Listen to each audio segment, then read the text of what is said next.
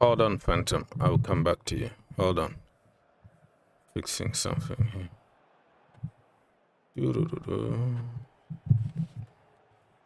Okay, check, finish. Checking everything here.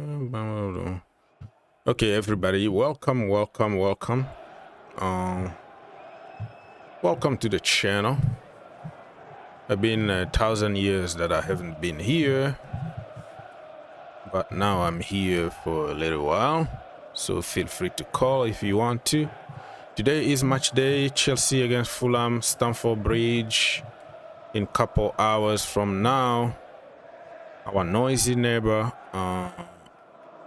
the last game before the international break, so we have to try to win it, but it's always a very tough game against Fulham. Remember last season, they came to Stamford Bridge, they beat Chelsea Football Club. They beat us 2-1 last season, so we can't repeat the same mistakes. Everybody want to beat the champions, and if we are not careful, we might be surprised. But I think today the boys are gonna try everything to win it. So it is what it is. Get in the comment section down below. Welcome to everybody for being here and stuff. Big up Mr. Desmond Tutu. Another day. We expect to win. Yeah, every game now Chelsea expect to win, but the reality on the pitch is completely different than talks.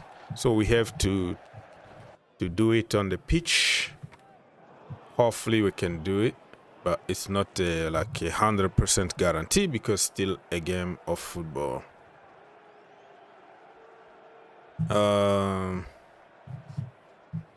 Yeah, I'm trying different things here to see what is working.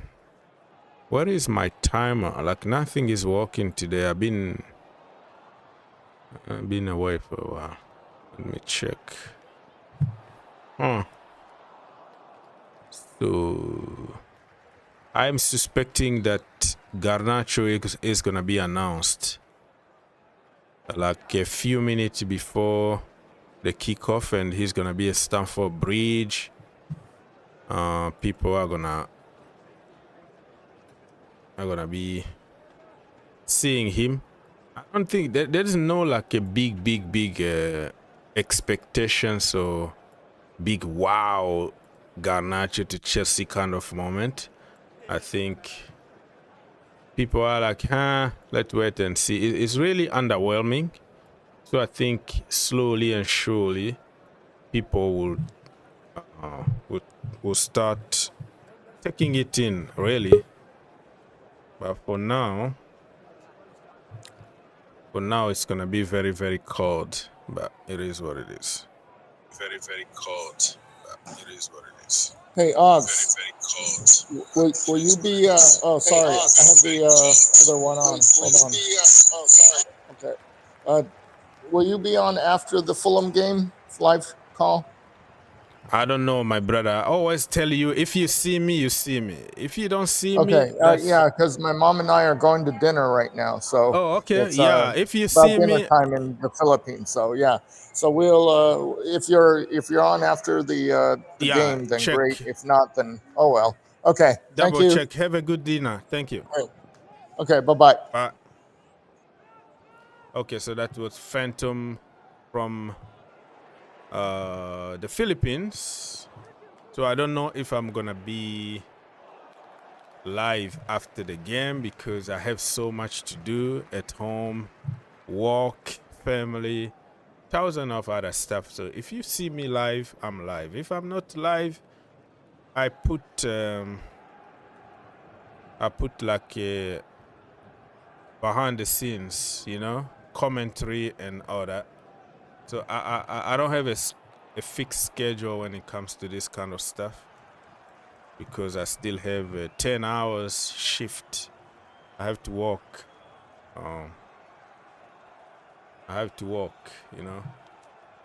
make money and pay bills. That's the way it is.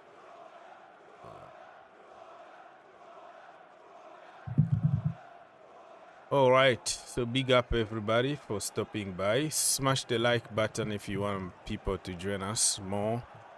You have it. The game is gonna start in 2 hours 13 minutes from now, so a long way to go. I am live this time because everybody is sleeping in my house, so I have a little bit of time now, but I don't know what's gonna happen in 1 hour from now when people start waking up, and then we might go back to commentary behind the scenes. Okay, so keep an eye on that. Let's see.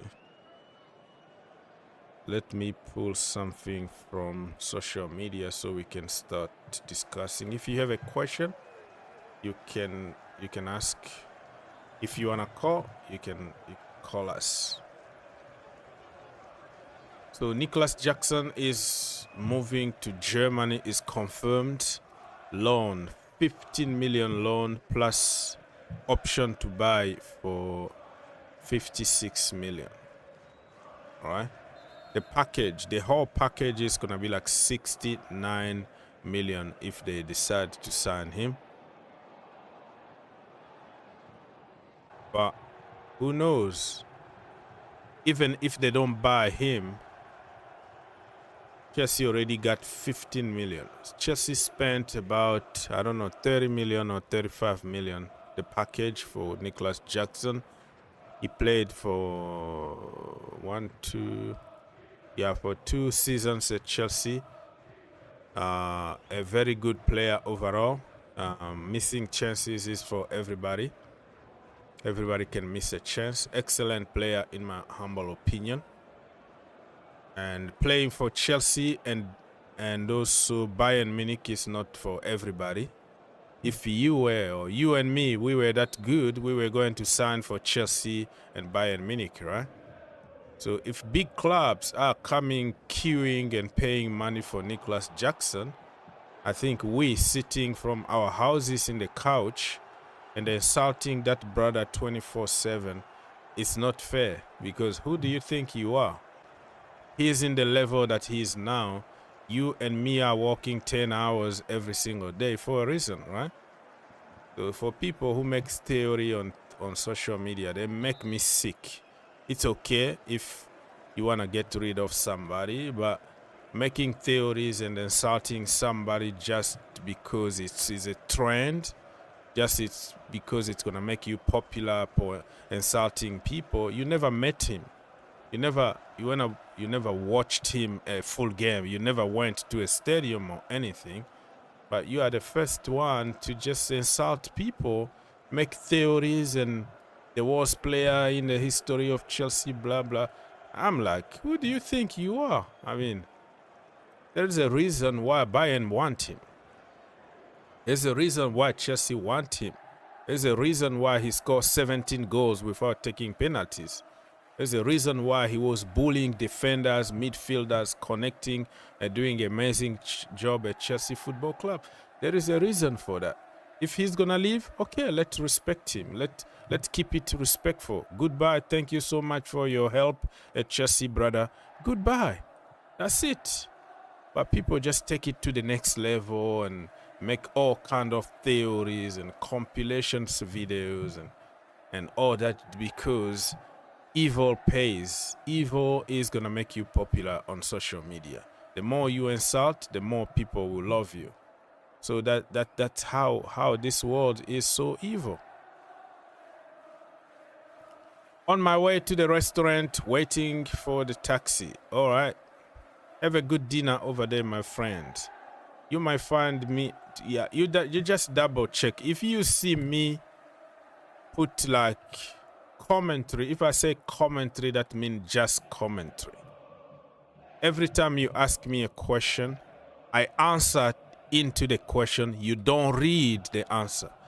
It's just like you send an email to somebody and you never went to check on your box, on your receiving box, to see if that person already answered to the question. So every time you tell me when you gonna come back, why you don't go live anymore, I answer like more than 10 times. And you ask this the next day, you ask almost every single day, every single video you ask the same. But I'm like, I already answered like 10, 20 times in the past. So sometimes I don't answer anymore because I think like you are trolling. Like, why are you trolling me? And then I realize, well, probably you didn't go back and read on your own question. You ask me a question in the comment on YouTube, you have to actually go back to the same comment and then see the answer. If you don't go there, there's no way you are going to see the answer. And there are so many other things that I don't want to answer on YouTube because this is a popular place where these videos are gonna stay here forever long, where everybody is gone, right? We all dead, gone. Those videos are gonna stay online. So there are certain questions that you ask, private questions on YouTube comment. I don't want to answer because I don't want to be public. If you want to ask some certain private stuff, I have my email connected in the box. I have social media everywhere. I answer to every single question because it's private between you and me. So sometimes if you don't see me answer anymore, it's just because I think like you are trolling, and I already answered like 20 times already and you asked the same thing. Just go back, check on the comment, you will see your answer below. All right. Desmond say that Chelsea fans still have more expectations on players we bought. It's just a matter of giving them time. Yeah, at Chelsea Football Club, you don't have enough time though. Chelsea, we expect you to do everything today, become Maradona and Ronaldo, Messi today. We don't have time to wait. That is the culture that we've been in the last 20 years under Roman Abramovich. It's all about now.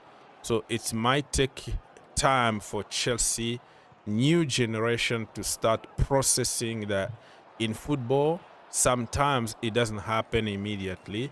It could happen step by step. But that is not the culture. Imagine since Roman Abramovich bought the club 20 years ago. So if a kid started supporting Chelsea back then, that's all he knows, right? He knows only a regime of sacking managers, buying expensive players, winning now. So this is what he knows. Football for that kid is about doing everything now. If you don't win, you are bad. No patient, get out. So it's in a mind, you know. It's a mindset, and sometimes I don't blame those people because that is all they know. It's like a rich kid who been spoiled his entire life. He doesn't know how to walk, right? How to wash his clothes because they got so many people doing for them. They got private jet, they got expensive car. Everything he want is there in the house, and all of a sudden you start living a certain condition. The money is not there anymore. You start living and doing your own laundry. You're gonna be like, this is not my life. You think you're still in that standard, but the reality is you are not in that position anymore. Phantom is not going to be loaned before the deadline.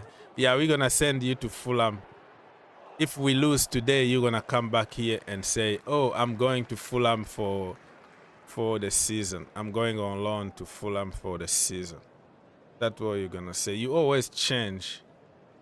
You went to Bayern Munich on loan. You went to Fulham. Next time we're gonna send you to Tottenham Hotspurs or something. Okay. 2 hours and 3 minutes before the start of the season, the start of the game. What season are you talking about? I will be rooting for Chelsea tonight against Fulham. Yeah, okay. Mr. Desmond said that all the best to the living players, whether on loan or by option. Welcome, Garnacho, etc. Yeah, Garnacho is. I am suspecting he's gonna be presented at Stamford Bridge. I'm gonna support him. I had a big agenda though. I had a massive agenda against that brother before even he comes, because of so many other issues off the pitch, social media antics, disrespecting Manchester United, a big institution like that. Every single day is like that brother is pushing for some kind of scandal. On the pitch, I'm not convinced that he's wow, Messi, Ballon d'Or material as many people are making it to be, but I still recognize that he's still young. He can still improve, and he might be in a very, very good level. I don't say never in somebody's career. I think the basics is there. If he continues working hard and not spending the entire night on social media, you know, insulting people, I think he's going to be a good level. So there is no doubt about his future, his quality. But is he the right guy? Does he got the mentality of a champion? Of, all right, I'm not going to just focus on putting tattoos every single day. I'm going to stay 1 more hours in the training ground working hard on my weaknesses. Or I'm going to run for the entire team because I can't defend, so I have to learn how to defend. Do you have that kind of, you know, anger to really prove people wrong and take your game to the next level? In terms of quality, I think he got quality. He can improve. But everything around that boy is just so negative.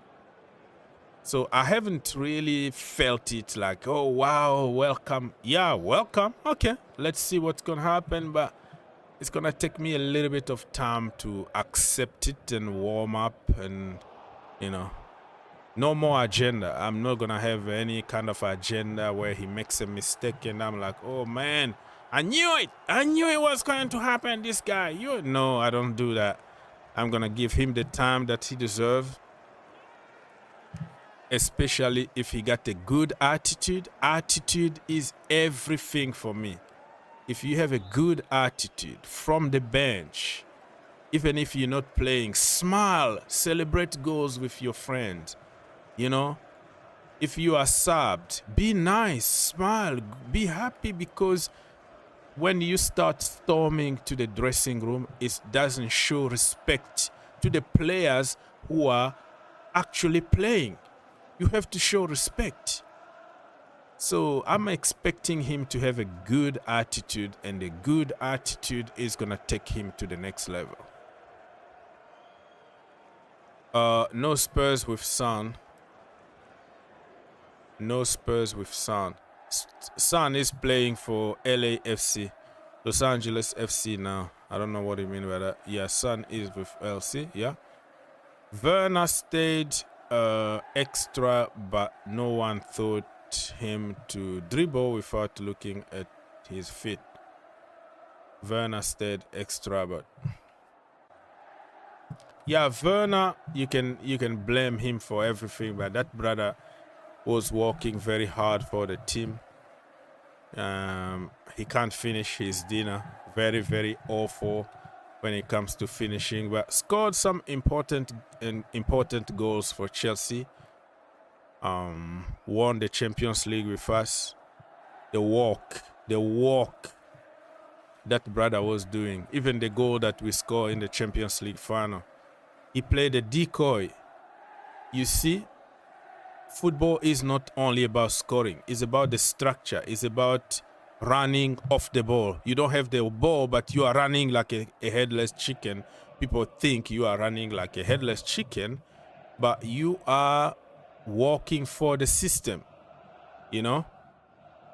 You are helping to open gaps to play football.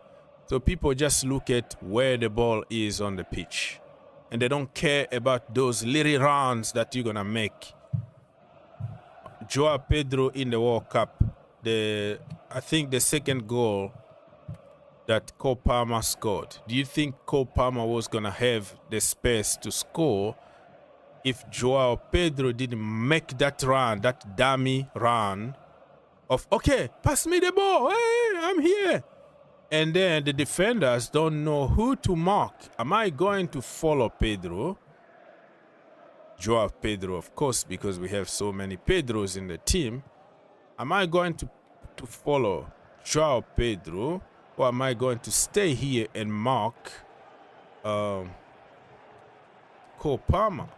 So people don't see those, you know, the structure in the team. And who's gonna get credit? Cole Palmer, because he scored. Who's gonna get credit? Kai Havertz, because he scored a goal. But who created the goal? Who created the goal without touching the ball? It's Timo Werner, right? So football is not only what we see, and when you watch football only on TV, it's not enough, because there are so many other stuff beside just where the ball is. You know, on TV they focused on where the ball is, but if you go to the stadium, or now that you can buy a package on DAZN, or let's say Paramount, or whatever channel, they offers you packages of how to watch football, right? Some of the packages are you can watch a wider range where you can see the entire pitch.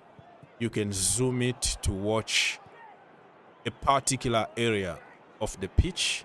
You have so many options to watch football differently, especially for tacticians who want to understand football more and see what is happening on the pitch. You can buy those kind of package and see different angles of the game, instead of like watching only where the ball is. So Nicolas Jackson, even when we criticize him here, but even when he doesn't score, you can see the work that he's doing without the ball and with the ball, and everything. You think, oh my goodness, this brother is absolutely an animal. But when he comes to one-on-one, he misses the chance. People will only remember the chance that he missed. They don't remember everything that he did before that. Okay. So Bayern Munich are going to pay a package of 69 million. A package doesn't mean everything, because in the package could be if he scored, you know, a certain amount of goals, or if, you know, there are conditions. So, but 56 million is the amount that that Ben Jacobs are been reporting, not 69. 69 is like the whole thing. I think 69 is gonna also include the transfer fee that they already paid for 15 million, if that makes sense. So Nicolas Jackson, good luck. Harry Kane is injury prone. Okay, there are so many injury prone in that Bayern Munich team. Michael Olise got injured often. Harry Kane, you don't know how long he's going to be on the pitch. He's like 100 years old now. Nicolas Jackson is going to have playing time, in my humble opinion.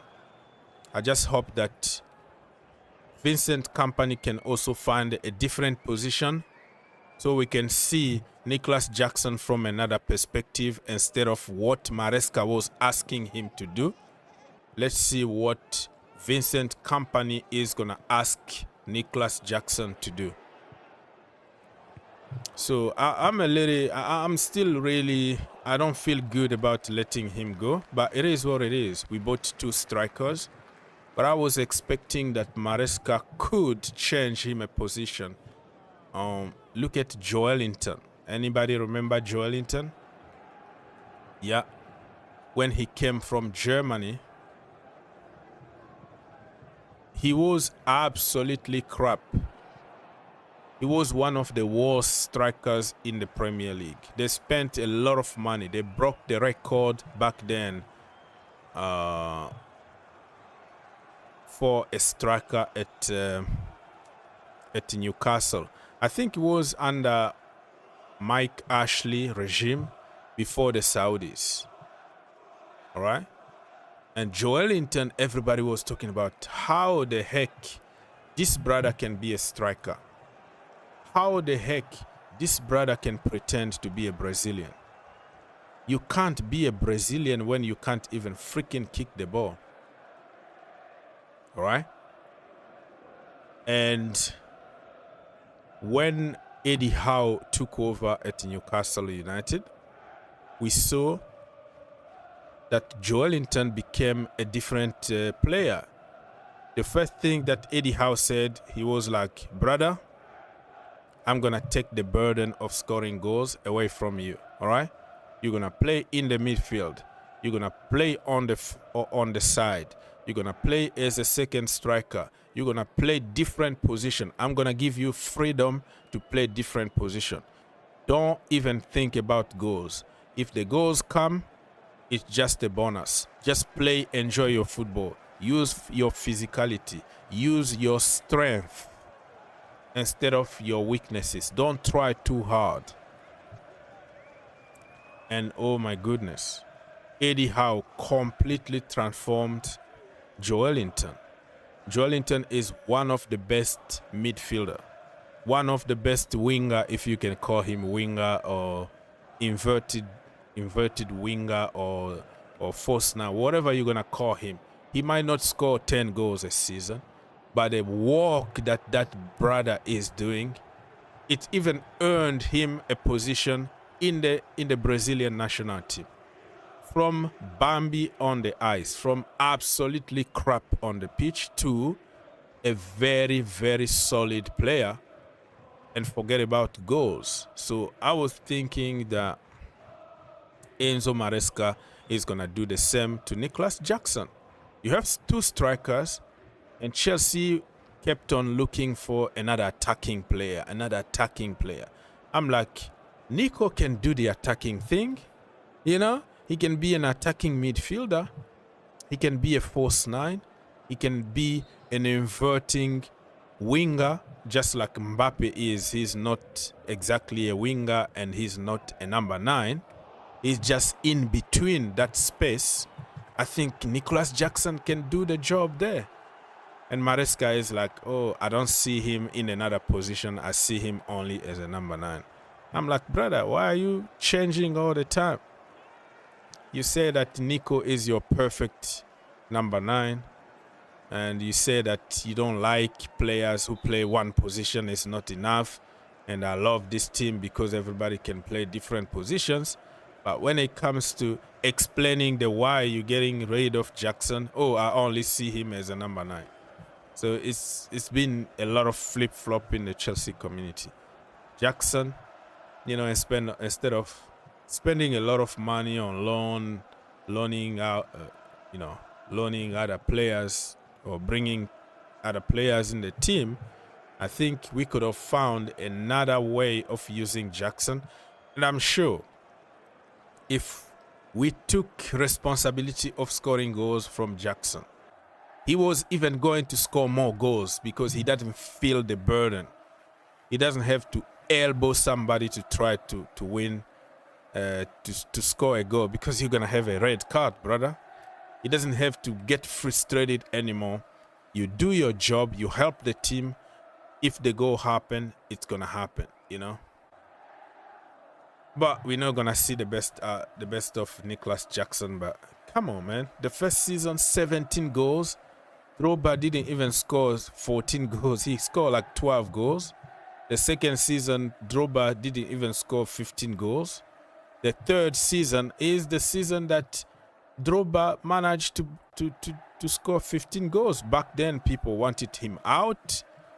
He himself wanted to go because of critics, because of many other issues. But in the end, he ended up by being the king of Stamford Bridge, right? Scoring in big moments. So people don't see how other players struggled.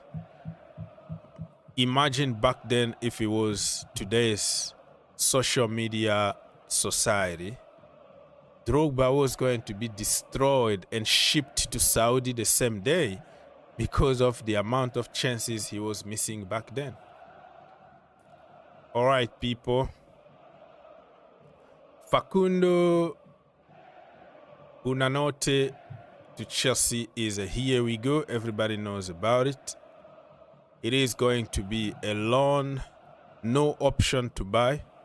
So we're going to have to develop this player for Brighton. And when you play for Chelsea already, your transfer fee go up. It goes up already because it's Chelsea Football Club. We just put our label on you. So let me tell you something.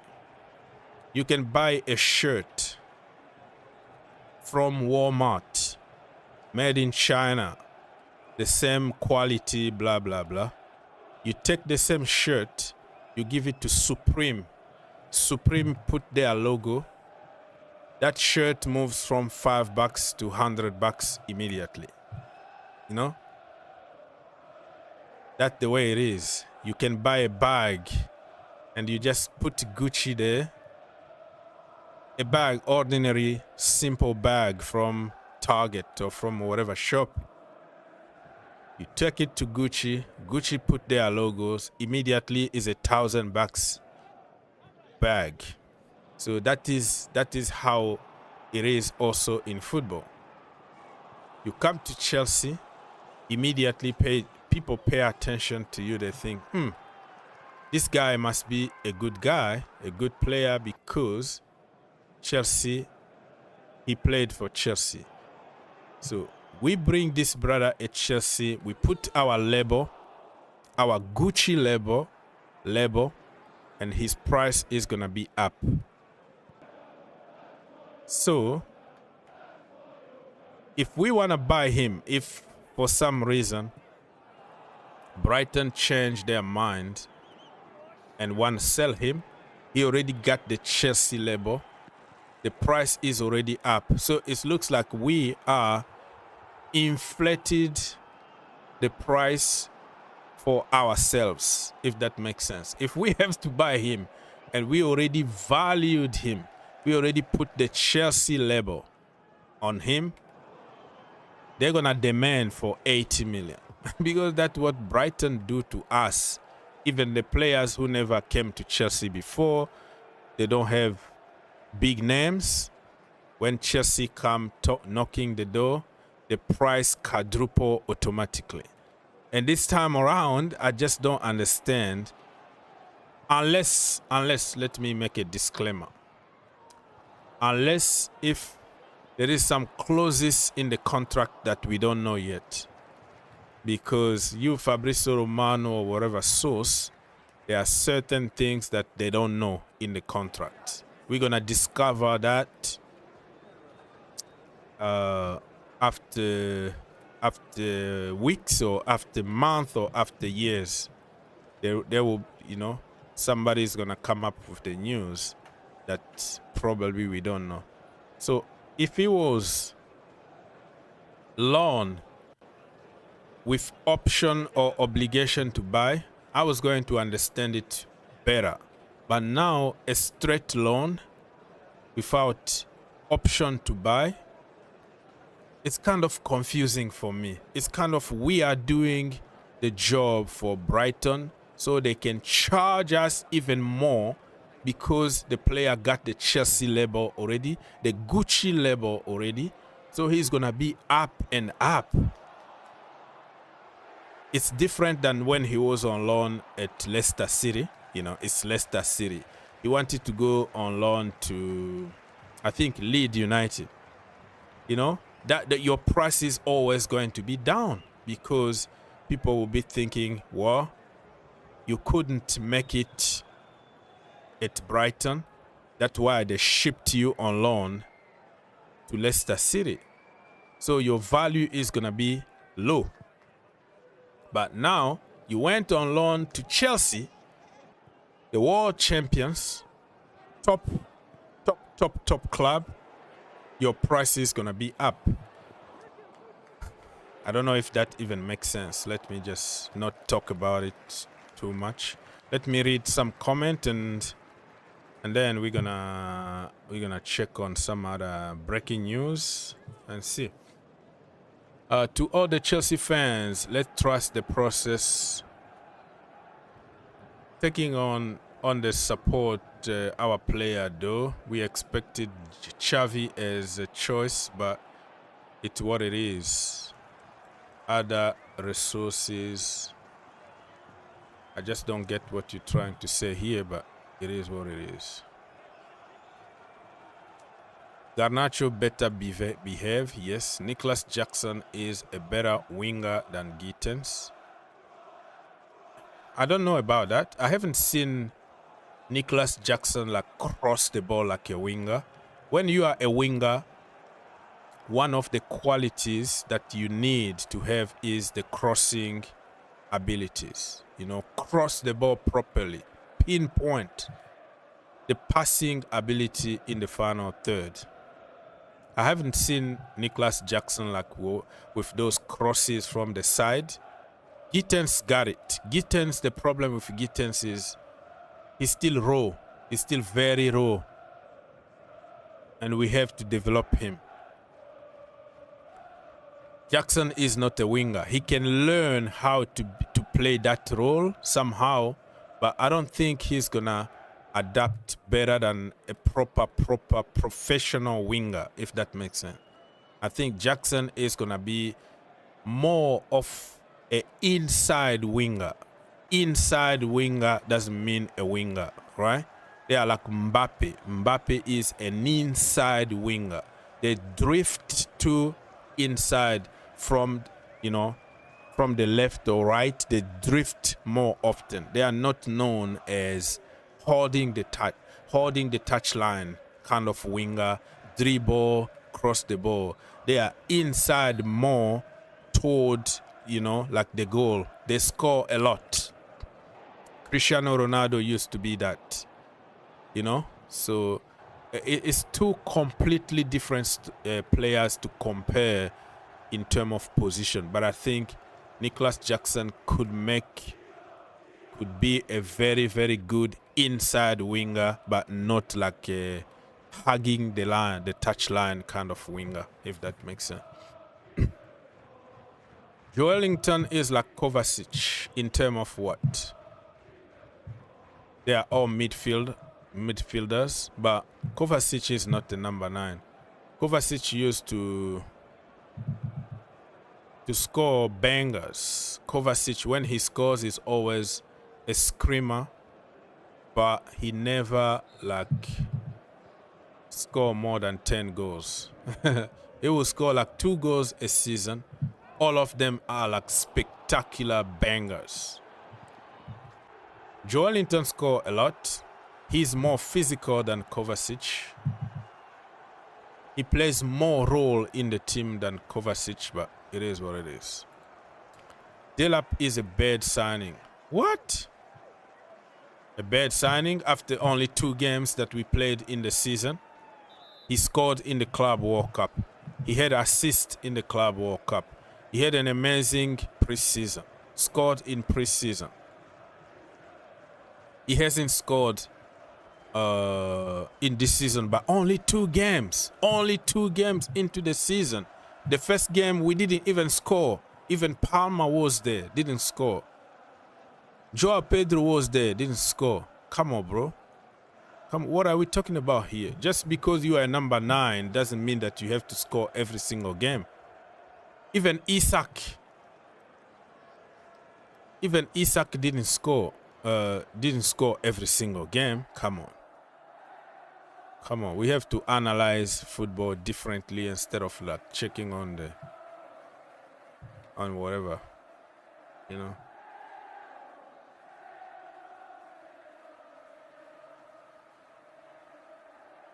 I don't know. He's a very, very good player in my humble opinion.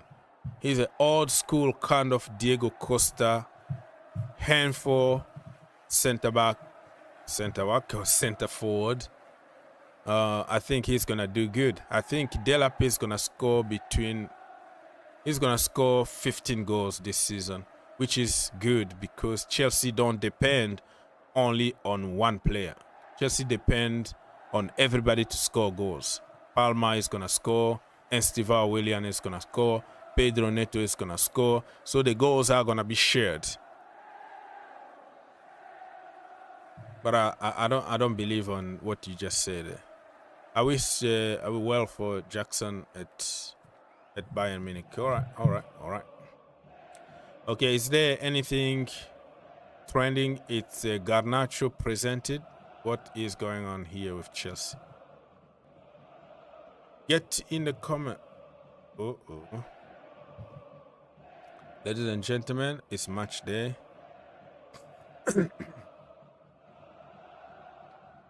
Early kickoff. Yeah, very early. I woke up at 3 o'clock in the morning in Kentucky, bro. But I managed to sleep probably for 4 hours because when I came back from work, I was so tired. Took a shower, eat something, and went to bed. So I might have a nap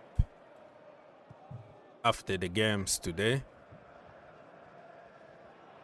at some point, if I can find time for nap, of course.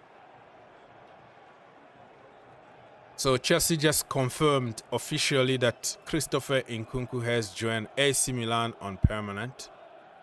We thank Christo for his effort throughout his time at the club and wish him well as he begins a new chapter in his career. Thank you so much, Christo. I think in Milan he's gonna do very well. Milan are not in Europe. They are not in the Conference League, not in Europa League, not in the Champions League. So they're gonna focus now on building the team. And if Christopher Nkunku can stay fit, I think he's gonna score a lot of goals in Italy. Now he's gonna be played in his natural position when he feels more comfortable, which he didn't have a chance to play at Chelsea.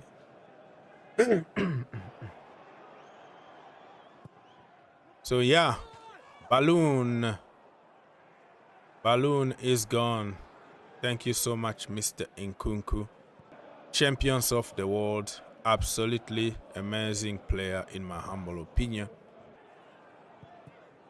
So we haven't confirmed Alejandro Garnacho yet. Interesting. The lineup is gonna be there in like 30 minutes. So after the lineup, we might go I might go back for audio version of the game, audio commentary, because by that time my people will be wake up and I have to make some breakfast for the kid and stuff like that.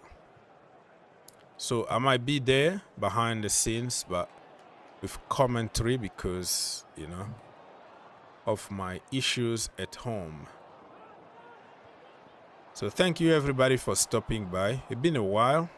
Much appreciate your support. God bless you. Keep watching, keep smashing the like, all the good stuff. Okay? You wish him all the best. So if you wanna call us, this is the link. If you click tuck, you can absolutely join us for free. And we're gonna be here for at least 30 more minutes plus that. So we're still here in the house. Let me even tell the people on social media if they are interested on joining us, they can do it. Let me share the link with some people. We have 30 minutes to go. Premier League, call-in show, join us, and stuff like that. Oh man, watching Xavi Simons wearing number 7 at Tottenham Hotspur, it just hurt me for some reason.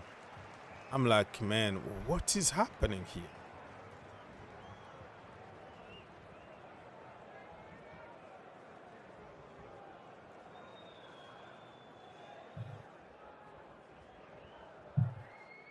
We did him dirty. We did Xavi Simons dirty, you know what I mean? Yeah.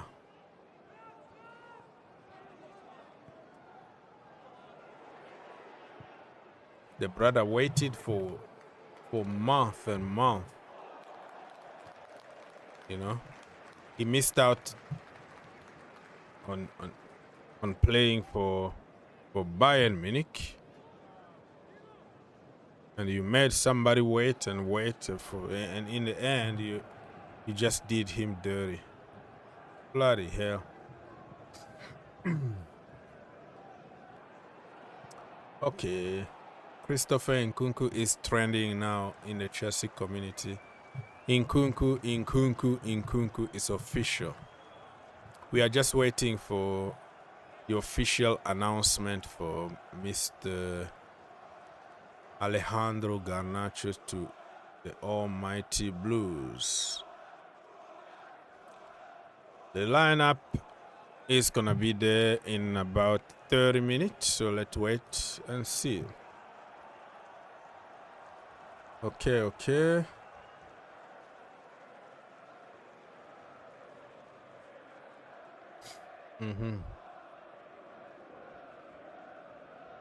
Matthews, Mr. Cunha in the house. He says star boy Garnacho. Well, we have to see though. Star boy for what? He came from your academy, Manchester United. Even though he's not really like academy, because you bought him when he was like 17 years old already from Atletico. So he spent like a couple seasons between your academy and the first team, which is a little bit different than a kid that was there since the age of 8, 6, 5, and then grew in the academy. So it's a little bit different when you join at 17 than when you join at 8, you know? But I got your point. Chelsea scammed us, Bowler. Yeah? No, man. No, you might be celebrating after a couple of years now that you scammed Chelsea because Garnacho probably is going to show a bad attitude or he's going to be a flop. Nobody knows. Now is a lot of question marks. And for us, we haven't really seen anything from Garnacho to start celebrating and saying that we scammed Manchester United. One sure thing is we got him for 40 million. And even if he flops, we can still get some money out of Garnacho. You know what I mean? But it's underwhelming, brother. It's underwhelming right now. I don't know how to make of that, brother. But the manager demanded him. He wanted him. He said that he's a winger and he's going to play as a winger. He said it yesterday in the press conference. So I don't want him or anybody to come here and say, oh, that is, the owners who bought him, but because Maresca made it clear that this is the guy that I wanted and I know how to play him. In the press conference, is there black or white what he said. So we expect him to give him playing time and take his game to the next level. And I don't know. Mark, you are in the building. Yes, sir. Big ups to all the listeners and yourself. Yes, sir. And obviously I've heard you making a whole lot of commentary about the incomings, the possibility of Jackson also leaving our football club. He already left. It's official, yeah. Oh, he left permanently? No, he left on loan, 15 million loan plus 63 million by option to Bayern Munich. It's official, yeah. Well, I think it's good for him and it's good for our football club. Good for him in a sense that the World Cup is coming up next year and you don't want to get yourself in any tangle with possibility of you playing enough to be selected to the national team. And do you think at Bayern Munich he's going to have playing time? You have Harry Kane. Of course, he's going to get enough playing time in Bayern Munich. Trust me. But in Chelsea, his time limit were like it was limited. If you look at the wingers, even if you have to shift him on the outer part of the field, there are so many options that could, hinder his possibility of gaining first team selection. And also, if you look at other areas like in the middle, he has proven to us that he's not somebody who can really hold up that position. And he has to be his own enemy. As at the time he came, we were looking for a serious attacker who can bang in the goals and who can score consistently. But the problem with him was he wasn't that consistent. He's a good player. Nobody should take that away from him. But the problem with him was his finishing. And he was the reason why we didn't even win the league last season, because there were so many chances he got and he just, messed it up. If he was able to be consistent a little bit, I don't think João Pedro will be even here. And it's too early for me to predict how João Pedro is doing things in Chelsea Football Club. It is too early, but from what I've seen so far, nobody should tell you that this guy is going to flourish in our football club. Jackson was his own enemy. He had the opportunity to himself, but he intended, blew it up. That is up to him. So for him to go to Bayern, who knows? He could go there. The league, the Bundesliga is not that cumbersome as compared to the Premier League, and for him to have gained some experience from La Liga, the Premier League, and also going to the Bundesliga, I think he's now going to less pressure, league where he can flourish. So I wish him all the best. But never compare Jackson to Drogba's first season or second season at Chelsea. Why am I saying this? If Jackson was there at that time, I don't think he would have even scored 5 goals. Looking at the defenders we had at that time, there were top defenders. You have the likes of Jabstam, who is coming to kill you on the field of play. He's not just going to joke with you on the field of play. We had this Finnish guy from Liverpool. He was a blonde guy. I've forgotten his name, but he was part of the Champions League, winning team. You had Vidic. You have so many tough defenders. And comparing our current defenders to those defenders, there was no way Jackson will even score 5 goals in a season. So if you are making the comparison, you also have to look at the era where Jackson finds himself in. If Drogba was supposed to be here right now, he will score like 30 goals in a season, 40 goals, 50 goals. Because if we are trying to make the comparison, it's totally a different, generation or different eras. And I think if we look at it that way, you might look at Jackson to be very good, more than even Drogba.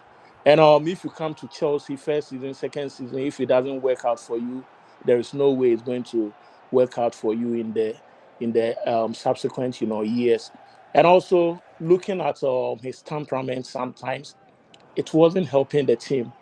Look at the red card, some stupid red card he received at the latter part of last season and also at the Club World Cup. You were committing the same thing. The fans were not happy with you, and he couldn't, control himself. And he was giving us a whole lot of, problems. So for him to go to Bayern, I don't think it's a bad thing. And let me also talk about Garnacho and Buonanotte.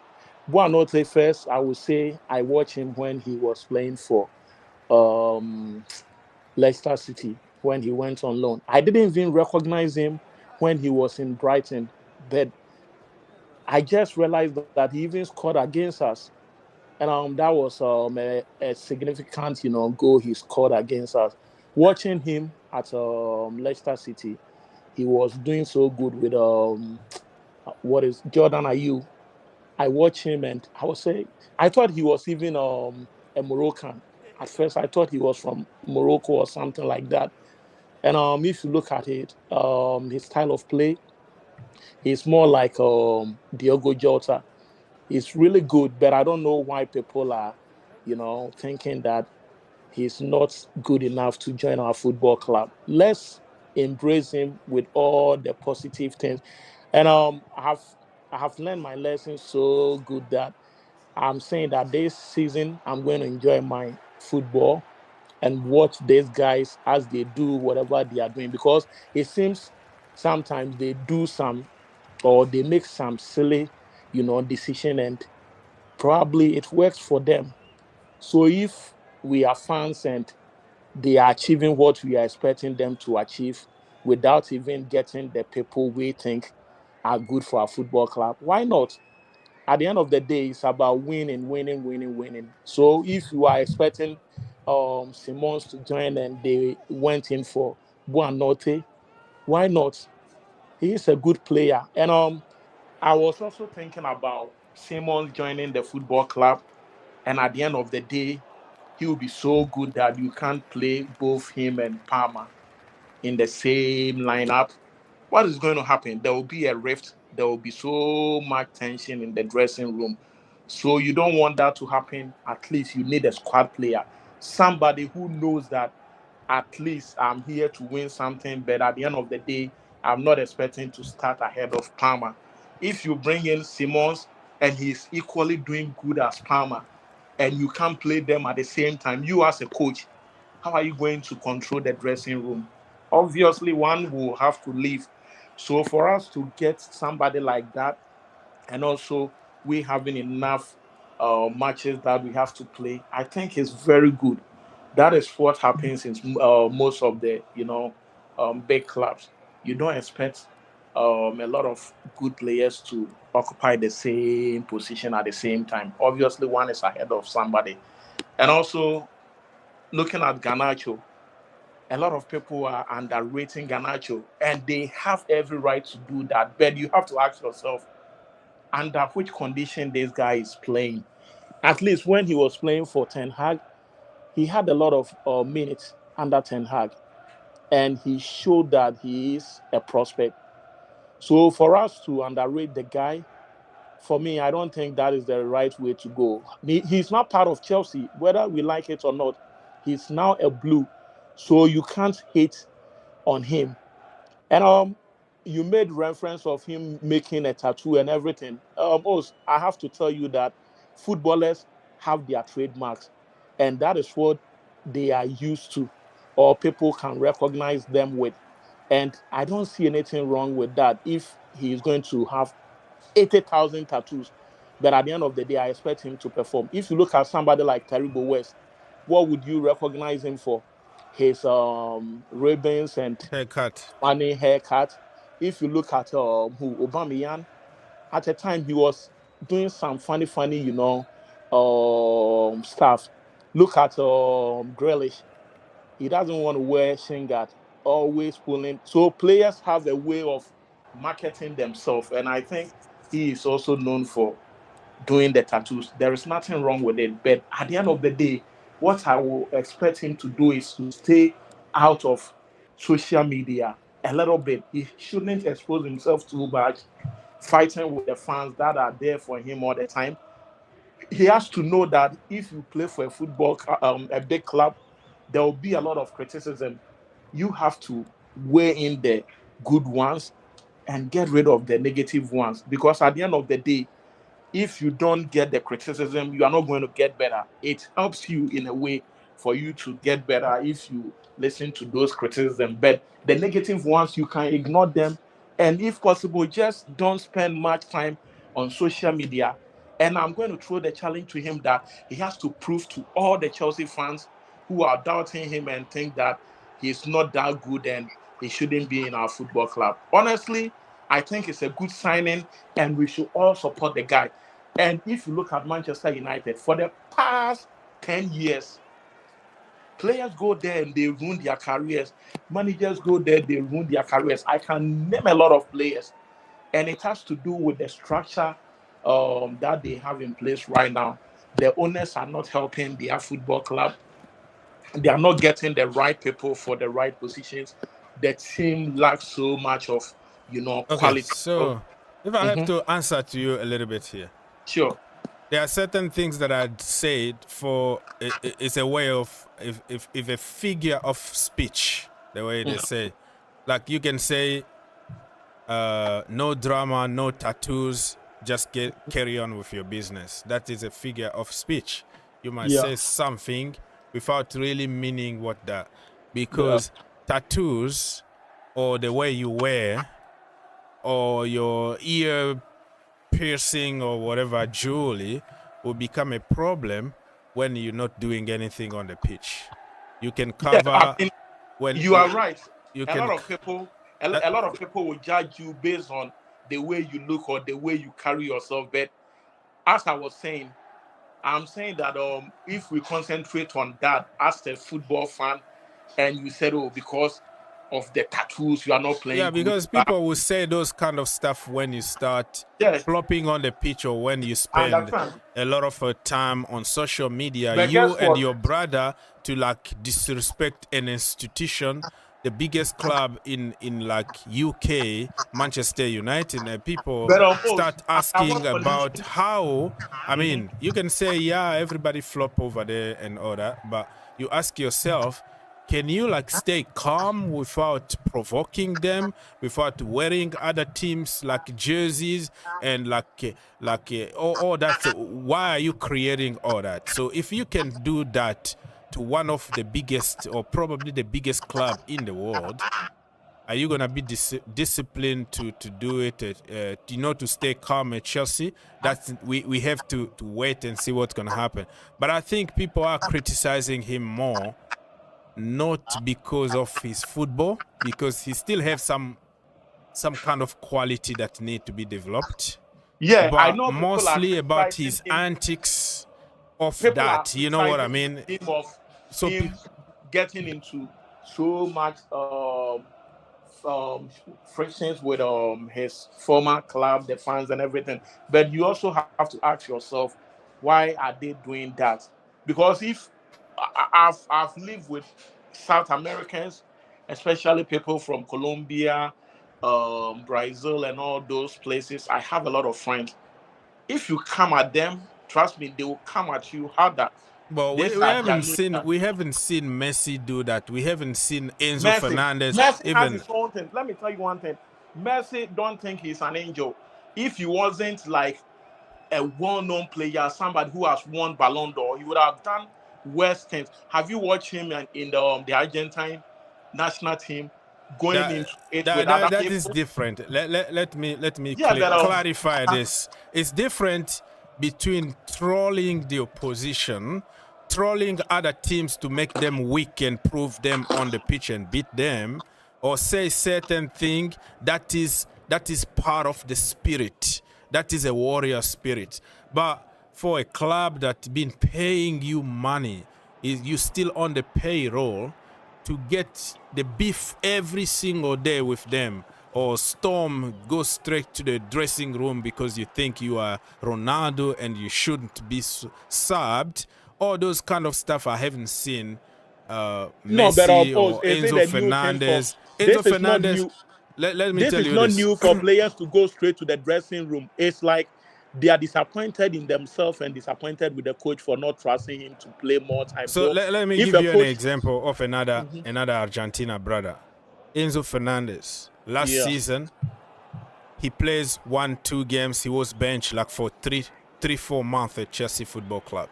Enzo Maresca was saying, yeah, because I want different things that Enzo is not doing. He was very clear, and he said other players are giving me more solidity in defensively and offensively. I have to find balance. You know what Enzo Fernandez did? Quiet. Keep on walking. Keep on walking. And when he was brought back to the team, he started doing the thing that the manager asked. We started seeing him putting tackles. We're seeing him with more energy because he was thinking back then that, okay, I'm champions of the world. Nobody can touch me.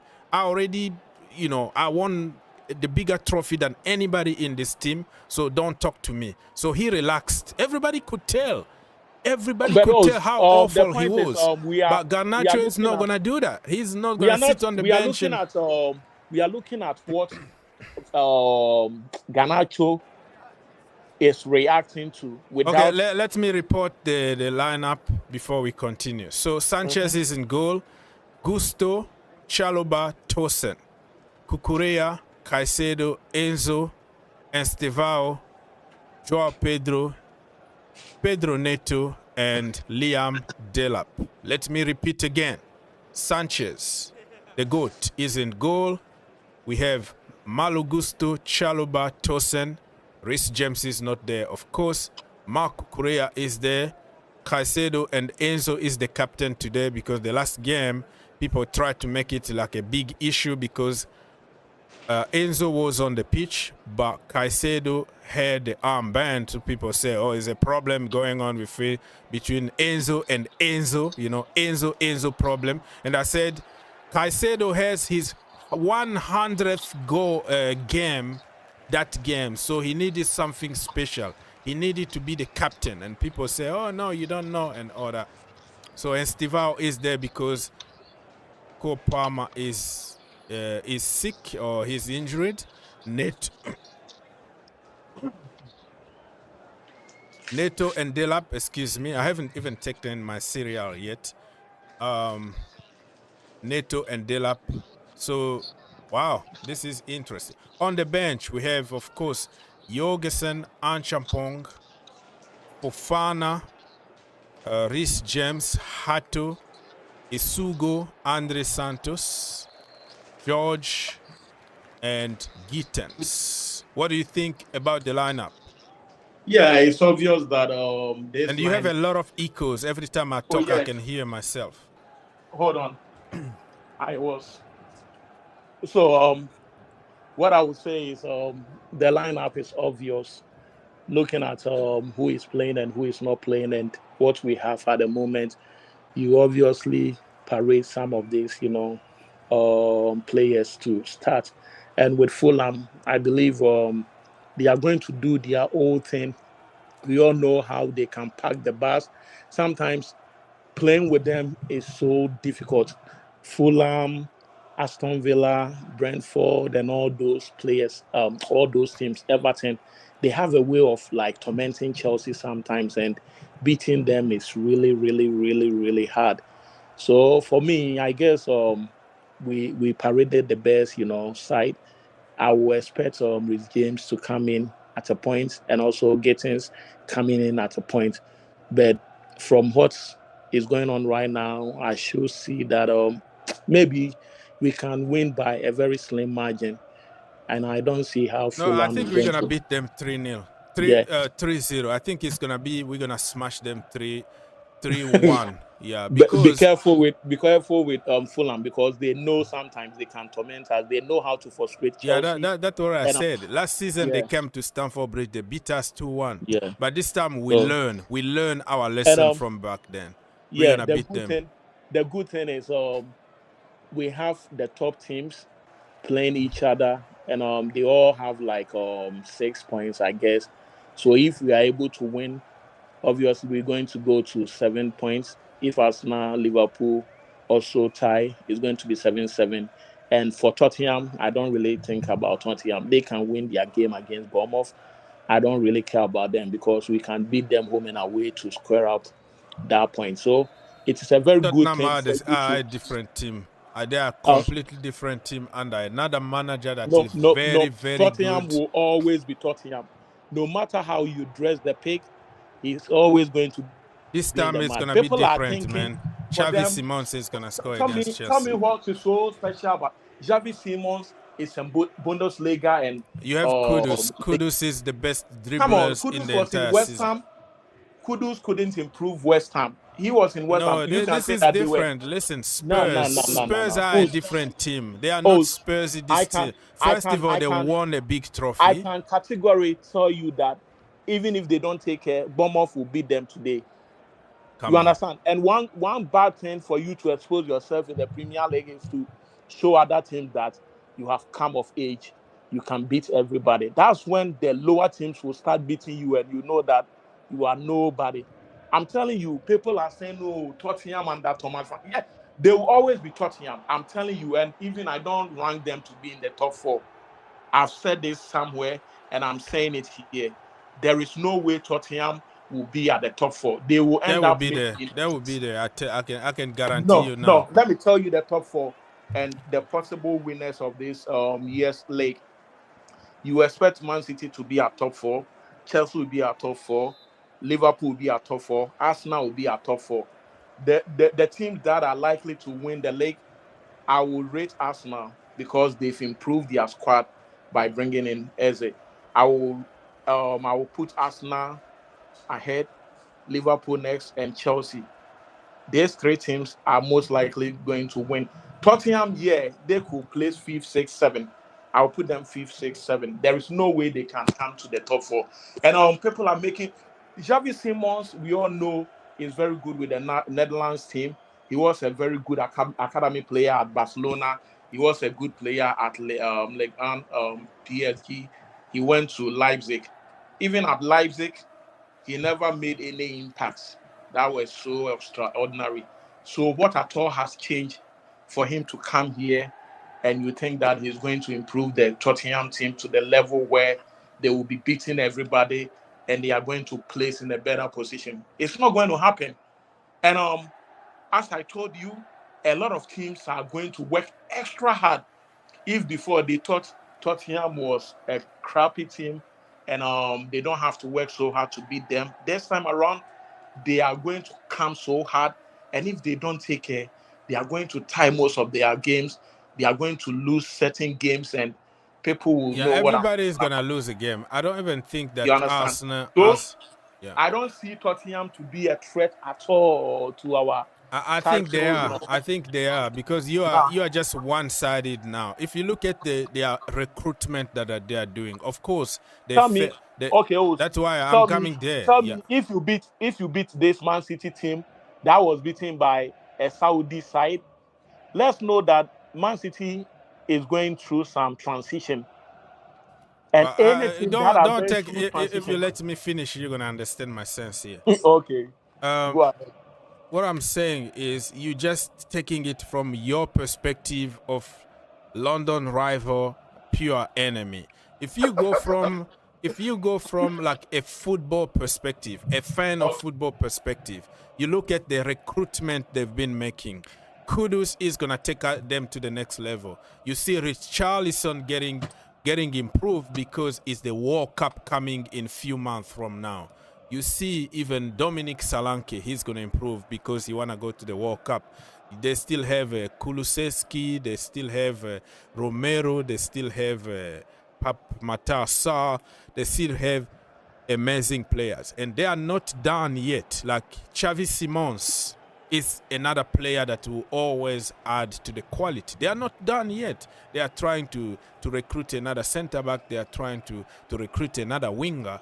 So in the end of this window, in a couple of days from now, you might be looking at their team and you are like, oh my goodness, these people are serious. And also, you just talked about Manchester City. Try to minimize that impressive win against Manchester City away from Tottenham. Chelsea, we got smashed twice last season. We couldn't even cope with them. Let me. Yeah, if you. Okay, go ahead. Finish. So if you look at they smashed us because we played to their hand. Thomas Frank is a manager that always come up with a plan for every game. He's not gonna say, let me play tiki-taka to give Pep Guardiola the opportunity to play football. He's gonna block you. He's gonna find your weaknesses and block you from there. They did with PSG. PSG didn't beat them. They beat them on penalties. On penalties. Penalties are not counted as a win. That's why it's a lottery. So if you can keep up with the best team in Europe, PSG, and you can go ahead and beat Manchester City with all the players and the hype that we have, Haaland, nowhere to be seen, Mamouche, all of them shirky, they made them look like average, and you're going to come here and try to sabotage this kind of performances because you hate Tottenham Hotspurs. My brother, think again. Okay, so you've made your point, and it's clear. I respect that. But as somebody who first watched the Premier League, no, it wasn't even Premier League. It was the English league, 1993. And when they transit from the Premier League to the English League to the Premier League, I've been watching this game for some time now, and I feel it, I know it, and I can predict that Spurs can buy all the players in this world, and they are still going to. Why? It's because, first of all, the winning mentality is not there. They are not even considered to be a big club in the world. How did they win the Europa Conference League? If you win the European Conference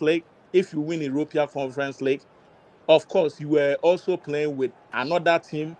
That is so. Sometimes we look at we do the assessment and we don't even dig deep.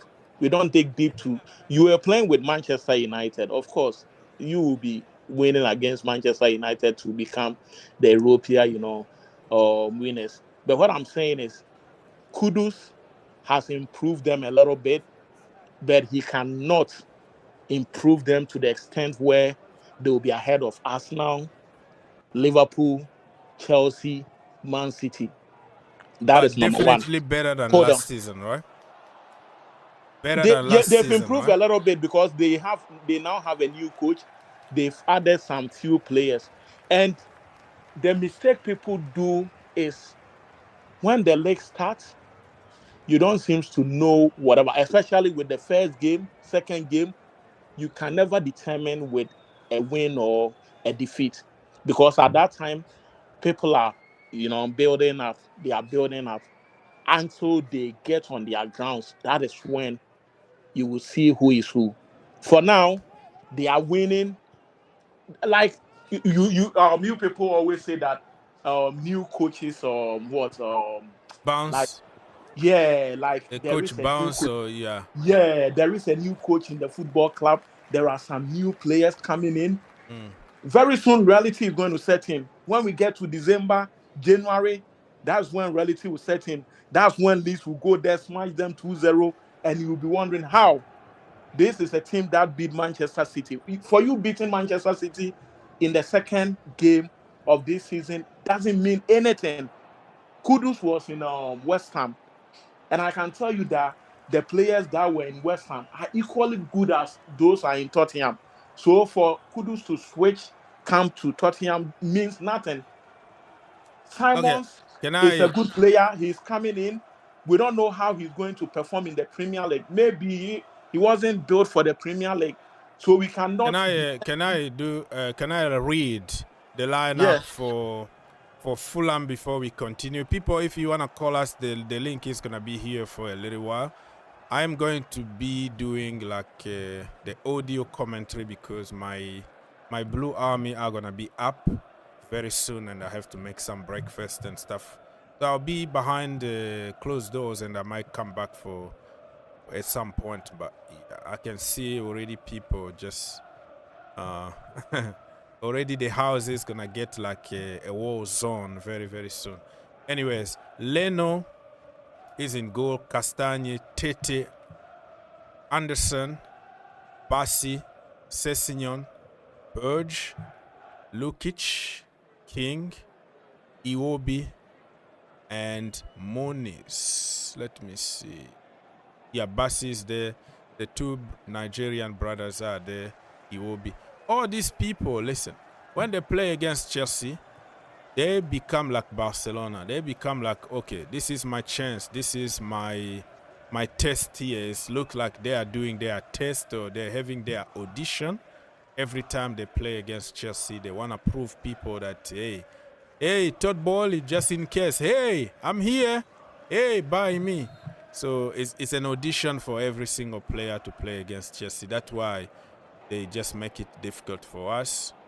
But I am very, very confident that today Chelsea can get the job done, kill the game earlier so we don't have to struggle the last minute to try equalize or to try to get a draw. We have to go all gun blessings. I'm expecting 3 goals today, and Steve William is going to score his first goal for Chelsea today. Delap, no. Yeah, because Palmer is not there, so Delap is going to score also today just to calm the people a little bit down, because now I see people when you don't score for 1 or 2 games and they, oh, you are a bad player. It's today's generation who don't understand how the structure of football works. You might not score, but you created space. You did the hard work to allow those people to score. But people watch only where the ball is, how many assists you had, how many dribbles and how many goals, but they don't see the entire structure. So I think they'll have to score today, and probably Joao Pedro is going to score. 3-1 to Chelsea today. I'm confident about it. So let's go for it. What else is trending right now? I'm guessing this. This is coming from nowhere. I'm just guessing. I think Garnacho is gonna be presented at Stamford Bridge, but we haven't seen any video so far of him wearing Chelsea jersey. I don't even know what number he's gonna take. I think it's gonna be number 19. Number 22 also is available. People thought that it was gonna be Xavi Simons, but Xavi is number 7 at Tottenham now. So Garnacho might take number 19, and that kid might behave. He must behave, because I don't think many Chelsea are gonna tolerate or give him the time that he needs. Makin, let's go. Yes, sir. Yes, sir. Yes, sir. Big up everybody. Big up Mark. Big up Og. Yes, Big sir. up. Hope you guys been okay. Yes, sir. What you saying, Yeah, bro? man. This is a very good day. Very, very good day. Because We are Tosin doing is starting everything right. today, right? Yes, sir. Yes, yes, yes. I like your brain. I like your brain. And with the way we were going with the transfers, I'm happy with the sporting directors. Okay, Remember I told you about what is your Garnacho. reaction? Well, your reaction about Xavi Simons, and then we can go to Garnacho. Xavi Simons. Beautiful, beautiful, amazing, amazing decision, fantastic decision making, right on the dot. Not too much, but not too little. You still get something equivalent in between the lines. It's beautiful. I love it. I'm behind it, So you, you, and you you know didn't me. Yeah. did you want to see him, or you just like, no, you never wanted him? No, no, I didn't want to see him. I wanted Garnacho. Remember, I told you, if we had to choose between him and Garnacho, for me, it's Garnacho. He will be a priority Why? all the time in the Oh, position that we're using him. Yeah, hmm. he's a lot more ready and he's a lot better than Simmons would give us. The way we use Simmons, he wouldn't really help us that much, and there's no point of fixing what's not broken. You get what I'm saying? Okay. You're gonna take up Enzo Fernandez. They don't really want to do that. Mm. He's gonna have less games, so we're doing good. This is all good. I love it. And the Fermin Lopez, oh my god! If we get him, if we get Fermin Lopez, we've had the best. We've had the best window. I haven't watched We that brother really, to be honest with you. I watched him yeah. only I've been watching him. Yeah, like in the Champions League, few games here and there, but I've never been like impressed, like wow kind of reaction. I don't know what do you really see in that brother, Fermin Lopez? I like him. He has that brain. You know that he's. Football You know IQ. those youngsters. Yeah, he's got a high football IQ and he plays like an old man. I like youngsters that play like old men. That I like that. You know, like the Pedris, Gavi. They're very small in stature, but they play like uncles. Like the way they utilizing the pitch, Mm. they off the ball, on the ball, both footed. He's a beautiful player. I would love. I'd much rather him. I'd much rather him than Simmons any day, any day, any day. I know Simmons. I know Simmons. I've watched Simmons over the years, but Fermin Lopez is something special. I see why they don't want to let him go. Really, I see why. Mm. Yeah.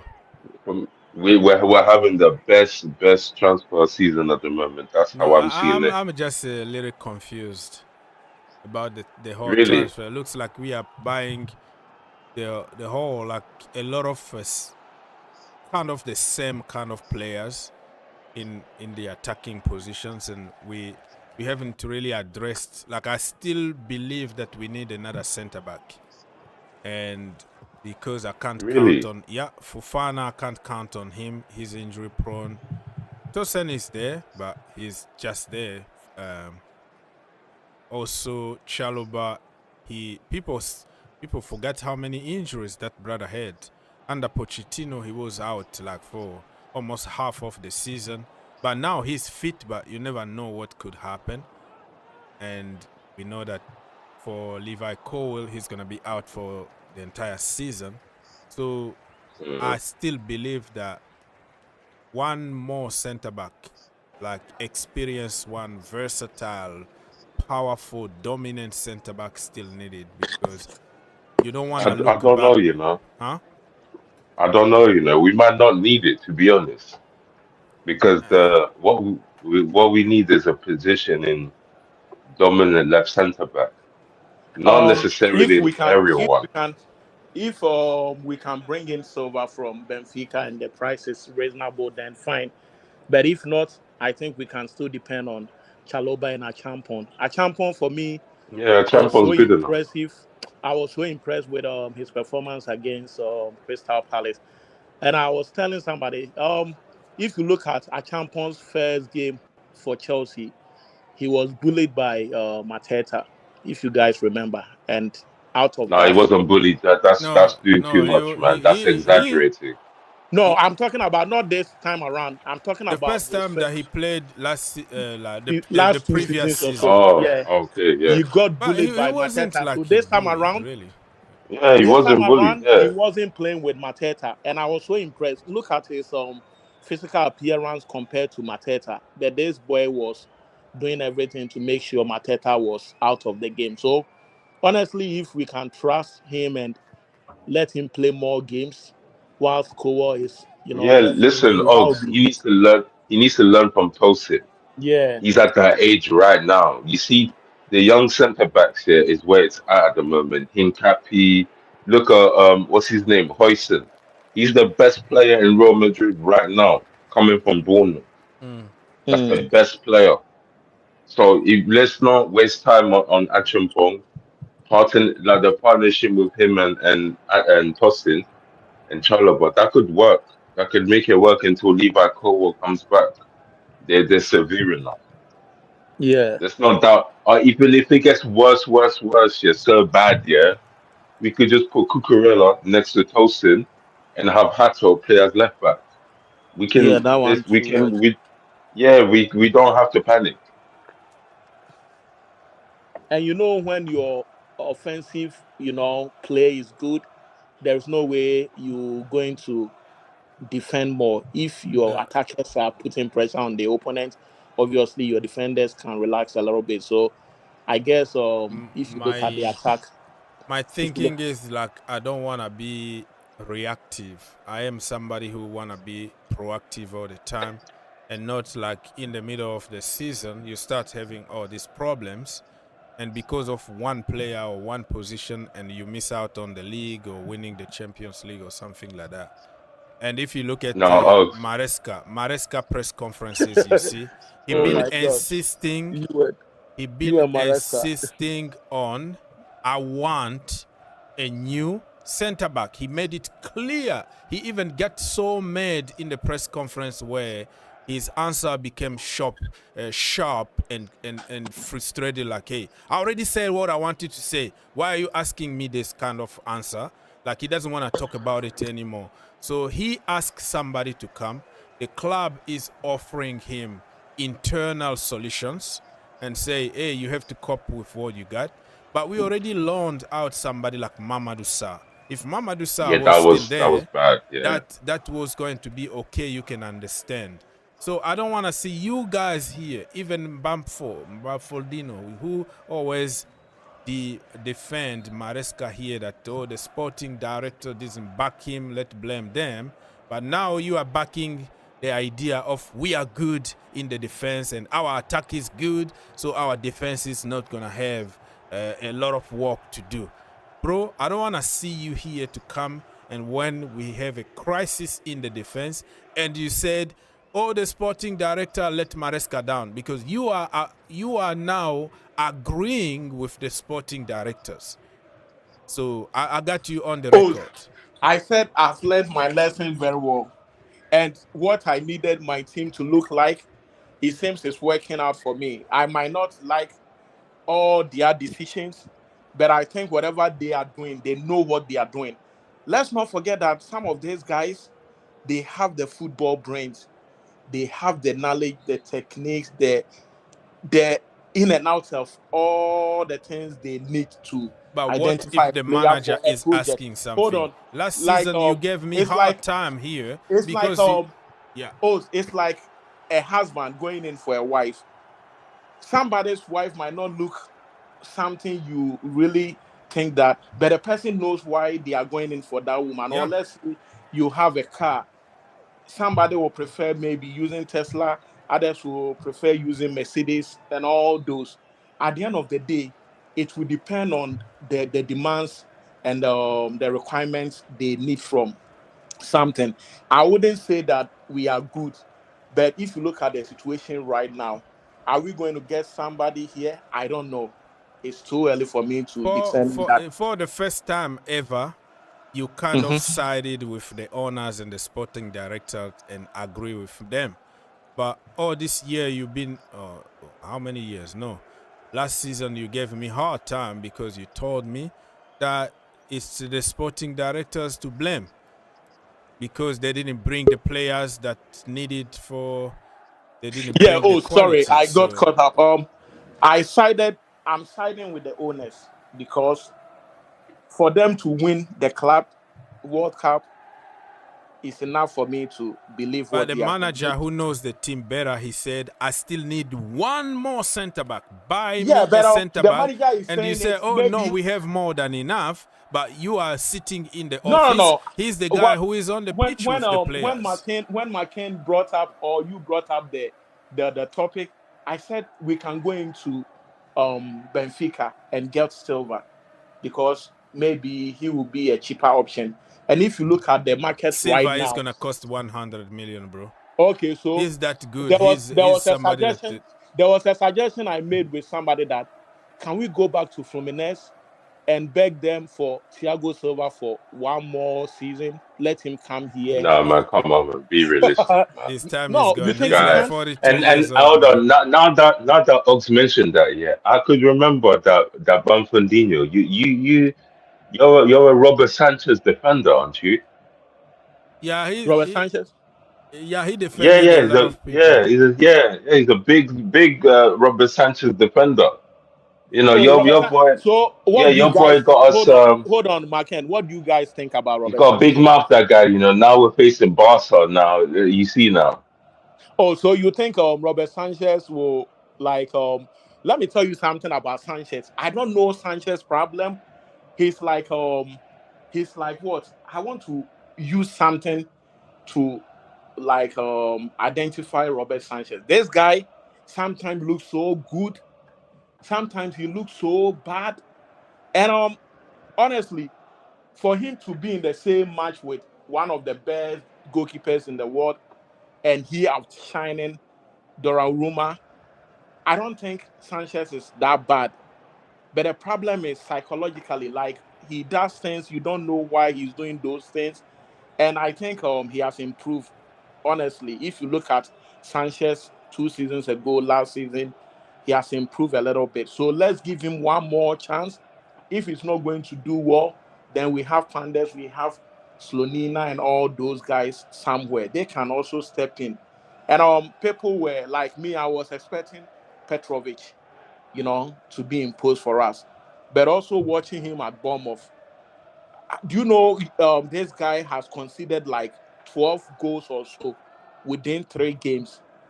He Oh has my conceded, yeah, he has God. conceded Well, almost, the problem is yeah. you just said how other players can also help the goalkeeper or the scoring. Hmm. It depend. Scoring goals doesn't depend only on you, because if you look at Bournemouth, they lost almost the entire team. The entire defense was Yeah, wiped off. I agree.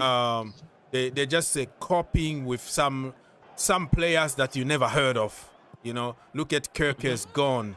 The other guy who went to Oh, PSG, the other guy went to Real Madrid. Real Madrid, Kepa, like they are losing. They might even lose Semenyo. Like most likely. Tottenham are working very hard in the last 24 hours to get Semenyo. You never know. Semenyo might be, okay, this is my chance to play the Champions League. There is a good project at Tottenham now. The money is double or triple. I don't want to just stay here. Let me go. And you might see something change the last minute, and then they lose another quality player. They have a good coach. So conceding goals doesn't really depend only on Petrovic there. Like, you have to understand the circumstances. If Petrovic plays with Dean Henderson, Kerkers, Zabani, right? You play with those players in front of you. That is a wall. There is a reason why all the defense, 4 of them from the defense, all of them gone, because they were that good.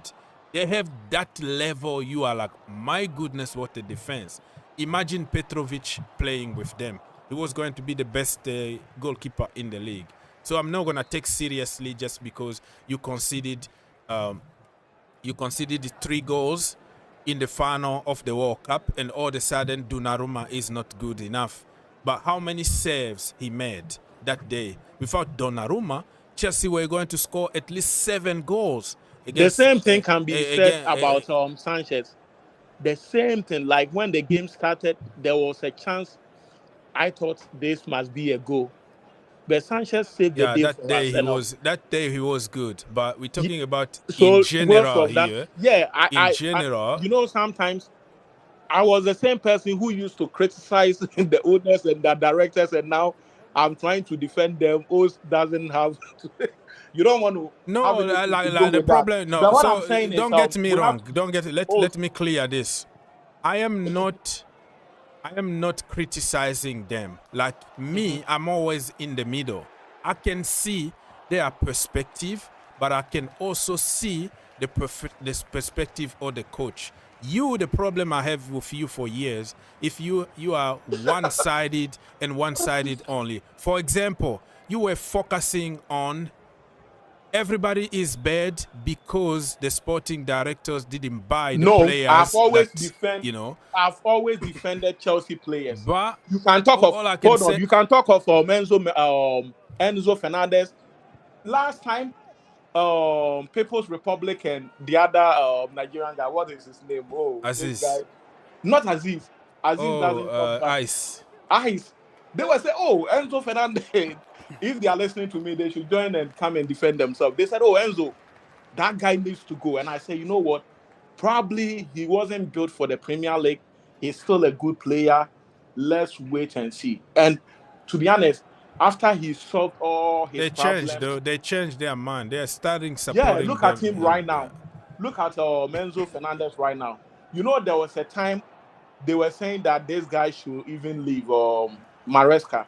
Yeah, many people said it, but I don't think they were wrong. Because back then, even the manager himself, he was criticizing Enzo Fernandez in press conferences, and he benched him. So I don't think anybody was wrong back then. He was poor. He made him a better player, because sometimes some of these players, if you talk to them in the dressing room, they don't listen. You have to bring it publicly. And if you do that, it's going to help them in a way. Look at Enzo Fernandez right now. If people have, or the directors have listened to Chelsea fans, João Pedro wasn't going to be here. A lot of people were saying, oh, he has a bad character. Please. He has this, he has that. But look at João Pedro right now. And I can tell you that he was the reason why Chelsea won the Club World Cup. People can one of the reasons. They can disagree with me, but I'm telling you, this guy was very crucial of our, our World Club World Cup. Let me say something before I forget. Jackson also is one of the reasons we also won the World Cup, because he gave us the World Cup. We lost that game. He elbowed somebody or stamp up, wanted to break somebody's leg, and all of a sudden, Joao Pedro came and did the thing and was like, hey, when I take it, when I'm given my chance, I'm gonna keep the shirt. So in a negative way, you can say, let me finish this. In a negative way, I'm looking at how Joao Pedro came in less than a week. That's what I say. Like, if you let me finish this, you're gonna understand what I'm saying. Like, there are certain things that look like negative, but they're gonna turn to positivity. Let me give you 2 examples only. Argentina lost against Saudi Arabia. People celebrated saying, oh, Messi is done, he will never win the World Cup. But that game is the reason why Argentina all of a sudden they woke up and beat everybody else and smash it until the end, because they understood, listen, if we don't take our game to the next level, we got beaten by Saudi Arabia, who is a lower team. Now, if we meet Holland, we meet France, we're gonna be in trouble. Guys, let's do it now. So what I'm saying about Jackson is the elbow that he gave against Newcastle United almost cost us the top 4 last season. But that elbow also helped Chelsea to wake up to say, guys, from now on until the end of the season, if we don't wake up, we are going to the Conference League again. We don't want to go there. So that bad circumstances of an elbow and red card helped Chelsea in a different way to go and finish top 4. The red card that he took against Flamingo, and we lost that game 3-1, was also the reason why we are like, hey, we are Chelsea at the end of the day. Let's go and win this whole thing. And because Jackson was benched, we didn't have hard attack anymore. In attack, it helped us. It opened the door to Delap to start the game, and also Joao Pedro to start the game. So it's not only negative. You can find some positivity out of a red card, out of missing chances, if that makes sense. So Ogs, but I could swear you're not happy about Buonanotte, are you? Oh, I didn't say that. I haven't even talked No, about him. I'm asking. No, what I'm saying is I don't know him that much. So I'm not going to jump into the bandwagon, because you know what we do on social media is you look at some highlight and a big account says something good, he's from Argentina and play with Messi, and you start copying what other people say. What I'm saying is I am going to keep an open mind. And also, I just don't understand why only loan, because loan mean he can go back. But if you come, you play for Chelsea, your price is going to be already high because we put the Chelsea Gucci label on you. So why are we developing somebody players and send him back for them to make a lot of money, a profit, instead of like have an option to buy him, an obligation to buy him? That is my problem. I didn't say that I don't like him. They're probably trying to keep a door open for someone. Yeah, but can you see that we could also inflate the price for ourselves, if that makes sense? Like, we are Gucci, right? You can you can buy a bag from Walmart. You put the Gucci label. It's already $200. You buy a bag for $5. You put a Gucci label. It's already up. So if we're gonna buy him, that means that we created that inflated price for ourselves. I don't know if that even makes sense, what I'm saying. I see what you're saying. Like, you made your own bed. Yes, you made your own bed because you develop somebody, you put him on the map, everybody start paying attention. Like, now people are Googling him because Chelsea bought him. So people are curious now. Wow, maybe Chelsea saw something in this boy. The videos are like 1 million views. People. Is there option? There is an option? Is there an option to buy? Or no, there is no option. It's just a straight loan. A straight loan. That is my. I'm surprised. The clauses in the contract, I don't think they can explain every bit of it to us. What if they said, okay, if we have an option to buy in the near future, we are going to get a discount, or the price tag will be at this level? And people are also saying that he's going to. Those are just you're just guessing, right? We want to say. No, but yeah. What if he also doesn't? That is a lot of ifs and maybe and maybe not. But the report. What if his price also depreciates after he jumps on Chelsea? Bro, listen, Chelsea can buy Vega for 12 million and sell him for 30 million. Like I said, Chelsea, we are Gucci. We are absolute top of the top, like, Armani, those top brands. We are Chelsea. Even a crap player, we can still give you that value. He plays. But Ox, when is the thingy? The deadline? When's the deadline date? Monday. On Monday. And what about Fermin Lopez? Are we still there, or is there any possibility? The latest report here I'm reading from Fabrizio Romano as we speak. They ask Hansi Flick what is happening with Fermin Lopez. He said that Fermin Lopez is focused on Barcelona, but you never know until the end of the window. I quote here, it's not me, this is Hansi Flick speaking. He said, but at the end, I don't know what happens. I will be really happy when the transfer market will be closed. So he let the door open, basically like, hey, I want to keep this guy, but the transfer is still open, so we don't know what's going to happen. I really want that guy, If we get that guy, it's a So my problem with Enzo Fernandez will be gone. That, you see, that's an upgrade. I don't think Enzo Fernandez is going anywhere anytime soon. My problem with he's not. But that boy, what is his natural position? Fermin Lopez. What is his position? He's like a Gavi, He's mainly a midfielder, really. Okay, so in the midfield. He's a deep line playmaker. Okay, so we have Lavia, we have Santos, we have Enzo, Caicedo, Isugu. Yeah, but outside of Lavia, yeah, most of our midfielders are not that great on the ball. So Lavia is the only what are one we gonna really. do with them if we bring another one? If we bring another one, yeah, Mm.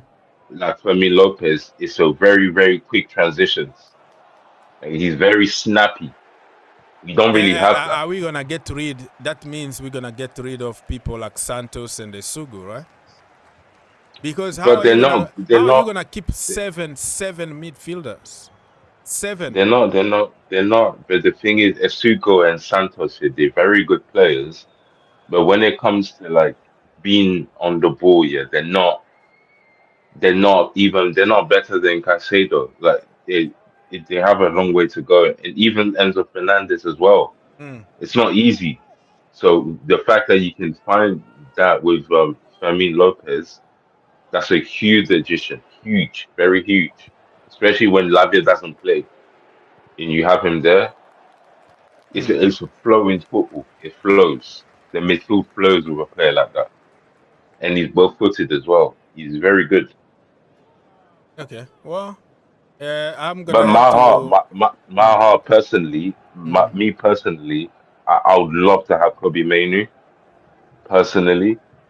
But Wow, Kobe Manu. Wow. that's just me, innit? Yeah, But if we get that is you. Yeah. Fermin Lopez would be that's Where are you if gonna Fermin, play Kobe? yeah, Where he's gonna play Kobe? What position are you yeah. gonna deploy him at Chelsea? Now that's Maybe. just me being greedy, man. That's just personal. I just want him just to rub Yeah, it in, you know. Like yeah. he's a good player as well. We could use him in the eight, you know. You never know. You never Yeah. know. Yeah, but it's too many of them. The problem is you don't want to create a lot of frustration because let's be honest here. Even I see some games, Maresca deploy Garnacho as an attacking midfielder. So it will be games because Maresca is not somebody that will stick with, oh, you are just a winger and you're going to be a winger or whatever. He hate that. He want you to play Mm, for pretty much everywhere. So he's able to adapt those players from different positions. I've seen also yeah. Joao Pedro. The other game he played with Delap as a number 9. Sometimes he come as a second striker. Sometimes he drop Oh, even very, very oh, deep like Jackson used to do and start connecting, doing the Jackson role.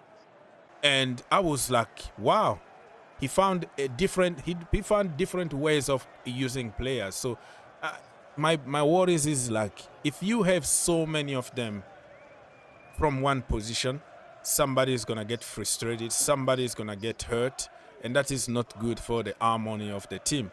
So that's why we have just to try to like make yeah, a but then, solid, yeah, yeah, reduce but certain then players you need need to be. like for like, yeah. You do need like for like changes. You're right, and you know what? You made a good point actually when it comes to Buonanotte Mm. because yeah, he's going to shine. That I didn't think of it that way. Yeah, he's going to shine a lot in this team. So Yeah. why have him on loan? That's actually a good point. Unless He can fit. fingers. Yeah, Lopez, I think that guy is number 10. Is he not number 10? Who? yeah, he is. Bonanote? He's very Lopez. good though. I think Yeah, it's he number got 10. a It's not deadly left foot. I kind of when I watched some highlight last night, I kind of like him, but I'm not gonna pretend that I watched very carefully this guy. I just remember the goal that he scored against us was like he killed Badiashile. Really, he sent Badiashile back to France. Bam, bam. He like very quick foot. Bam, bam, bam. Goal. Like it was like out of nowhere he scored that goal.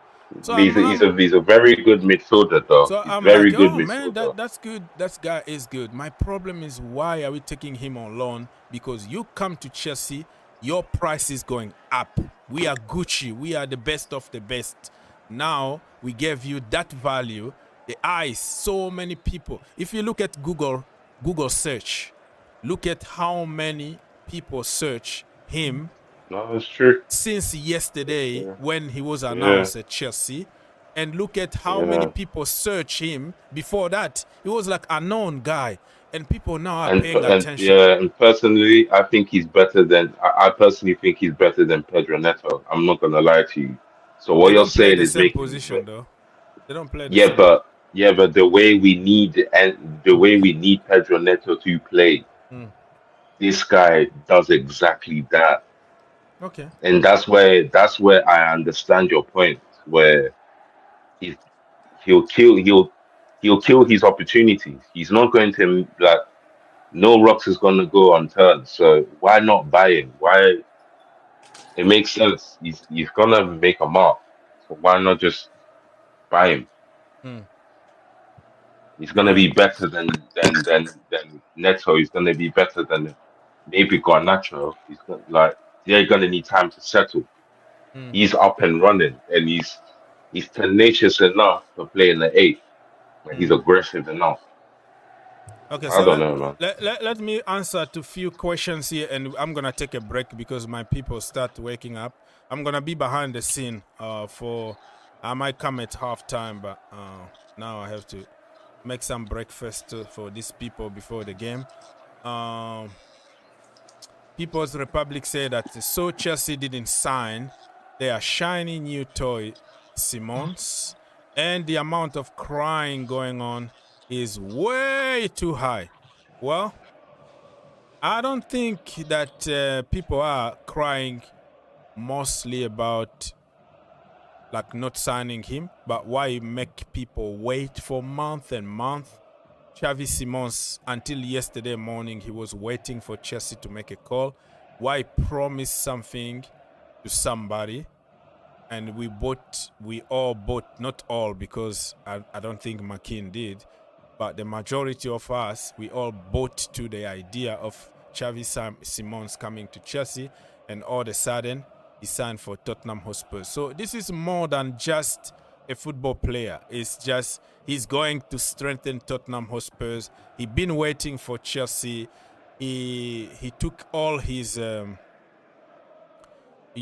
when he was back at Leipzig, he actually took all his pictures, took them away just to wait for Chelsea. He was, liking Chelsea, following Chelsea players. You can see that this guy is waiting for Chelsea because Chelsea made a promise to him. So for month and month that we were sold the project and we accepted the project, only for Chelsea to give priority to Garnacho and also priority to some loan kid from somewhere that we're gonna develop and send back to their club. So it's not only about that. It's about Spurs. It's about Tottenham Hotspurs. Something doesn't feel correct, Even though Chelsea never ever put a bid, the narrative is gonna be, oh, Tottenham beat you to sign Xavi Simons. You know what I mean? Expression is talking about that. Tottenham Hotspurs channels are talking about. So it makes them feel good in the banter level, in the troll level of, oh yeah, he came to London and he rejected you, he signed for us. So it's not Willian back in the day when Chelsea stole him from Tottenham Hotspurs. So the debate is not really a debate because Chelsea never offer anything. If they wanted him, they wanted to go for him. But it just something doesn't feel correct. It's still inside. Why we did dirty to him? Remember this brother, Bayern Munich wanted to buy him at any cost. He rejected every other offers. He just wanted Chelsea and only Chelsea. And the last minute, he didn't have any choice but to join Tottenham Hotspurs. I think in million years, he never thought in his mind he would play for Tottenham. But the last minute, I already burned my bridges with Bayern Munich. Nobody wants him anymore. Chelsea was my last option. What can I do? I have just to sign for, my 4th choice or 10th choice Tottenham Hotspurs. So yeah, you can criticize people or say whatever you want, but I think people have the right to feel bad about this transfer didn't go through. All right, so I'm gonna go and Makin, give us your score predictions. Everything that you forgot to talk about in this first part of the show, say it, because I'm gonna take a break Yes, and come sir. back. We are doing all well. We're doing very good. I do think we might need an extra striker just in case, Again, an injury. but you are against us getting a Yeah, defender where we I know. really need Yeah, people, but you need yeah. another striker. Mm-hmm. Okay, You're wow. correct. Yeah, yeah. You're very right. You're very right. And the thing is, with the rotation that we have up front here, if João Pedro gets injured, yeah, or even the lap, yeah, we're quickly in scarcity. This is why, like, some people say that keeping Jackson would be like a third option, but we don't really need that. Why, why do that when we could have a third option, a different third option that provides something different, as in an aerial threat? We still don't have an aerial threat up front. So if we can do that, if we have an injured 10, or we have an injured Delap or injured João Pedro, we don't have to necessarily be lost, because are you going to count on Pedro Neto to be the third choice striker? Is this what we're going to do? You see where I'm coming from? Yeah. I respect that. I respect that. Everybody else is too small. Nobody else is robust enough. And when the ball here goes up here, gets kicked here by the goalkeeper, you need someone to bring it down. And this is why, like, and we need a big man for hold up play. The way the lab does his hold up play is good, but we need someone like, we need a bully, someone that can head the ball on, so that the wingers, because we have quick wingers. So you utilize them, let them run beyond defenders, do stuff, because we can't always play out from the back with all the teams. That's how I feel. I don't really feel like we need anybody else. I would love to have Fermin Lopez. If we can have Fermin Lopez by today, or by Monday, I will be very, very, very happy. Very, very happy.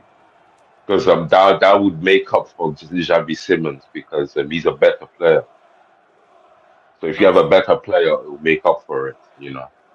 And yeah, I feel like the defense, Tosin, Achampong partnership will carry us through the season. If either of them get injured for a little while, we have the likes of Chalobah, or we can call back Saar. I don't see why not. If you with that directly related to Strasbourg, why not utilize it, since it's a sister club?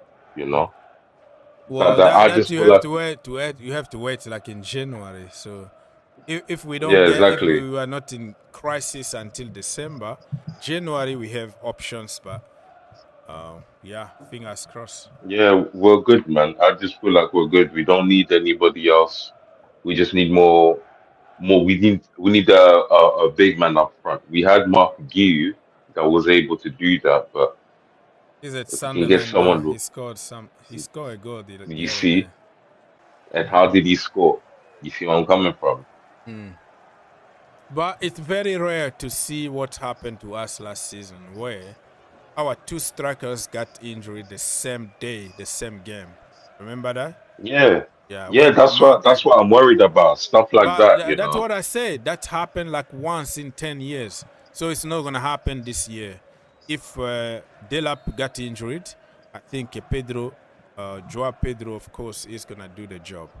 I think it's not going to be, we're not going to be that unlucky again to lose our, target man, both of them I at hope the so. same I time. hope so. And I want to see Buonanotte play for us. To be honest, because that Is guy is he special. is he even going to have playing time, enough playing time? I mean, we got a lot of games. There's a lot of games to cover this time. So I feel like the fatigue and stuff is gonna get to the players. He's and the way he's gonna fill in, he's. I just feel like he's that much of a better player than Neto, that we're gonna Well, have to buy we're him. gonna have to wait and see though, because Pedro Neto actually been proven. You like it or not, he proved himself when he was at Wolves. Back then, he used to be injury prone. Now he's very stable and fit, and you can see the improvement. Like last season, just imagine if we had Drogba in front, and Drogba just the name I put there. But if we had a proper number 9, that's what I meant. Or even that small boy, what's his name? Michi, what's his name? Batshuayi? Michi No, Batshuayi? no, the young boy, our young boy, what's his name? Michi something, Shayoma.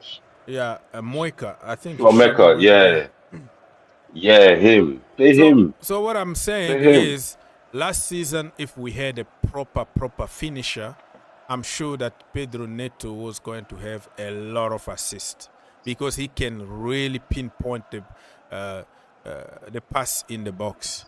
But see, so you agree with my theory then? That means you agree we need a big man. That's what I said. We have them now, so we can't be negative and start thinking about injuries already when we already have 2, and we have to pray. Like last season, I understand your fear because last season, I think end of January, beginning of February, the same game, we lost 2 players, Hugh and also Jackson. The same game, so it doesn't happen often to many teams. That was really bad luck. So I don't believe that it's gonna be a situation where Joao Pedro and Delap got injured the same day. You know, I don't believe on that. But it is what it is. It's a nature. Give us your score prediction. Score prediction: Fulham. They're gonna give us a hard time, but I believe that we're gonna finish 3-1. I believe it's going to be 3-1. Yeah, that's right. I predicted 3-1 too. All right, my brother. Listen, I might be back at halftime. If you see me, you can come so we can discuss a little bit. All right, then, man. Peace. God bless. Peace. Mark, what is your score prediction? Did you forget to say something before I take a break? People don't leave because I'm on the road. I'm going to get my breakfast, so I will see you at halftime. Okay, no problem. So Mark is gone. Everybody is gone. I have to take a little break. It's gonna be behind the scene audio commentary for a little while, and I'll be back. Let me take off the kids here before the game a little bit. Make something very quickly. Omelette, bam, bam, bam, bam. Sit there, watch the game. But I'll be there. Don't leave because I'm gonna leave with you with some other stuff on the screen and amazing commentary and everything. Go you Blues. Don't go away. Stay here. Let me show you what I'm gonna do.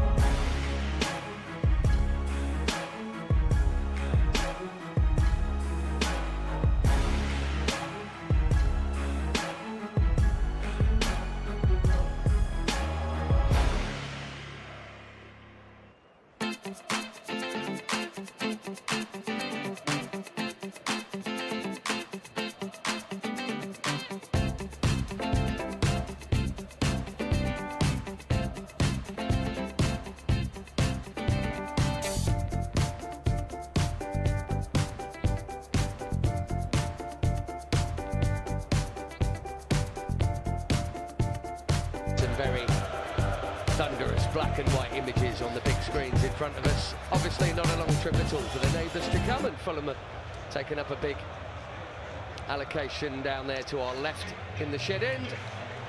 And here's Liquidator. Ben, I think it's really important that we talk about Cole Palmer's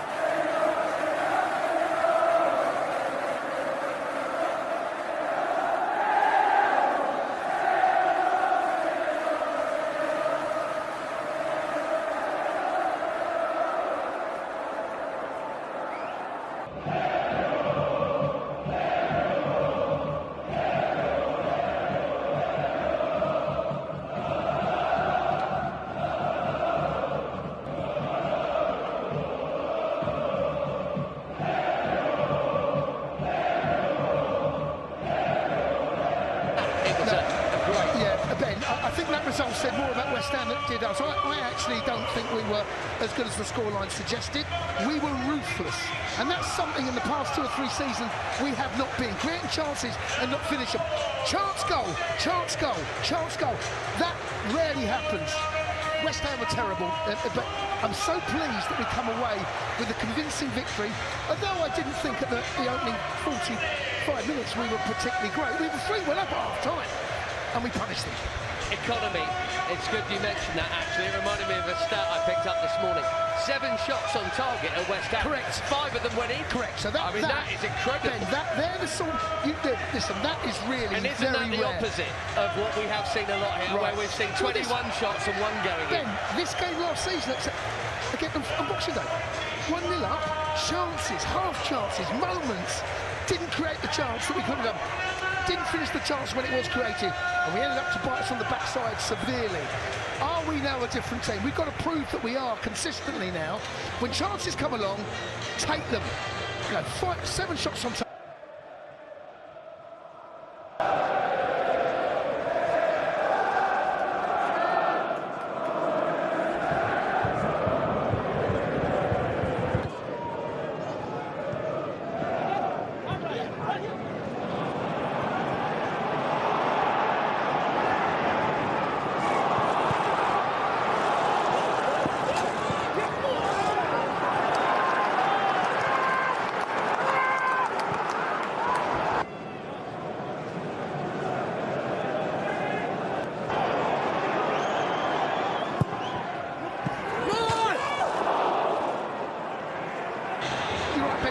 This is not going to be an easy game.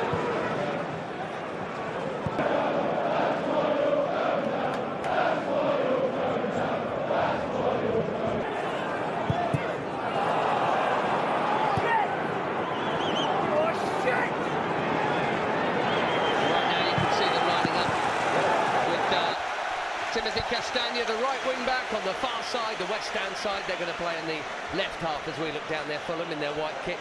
Sessegnon left wing back, Castagna right, and then they got Tete, Anderson, Calvin Bassey as those three centre-backs. Sanderberg is midfield sitting in front of them, along with Sasha Lukic.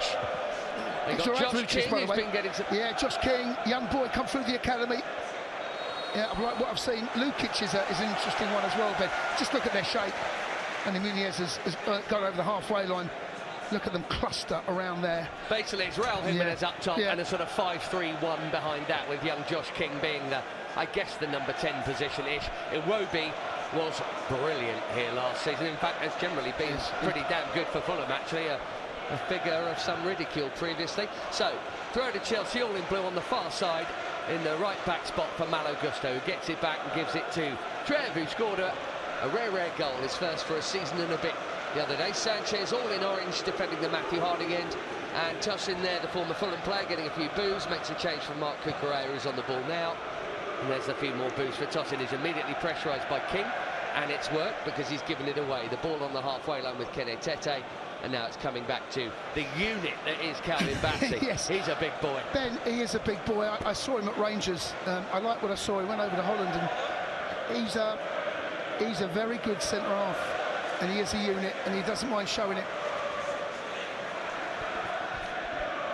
Long ball to Castagna, can't control it, and it'll go behind at the Matthew Hard again for a Robert Sanchez goal kick. Now he, well, in most ways, got away with one, of course, at West Ham, waving at that shot that wasn't closed down by anybody. But thankfully 5 goals followed, so the headlines take on a different tint. But can't be having any more of that today from him, please. No, and the goal itself, you know, if you show me a goal, I'll show you mistakes. There's about 5 of them with that. And there were. I mean, Osterveld with a flick, he'll learn.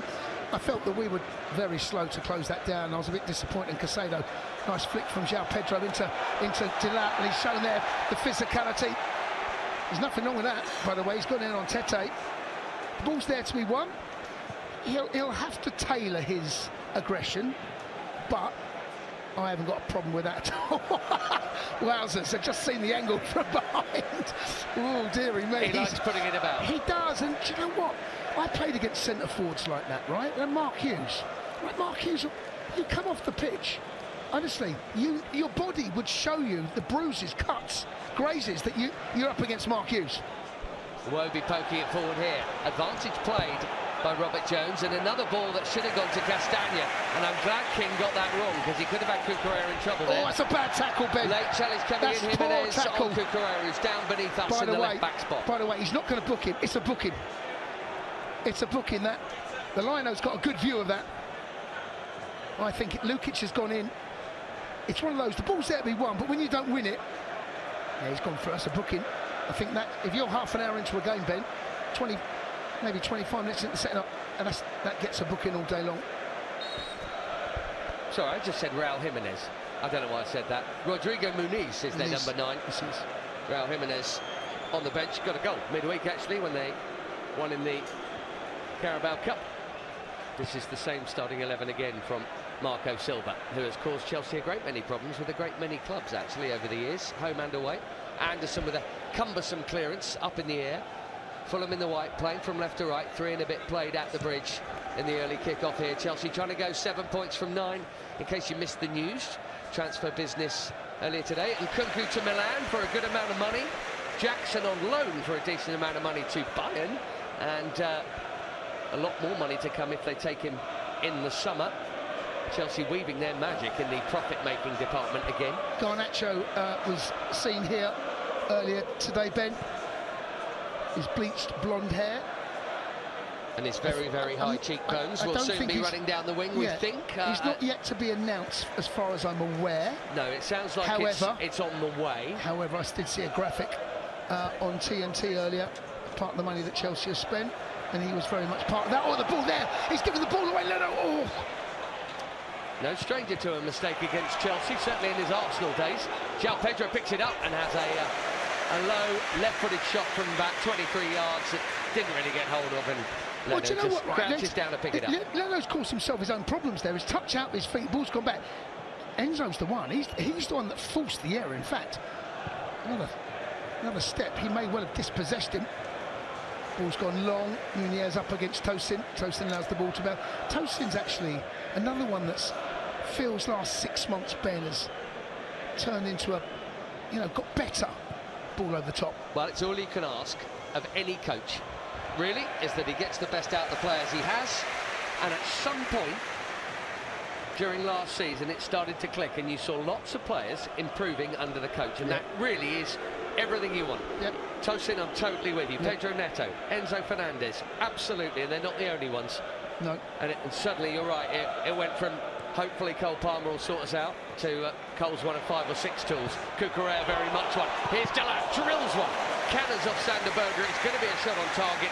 Instead, it's going to be a shed-end corner. Brilliant play down the left-hand side into a little link-up play between Neto and Cucurella. Cucurella looks like he's going to play the ball across the 6-yard box. He doesn't. It cuts it back to Dlap, who's just inside, has a touch, opens up, facing that Matthew Harding end on the left-hand, sorry, the shed end, and he tries to bend it towards that far post. Definitely on target. Has been taken short. Gusto gives it back to Fernandez. At the back of the D, Caicedo under some trouble trying to control that. Did Cucurella get a touch? He did. That's a Fulham throw in the right back spot. I think the ball's got to come in the box, Ben. Given how good they've looked, right? They've been looking for that near post Cucurella flick, haven't they? Do you remember? First game here against Palace, and then West Ham again. Correct. I just felt if you're going to play a short corner, what a short corner is designed to do is drag players out the box. So therefore, if you're set in the box defensively, you'd rather an occupied penalty area because there's so much chaos. Short corner drags players out, and really, I think once you made the short decision, make a short corner, get the ball in the box, never came. Far side, halfway line. Sessegnon into Iwobi, who's taken up a good little infield position. His touch led him down, and Chalobah made a nice, comfortable, good tackle. Well-positioned Trev. Well, that's very well won by Anderson, who's 20 yards out. They're all shouting shoot. Instead he offloads Castagna. Back to Anderson. Bends one left-footed. Thank God it was a centre-back. They got in a bit too easily there, and a better finisher, and that would have been a great chance. Ben, the problem is that Enzo has closed in on the space that Delat wanted, and he's tried to play it to him. What you want there is Enzo supporting from behind, and they've got him one other's way, as you see in the Premier League. You make a mistake somewhere on the pitch, there's a chance that there will be a chance from it, and it created by Anderson, as you said, Ben. Thank God it was a centre-half. Left-footed curler well into the Matthew Harding fans, but first proper look at goal for either side here. 7 minutes in at the Bridge. Sanderberger into Iwobi. But they have. Yeah, I think they have too. I think they have actually. We haven't. I'd like to see it. Oh, that's excellent from King. Did he take? Oh, we just fleet-footed on that touchline. Took it out of play. Chelsea throw. I'd like to see this with a bit more possession, Ben. Actually, sometimes you don't. Certainly in the early part of a game, I'd like to see just a few more passes, not necessarily going over the halfway line every time. TV cameras have picked out a young gentleman in a white shirt and blue jeans texting somebody. He's got bleached blonde hair. Slim Shady. And it did look like Slim Shady. It's Alejandro Garnacho. One of the few decent players they have got at United, and he's coming to Chelsea. Fantastic. Man United, tough game for them today at home to Burnley. You wouldn't be that surprised, would you? But we've got no other games to update you on here because none of them are kicking off yet. Ben, quick free kick to Fulham. They have settled the matter. Chelsea haven't yet, apart from that Delat moment. Yeah, 8.5 in. Yet to really get to grips with this game. You're going to have a little moan? I'm going to save the moan, Ben. I'm going to come back to me on 15. OK. We'll have a little moan check on 15. Long ball here, and it's another one. They're looking for Castagna a lot, and that'll get nodded back by Cucurella to Sanchez. Remember how they were looking for Anthony Robinson down the left in this fixture last, basically from kickoff. It's not quite as every time as that was, but it feels a bit like it. Well, like they're trying to get Castagna in. Do you know what? Keep Cucurella back, maybe. Well, we're not seeing Cucurella invert, which is something that we expect to see. But they're going. I mean, I wouldn't say man for man, but they're pretty happy to fill spaces. The back five is as straight as you'll get. They've got the holding player, Sanderberger, in there. Yeah, our game's not started yet, Ben. Caicedo wins it ahead of Muniz. Play on, says the referee. Chalobah in possession now. Malo Gusto right on the far touchline. That's a good ball. Esteval First time we've said his name, 9.5 minutes in, he's past Bassi, and he tries to roll it into the path of Gusto on the underlapping run, but straight away, the young Brazilian in the bright orange boots. Benny, first time he gets the ball, he makes things happen. He does, and do you know what? Fortune favours the brave. He takes players on, but it's amazing, even though in the short time I've seen him at Chelsea, how the little ricochets go his way, the little bobbles. And it happened down there, didn't it? Yes, Against it did. Palace on Yes, the it right did. side. First game when he came off the bench. You're absolutely right. So go for it. Maybe it cannons off your shins and theirs. But what a lucky habit to have. Good take and turn. João Pedro, left side, 35 yards out from goal on the diagonal. And he plays a great switch over to Malo Gusto, right side of the penalty box. Lays it back to Esteval. He's got 3 white shirts for company. Malo Gusto clips it in. It's going to be over Pedro Neto. So lucky. Goal kick. So lucky that, and he apologises, Gusto. Neto's coming a little bit too narrow. I'll have to see it again. He sees the switch. Pedro Neto's João Pedro. God, Pedro. João Pedro's hold-up play is good. Plays the ball out to Gusto. His touch is good. And Esteval has a little 1-2. And he's just swung it with his left foot, Gusto. Level with the box. Bounces out. Goes by him for a goal kick, which has been taken. Not the greatest kick, actually, from Bert Leno. And Berger has got goal side of Pedro. I have to say, I thought that might have been a foul by the Brazilian, but we'll take it. Pedro on the ball now. Gusto back to Chalobah. And here is Caicedo by the centre circle. They're well organised, aren't they, Fulham? Yeah, they're everything in that sense that West Ham are not. They know their jobs, they're well coached, they're fit. This is a similar game to Palace, Ben. Yes, this is much more, it's going to be likely to be much more like Palace than it was West Ham. That's not even a contest. There's not going to be many goals in this game from what I've seen in the opening exchanges. 11.5 on the clock. It's a great ball. Left channel. Delap done by the bounce. Oh no, Ben. He's out his hamstring. He's out his hamstring. No, he's Ben. He's flexing it. Ben, he held it. He pulled up. He's pulled up. Ben, he's off. I do not see any reason to keep him on. Well, he's walking back. He hasn't waved. Ben, he hasn't waved. But normally he'd wave for treatment. He's right? off. I'm telling you now. Get him off. Yeah, and the Chelsea players are telling him to sit down as Fulham play on. We'll come back to Liam Delap in a minute. He's walking to the bench. Well, I should think we'll see Gittins and Pedro going to centre forward as the ball goes into Robert Sanchez. Throw the ball out of play now. He's done the hammy, he's gone. Get it out. Robert Sanchez kicked the ball out. Yeah. He has. Right, Gittins and Tyreek George sent out to warm up. Yeah.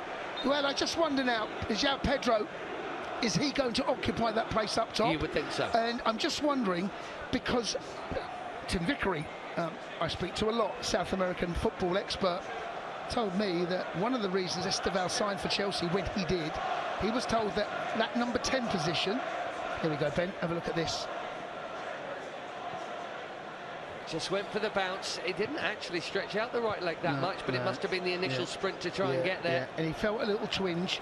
There's no point in, honestly, at this stage of the game and season, 13 minutes on the clock, make the call.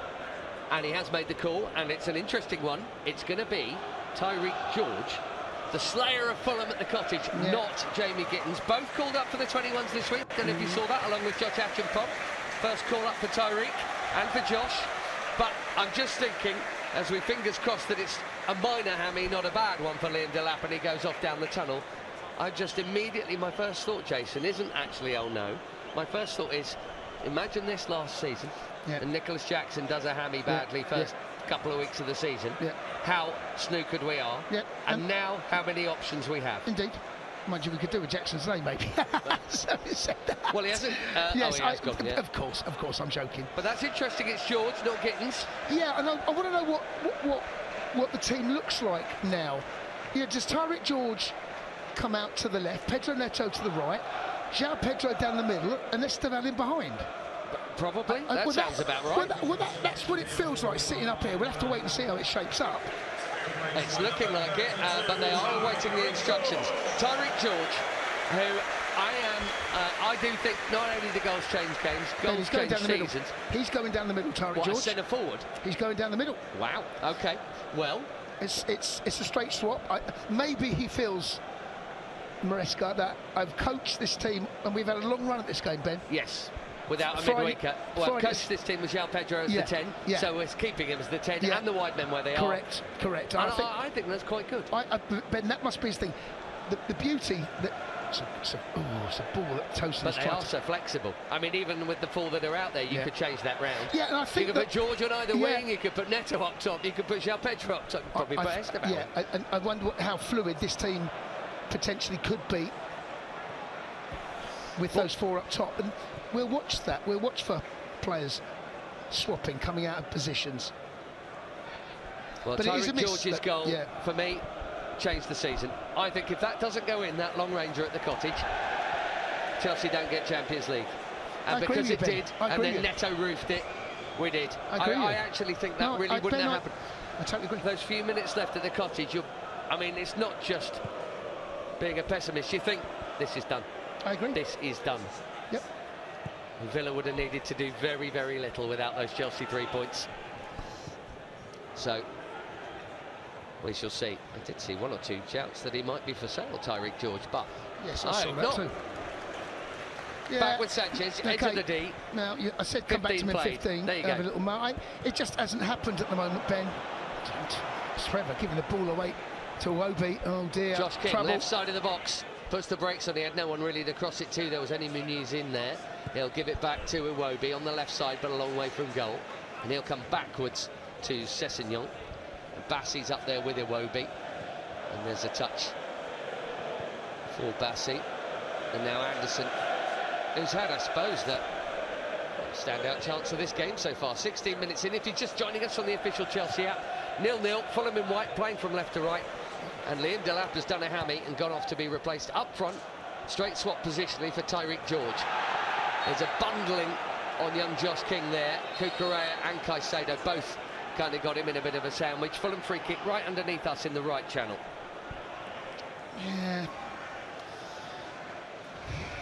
Not been... We're just a little bit off colour at the moment. Yet to really string 5 or 6 passes together of any note. And they are, as we expected, as we said, very well set up, very well disciplined. And these are moments in games, Ben, set pieces, where they will feel there's a great chance here. It's on the right-hand side, just midway inside our half, 10 yards from the touchline, facing the Matthew Harding. Sessegnon with the left, or more likely, Lukic with the right. And it's a terrible free kick, headed out by the D by Cucurella. What an absolute waste of a set piece. Scott Minto next to me, working for us as well today, has just intimated to me that he thinks centre forward is the most important position here to move things around. That can still happen. Tyreek got a start. If you remember at the end of the season, do you remember Tyreek George started up top here against Man United? And he actually struggled. I think he got. Did he get the hook at half time? He did. Also, Ben, he did start up there in the conference as well, or come off the bench maybe, and got his goal. I think it was his first goal actually. But he was down the middle there. So there is time left in this game for him, Maresca, to personnel-wise, can shuffle things about. But first, it'd be nice to get any kind of grip on this match, and we haven't yet. Absolutely not. Chelsea in the blue, playing from right to left, and Fulham have looked a bit more settled. Although that, just as I say, brilliantly. Well, that was a risky pass, but Lukic has been very good in there. Ben, we're off colour, mate. I'm calling it now. 18 in. I can accept maybe 10-15 minutes of a game where we're not really at it. Fulham have settled into this, much the better of the two sides. Much more confident. They're passing, their movement, they're causing problems. Their runs, a brilliant run from Josh King there, and in the end Tosin cleans up. We go long. We're just not picking up second balls. We're not winning those shots. Caicedo's getting the ball away. Shooting chance from distance. Poor shot from Iwobi. Yeah, Caicedo's wrong side, Ben. He's tackling Iwobi from the wrong side. And then Iwobi benefits from that. He has a shot. It's a pretty tame shot. But I just feel now that this game, with 19 minutes into it, we're looking for someone like a Pedro. Both Pedros, by the way, I'm going to say. Grab this game by the scruff of the neck. Show me what you've got. We're not inverting, Ben, at all. Maresca has got Cucurella and Gusto. They are playing high wide as fullbacks. Yeah, you're right. There's none of that going in. Brilliant pass that though. But Esteban and Pedro absolutely starved at the ball, and now Malo Gusto's just miscontrolled the long pass. He's got to read that. The bounce has beat him. Sanchez has played the ball with his left foot, swept it over to that right-hand side, and Gusto's retreated. The bounce has gone over his head, out for a throw-in, and they're the little things at the moment we're getting wrong, Ben. Ball up to Muniz, back to goal, 30 yards. Tries to hold up. Well done, João Pedro comes back to win it and then draws the foul.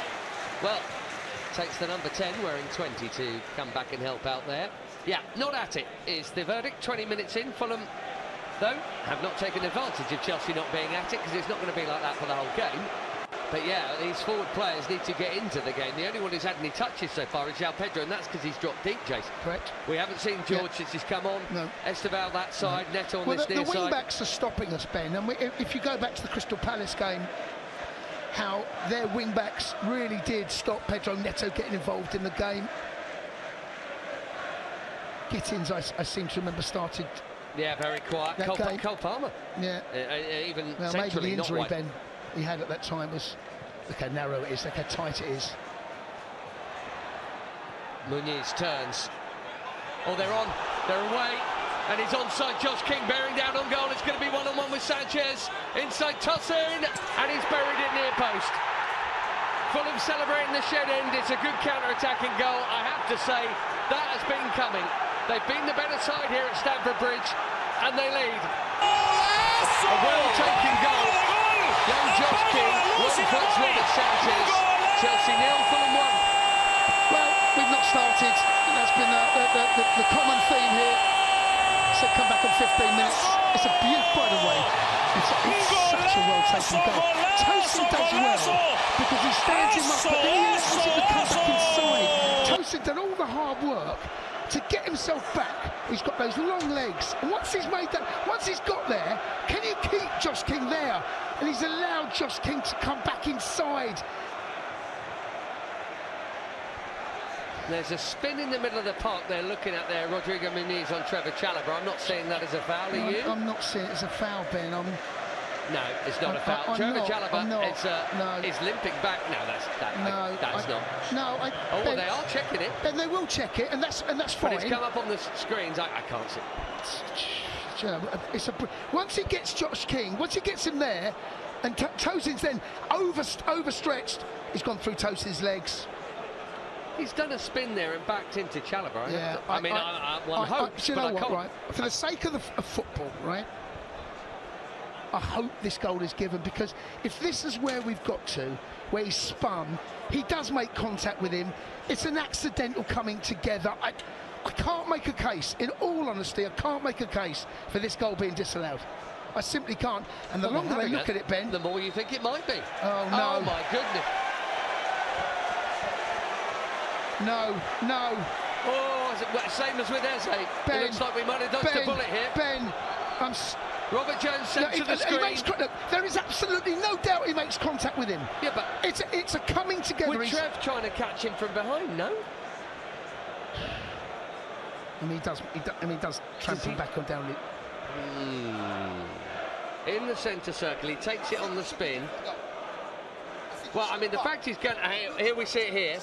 They're slowing it down. There's the control. Well, Trev sort of got in the way of him. I'm sorry. I'm with you. From a football perspective, that isn't a foul in a billion years. No, it's not, Ben. It's not. And the fact that we're micro-analysing this, it looks like we're going to get away with this. He does. Look, there's no doubt. But Trev's gone into the back of him, and he steps where his foot is. But in the modern day, Ben, I mean, let me ask you this: if that's in the box, is it a penalty?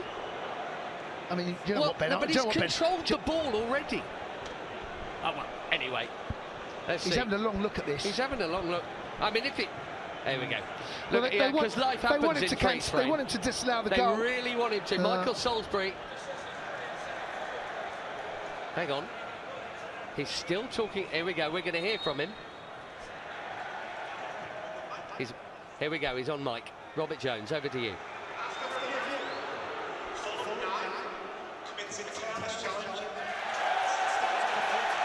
If you heard that, you'll hear the cheers. A careless challenge. No goal. And what a bullet dodged for Chelsea. I have to say, I think that stinks, but we'll take it. We'll take it, just as we did the Eze free kick. Ben, I know I'm Chelsea through and through, but I also like to think that I can be objective about things when things don't go our way. The first thing he's done is control the football. Then he's trod on Trev, who's trying to tackle him from behind. So how is that a foul? It's not a foul. It's not a foul. That is an awful decision, but we'll have it. Yeah. Free kick Chelsea, and it's 0-0. Well, do you know what, Ben? Well, you're right. Dodged a bullet again because there was half a foot offside against West Ham the other night. That would have made it 2-1 to them, right? We woke up after that. Is this going to have the same injection of urgency and get our game together? No one out there at the moment, no one is performing anywhere near the level that they can. Off the hook. I tell you what, I wonder, Marco Silva shaking his head, and of course he will do. He's never the cheeriest chap anyway, but I wonder if there will ever be a referee who has the balls to go and have a look and go, no, actually, fair enough, you've recommended me have a look, but I've had a look and no. Well, as I mean, has it happened about twice in about 4 years? And do you know, when it happened, I seem to remember it was away at Spurs. I can't remember what team they were playing. It might have been... Anyway, in my opinion, the ref got it wrong to keep the decision. Yes, correct. He got it wrong. Was it Michael Oliver? I can't remember who it was. No, I'm with you. You're right. And they were wrong to stay with it. But Burnley, therefore, ever since, no one's ever done it. Nah, right, it's a goal kick for Burnley now in pinky red away to our left. 26 played. Fulham will feel they should be in front, I think. Well, okay. Most neutrals will too. Ben, the shot across our bows, if we actually ever needed it, because we've been pretty terrible today, in all honesty. Fulham have been excellent, and they should have a goal to show for it. And we're getting put again. Muniz has won it from Chalobah. Here goes King again. Edge of the D, shoots on target. Ben, everyone, miles off it. Second best. I don't know what's happened here. Muniz, is that Muniz that's gone down, Ben? Muniz has gone down. He was going for the same bottom corner there, Josh King. Muniz lying flat on his back on the edge of the 18-yard line. I missed it. And so did I, completely. Run into someone? Do you know, it's a bang on the head, I think he's telling the referee. So we're going to have another stoppage. And Josh King, through no fault of his own, is not celebrating giving Fulham the lead here. And straight away, João Pedro is being given some tactical chat down there by somebody that isn't Enzo Maresca. Marco Silva is having a chat with Castagna and Kenny Tete. I mean, there's no doubt he stands on his foot, and there's no doubt it's painful. He's controlled the ball. I just... Come on. But Trevor's tried to tackle him from behind. Yeah, he's controlled the ball with one boot and then trodden on Trev with the other. That is... Yeah, I've got to say, I mean, that is, okay. If that is a foul, I know. I don't know where the game's going. Want to watch football. I don't know where the game's going, that's matey. ridiculous. If it was the other way round, I'd be sitting here now absolutely booing. But you know, Fulham, they have absolutely managed this game to exactly how Marco Silva would have tried to plan it. And things as a manager don't always go to plan. You can't legislate for someone on the opposition having a brilliant game, a brilliant strike, or a bit of good fortune. But we at the moment, we are absolutely miles off anywhere near the levels that we need to be. And this is, people ask me, can we win the Premier League? I'm like, I don't think we can. I don't think we can. We have got players that are good enough to win a cup, as we proved last season in 2 competitions. And to do very and there's well. No reason, on any given day, if you turn up and perform, you can win a cup. Spurs, there's your perfect example. On any given day. But today, at the moment, we are all over the pitch, second best. I wonder if these 2 big breaks in play might help in that regard. You're not missing anything, folks. 28.5 played. We're going to have tons of time added on. Probably 7 minimum here. The ball is in the hands of the referee on the edge of the box, and he drops it now for Robert Sanchez. Hands on hips, all in the brightest orange, and he gives it short to Tosin. Rodrigo Muniz looks like he'll be waved back on after the little 30-second gap. Mark Cucurella chips one over the top for João Pedro, and it goes all the way through to Leno. That ball, they're trying a lot, Ben. They're trying that ball. That's where, actually, Delap picked up that hammy. That run from inside, from running towards the shed end, but on the left-hand side, that little corridor. Ball underneath us on the Chelsea left wing. It's going to be taken by Tete. Really not sure what that was for Muniz. Must have been a concussion check. Look, I don't think Fulham can quite believe how comfortable their opening half an hour of this game has been. Oh, Bassey's got himself in a bit of trouble. Oh. Even those little things, Ben, right? You know, we are just... You know, so Bassey's got himself in real problems. Tyrick George has closed him. Esteval's closed him down. Bassey's then played the ball out to the left-hand side of Sessegnon, and Gusto's done well to read it. As he's read it, he's let the ball slip away from him. You know, those little mini things that they're, you know, we have touches on point. Yeah, a few bouncing passes and things like that. Now, this could be more promising. João Pedro, no, curls the cross straight, and Leno, who's in a hurry to bowl it out. Chelsea have a few committed. Lukic has been excellent so far, and he's carried it just over the halfway line. Now he's squared it. Sessegnon keeps it in far side. Fulham left wing in their white, doing far more of the attacking in this game. Deflected cross, look out! Oh, what a save from Sanchez! I think he's offside, Ben. Ben, I was watching him, and it was cat and mouse between Trevor, Tosin, and Muniz, and he's strayed in, come back. You have a watch. Hope they show it. How many let-offs, just have a watch though, of this, Jason? Ben. Just watch now. And he steps up, they hold the run, steps up, holds the run, he's off. So that is good defensive play. But again, you're absolutely right to say how let off. By about a foot, right? Yeah. But there might be one of those. Oh, Casado's giving the ball away. Casado. Oh, no. We are all... can't tell you how bad we are. I'm trying, but... all over the place down there with the simple passes, the bouncing balls. It's a really ragged 30 minutes this from Chelsea, but what can you say? If Fulham have been good, Chelsea have been off it, it's still 0-0. I was just thinking, actually, Calvin Bassey in the Man U game, Marco Silva's really going to be steaming, isn't he? Because they're on that, they felt the raw end of one in that game last week, and that Mason Mount tangle and all of that, no, that was going on. That's a pen for me, but also they could have had the goal disallowed. Yes. When Leno was Jerry. I can't remember his name. Lenny Yoro, sorry. Yeah. I've got Leno, the keeper, in my mind. Jenny Leno. Jenny Leno, that's he the gives one. a little shove, which is enough to put him off. Yeah. It's probably a free kick, Ben. Probably, but what I mean is he will really be feeling these margin calls are going against him, and as we know, for Chelsea, 3 games, 3 margin calls have gone our way. We'll take Tyrick it. George makes that run again, and Pedro Neto, that's a foul. Yeah, foul come on. by No, that is a foul. Yeah, take it early, come on. It's up to us to set the tempo. Not happening.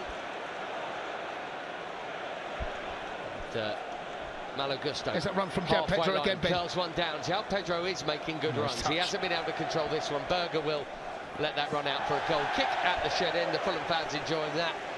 And we've played 32.5 minutes at Stamford Bridge. And the best thing you can say is that at the moment we're on for a point.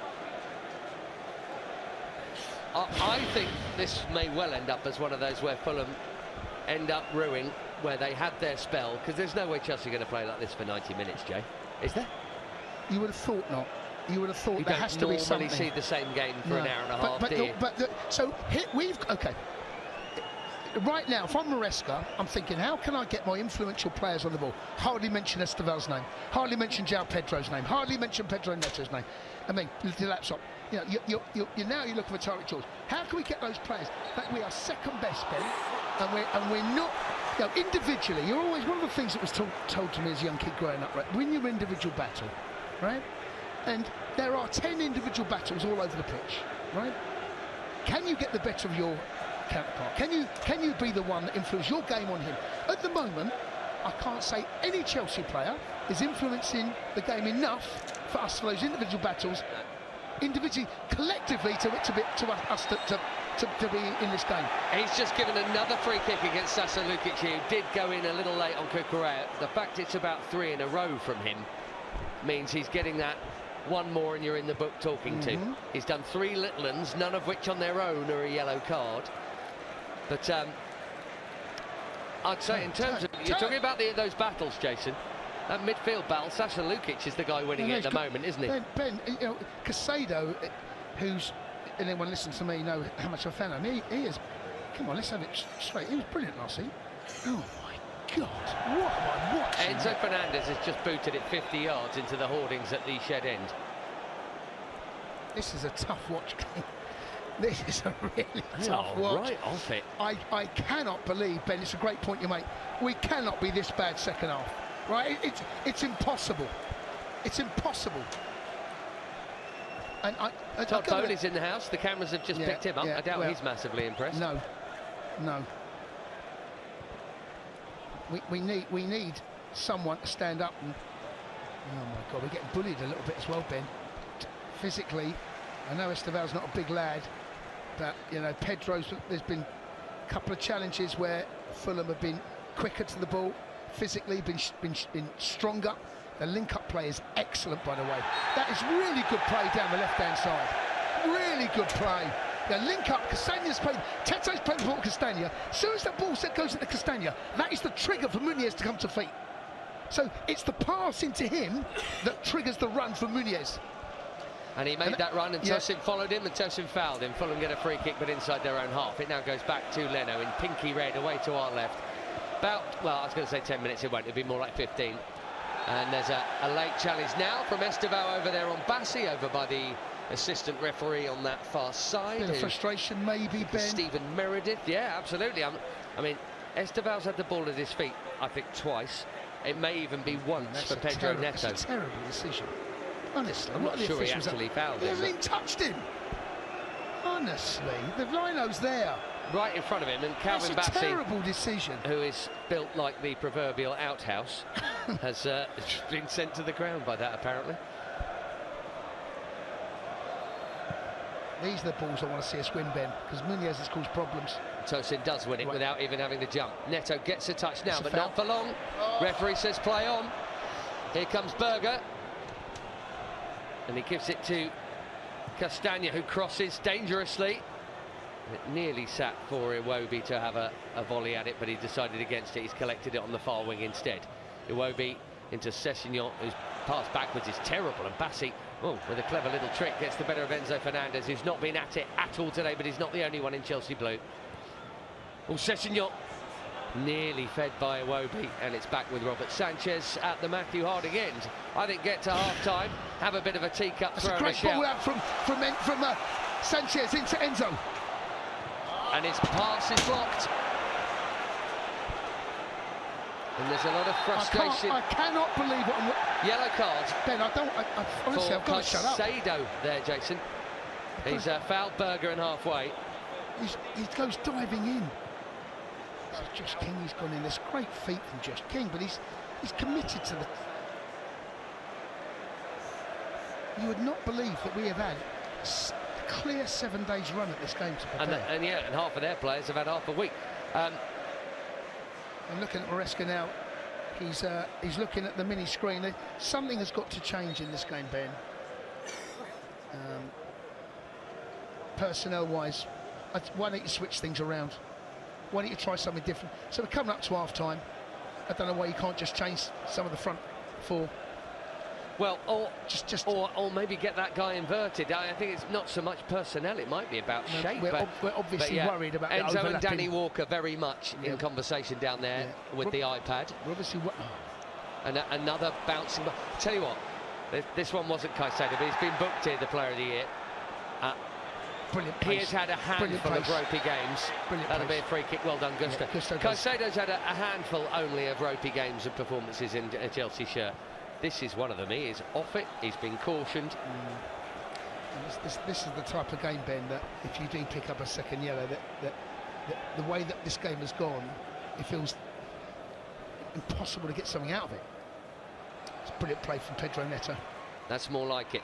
Anderson stepping up on George, and he did foul him on the diagonal from Jason and me down to Tyreek George, who's been fouled, to Bernd Leno at the shed end as a straight line.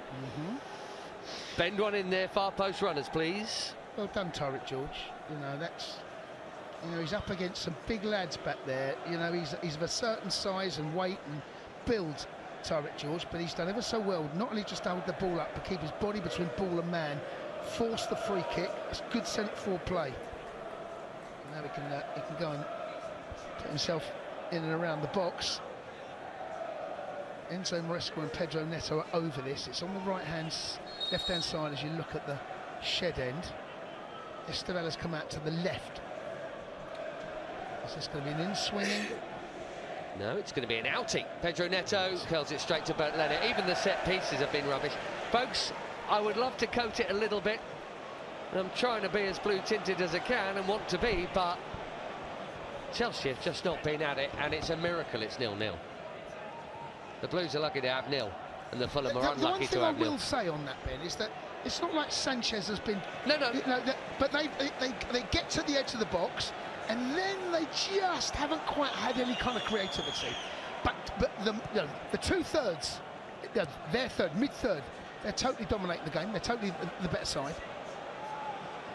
But it's Sanchez has not been putting off save after save after save. However, there have been moments in this game where they look really threatening now, and we've got no penetration at all at the moment. Looking how wide they are starting out. Pedro Neto is almost here in between Marco Silva and Enzo Maresca on this near side, the Chelsea left. Esteval Willian, should I say, is out there. Oh, that's a nice idea. Enzo Fernandez trying a really difficult over-the-top central ball first. Gusto's come inside, Ben. Yes, I wonder if that's come from the... You're allowed to bump into one another, and that happens in the middle of the park there. Chelsea start the rebuild with Chalobah here on the halfway line. That's a bit slicker. Yeah, a bit more bodies in the middle in the park as well, Ben. Now, a couple of step-overs from Esteval on Ryan Sessegnon. João Pedro was trying to get there, Sander Berge did, and Bert Leno has launched Ben, better. I'm feeding on scraps comes out. I'm feeding on scraps up here, aren't we, Ben? Yeah, that's a little bit of something that was almost approaching quite nice passing. Yes, it was. Well, it was. Hooray! It was. And we saw Gusto come inside. I don't know whether that was by accident or by design. He's now high wide on the right, trying to give us that width when Esteval comes inside. And Sessegnon, what does he do? Does he come with Esteval? Does he go Gusto? But they've got Bassi coming inside. Iwobi's now dropping into that area. Sander Berge is the one that's monitoring João Pedro. Esteval coming sideways, Marc Cucurella, and now wide on this near side is Pedro Neto. Little step over, he takes on Castagna, and he tries to get the crossing. Castagna blocks it away into those Fulham fans. Chelsea corner from the left wing. Yeah, don't mind that at all from Pedro Neto.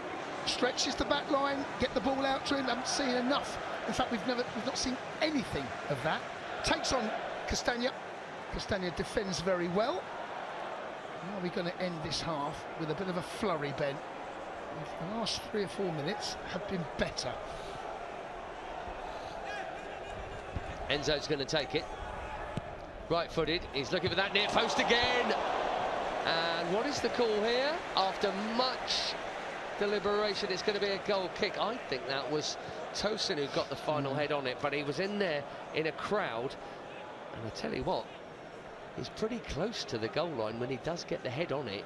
And does that not come? I think that comes from a foot play. Yeah, I thought it did too. Toss. Oh no, it was Fulham and then Tosin's shoulder actually, and onto the roof of the net. 0-0, goal kick with, well, I would say at least 7 more minutes to come here. So we've had 2 injuries and a VAR. Yep. And it wasn't a quick VAR either. Yeah, you would have thought 5 at an absolute minimum, possibly as much as 7. You're right. Yeah, I meant 7 to add, but I take. I'm sorry, 7 more from now, which would make 49. But I take the point. It still could be. It's going to be multiple minutes. Yeah, it's going to be knocking on for 50 by the time we've got another ball on the pitch here. Kick that off someone. Kenny Tete right next to Enzo Maresca, who is waving his team up, saying, "Come on, get up, press them." Yeah. Bassi in the middle of the Fulham half here, number 3 on his back, and then Anderson. Now look, they are pressing and they're forcing Fulham into doing something. Oh, that's a brilliant flick from Rodrigo Muniz, and Sasha Lukic charging through the middle. Oh, if he got that pass off the King, we're in big trouble. Yeah. And it's a good job, Chalobah, I think it was in the way. They're the moments. They've had 3 or 4 of those big moments, Ben. That's another big moment in the game. The pass reaches its target in Josh King. He probably has a 1v1 with Sanchez. It's a lovely play down the middle. Muniz, that link-up play. Lukic, the one that's burst through the middle. Yeah, he's been the best player on the pitch this half for me, Sasha Lukic. They've got Berger sitting slightly deeper of him. Lukic is a bit more box to box. Berger plays it through. That's nicely done as well. And on the slide, Chalobah cuts out a pass that would have found Iwobi. Now, Steval down the right. He's one-on-one with Bassi. You know he'll take it. Run him! And he's beaten him on the outside. Right side of the box, Steval. Chelsea to pinch a lead. Oh, it's a terrible ball. And it's cleared by Berger, who is screaming at referee Robert Jones. Chelsea throw right side. Get him on the ball, one-on-one. He does everything right except for the cross. He takes on Bassi, leaves him for dead, gets inside the box, doesn't have a picture in his mind. Very different to what we saw against West Ham, almost identical position. Estelle turns again. Cut out. Berger. They're in, Ben. They're in again, by the way. They're honestly. So the ball's coming to Muniz. Well to play and Josh on the King counter, there. aren't they? It's and they're setting little traps. There you go. 8 added minutes, and we're into it now. João Pedro to Pedro Neto. Chelsea left wing at the shed end. Pedro Neto cuts onto his right, chops back onto his left, back onto his right again. He's got 2 for company, and then he tries to nutmeg Castagna. Yeah, he's got to keep I thought he had the moment he could have gone early there, but keep things simple. He's giving it away. Castagna, João Pedro gets it in early. Good-looking cross. Sessegnon heads it up. Offside. Flag is up. Referee hasn't spotted it yet. I don't think the comms are working. No, Referee's flagging at you. Well done, Robert Jones.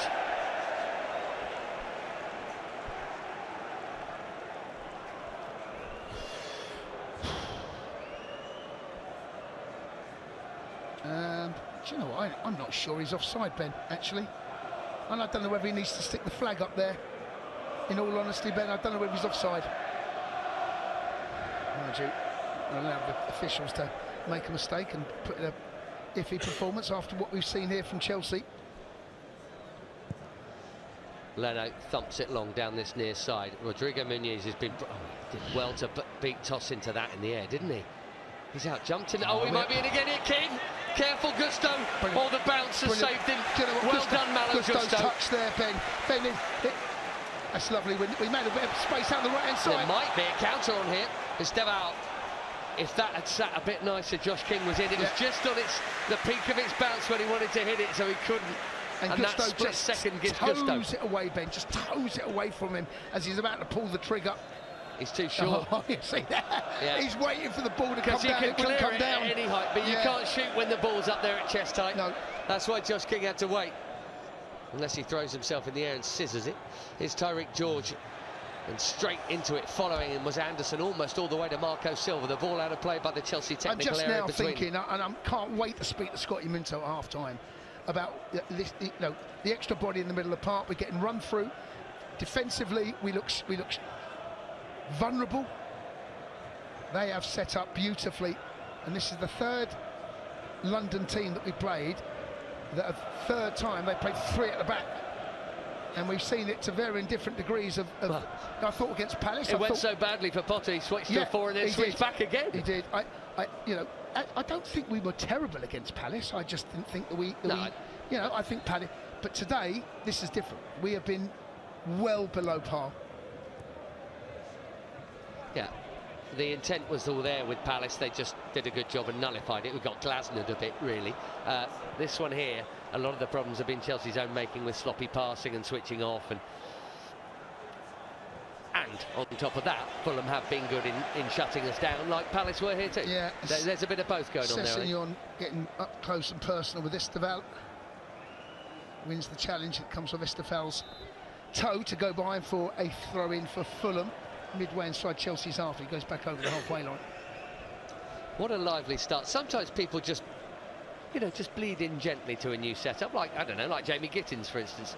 Estevao, I mean, Josh King has played thunder well, and lightning he's come in with. I mean, incredible full debut. You get told you're playing about 10 minutes before kickoff. He sets up a goal, he gives one away, he nearly scores, had a great game. He's a player around whom things happen, and we all want that. Iwobi plays it just past him, back to Calvin Bassey. We've had 4 of the 8 added minutes at the end of this first half. You're listening to Ben and Jason live on the official Chelsea app. Another mistake from Pedro Neto, who's really not got going this half. He's not the only one. Fulham come down the right channel, although Lukic then turns around. And that's Is he onside? Josh King, cut back, look out. Castagna deflected behind for a corner. Brilliant, it's a good job. play. Caicedo is there. What a great move. Fulham are playing all the football here. Somehow it's still 0-0. Brilliant play. Runners off the ball, runners from deep. He's onside as well, Ben. It's a brilliant pass. Ball's then cut back.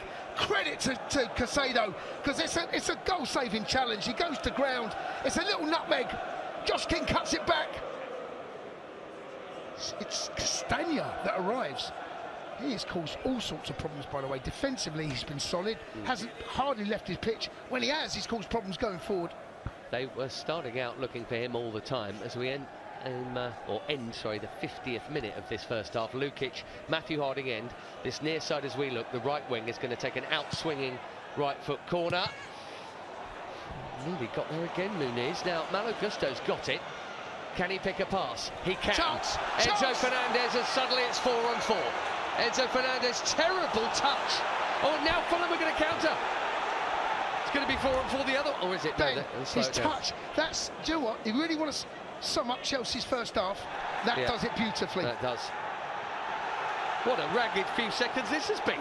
Suddenly João Pedro has it. Anderson comes munching in with a tackle come clearance. And now Sessegnon is running and he's past Chalobah. Caicedo is there. What an absolute pig's ear of a few minutes this has been. Yes, it was for both teams as well, Ben. And that touch from Enzo out of his feet. Oh my God, it looked like a 4v3 that we had in our favour. The touch is so heavy. He eventually gets there, but just toes it to no one because he can't get any control of the ball. Now, Marco Silva is patrolling in his technical area.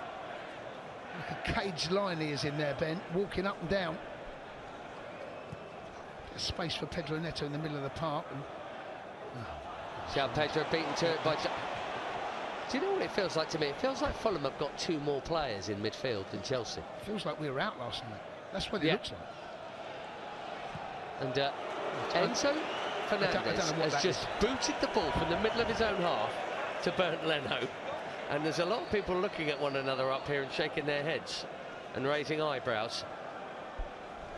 And a fair few fans around us are actually going for some refreshment rather than watching the last couple of minutes of this first half. And usually I'd berate them for that, but actually it's a little bit painful, this. Chalobah in with a good challenge. That's better. Caicedo zips it. Steval, right corner of the box. He's got the beating of Bassi again, but covering round. What excellent double teaming from Sessegnon. Brilliant. That's how it works, double teaming. That's the benefit of having a wing back, Ben. The centre half comes out that left hand side, and then you get your wing back to cover. On the charge, we've still got a minute left of added time here. We're into the 53rd and final as Pedro Neto gets near the edge of the box. Oh, and he's dribbled beautifully there, but there's so much traffic in white in front of him. Now Chalobah, go on, hit it, Trev. He does. Okay, don't hit it. He's hit Bobby Tambling in the face. And the hoarding divider between shed lower and upper there. Taking a deflection, Ben. Bobby Tambling. It's taking a deflection. Oh, did it? Yeah. So it did. It's a corner. And it'll be the last act of this first half. And this could be a magnificent burglary. I mean, it won't fully do it, but this would rival Liverpool the other night at St James's Park for a burglary. Hang on. Now, some grappling with Fulham at corners. Jostling in the box. Lukic down. Tosin being summoned over, and so too Sasa Lukic.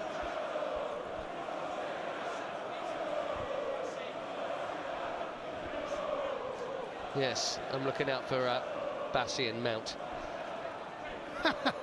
Yes. Well, Bassi is on the edge of his 6-yard box. João Pedro is just behind him. It's going to be Pedro Neto, far side, left boot corner. I wonder if he'll look for Marc Cucurella near post.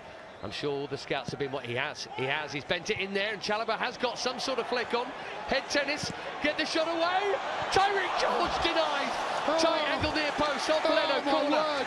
Chaos inside that 6-yard box. Chelsea's best chance. There is Chelsea's best chance, but it forces Tyreek George. But Leno that does enough to his near post to stick out one of those long legs. Goes by for another corner. Can we somehow nick this first half? What a burglary that would have been. We played 54. Headed in, I don't believe it. Corner chance has been a robbery. João Pedro is the burglar in chief.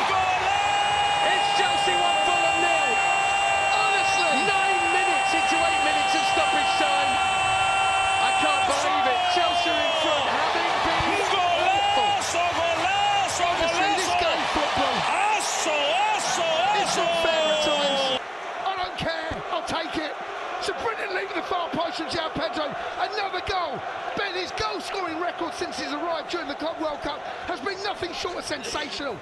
It's a ball that's gone in towards that far post, and he's leapt. He's the only one that leaps, guides it towards that far post. Cannot believe that we're going in at half-time 1-0 up. We have been second best by some distance, but we're going in 1-0 up. I also can't believe the half's still going. We haven't had any stoppages during stoppage time. But it was such a simple goal. It is. Enzo's got his corner right. João Pedro's nodded in another one.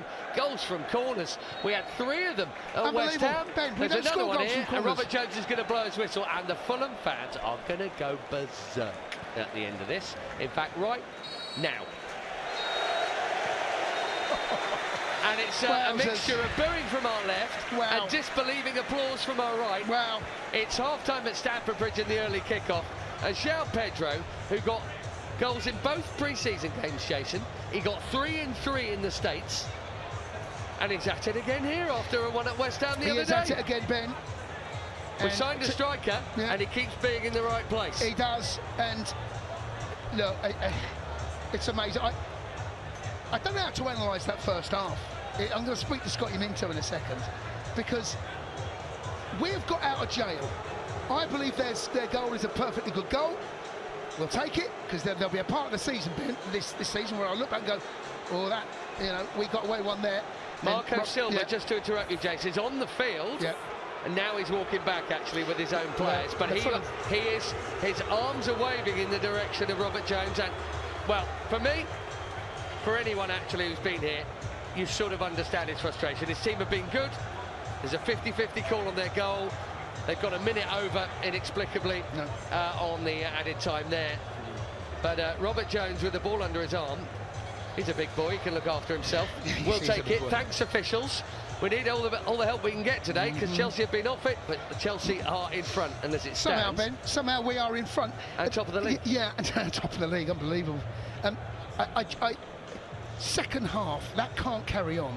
Something has to change. Something has got to be better, everyone.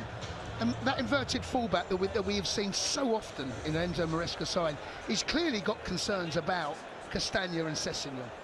And they have caused us problems. There is no doubt about that in the shape that we are. I'll be interested to see if he decides to invert one of those. And also trying to get our players that have influence on the ball. We were talking before about no Cole Palmer, no Partey. Maybe I spoke too soon, because there is no creativity. You have to give Fulham credit for the way they're set up, the shape of the team. Everyone is doing their job better than his counterpart at the moment. But maybe they've had their 45 minutes, Ben. And for sure. We cannot be that bad second half, surely. For sure. Well, Fulham have come from behind in both Premier League games this season, from 1-0 down to draw 1-1 at full time. They will hope to do that. Chelsea will hope to improve and see it through. And I'm going to leave you in the company of Jason Cundy and our good friend Scott Minto. Yeah. So that second half, the first half performance has to be improved. I can't help, this is just naturally that players will be off it.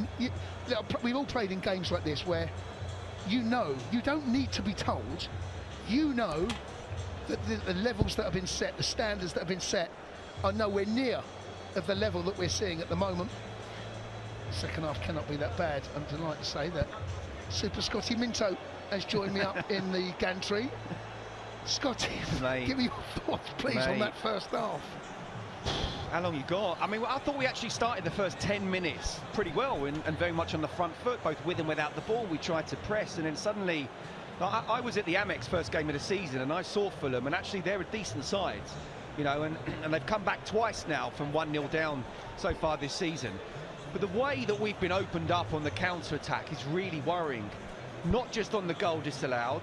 I think we all looked at each other and thought... It's not a foul, is it? It's not a foul. No, it's not a foul. It's a great bit of skill where Trev's foot has ended up being there. And yes, it's painful. Yes, there's connection. Sport, Scott. It's a contact sport.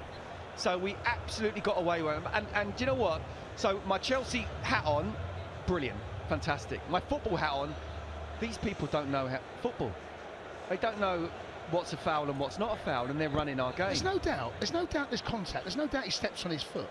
But there's not enough in that. There's no.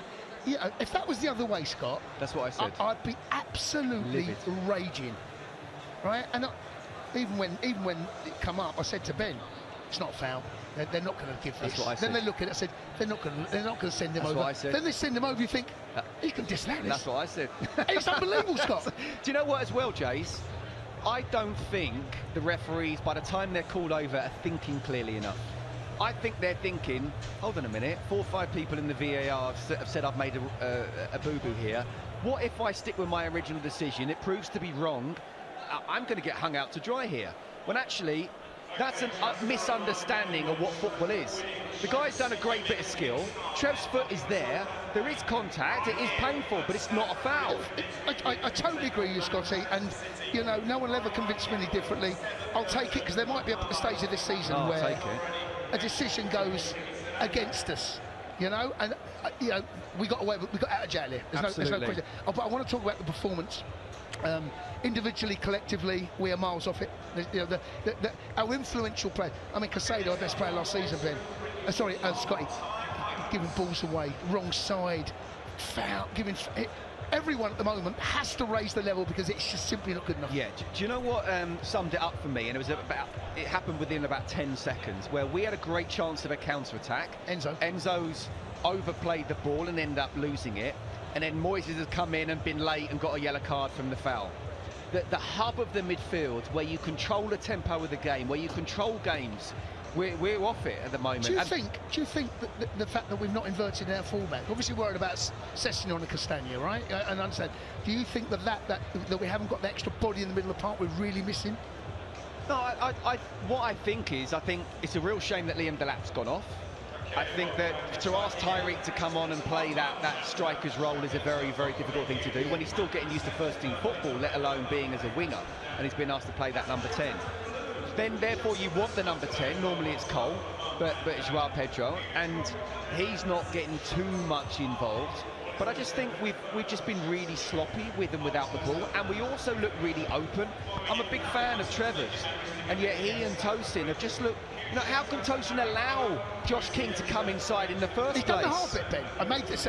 He's got to get himself there. That big long. Once he's got there and he's stopped the shot, don't let him come inside. Absolutely, absolutely. But by the moment you let him come inside. 1, he's on his best foot. 2, he's opened up the goal. So it's a brilliant finish, by the way. It's a brilliant finish, but don't allow him. Keep shoveling him down on the outside. Correct. So that shouldn't have happened in the first place, but we absolutely got away with that one. Do you know what? Last week we were brilliant on set pieces. What's happened today? We got the goal from the set piece. We don't score on set pieces, but we can't rely on that. I've already said about how Fulham have come back twice already from 1-0 down to get a draw. Yeah. And going into the international break, I think the Palace game was always going to be pretty difficult. First game of the season. They still had Eze in their side, you know, and they're a very well-organised side. We're a little bit undercooked and not quite ready with only 2 pre-season games, but it wasn't a bad result. Last week was brilliant. If we can go into this particular international game, you know, with another victory, then I think it'll be absolutely superb. So fingers crossed we can do that. But at this moment in time, there is absolutely no guarantees whatsoever that we're going to come away with all 3 points.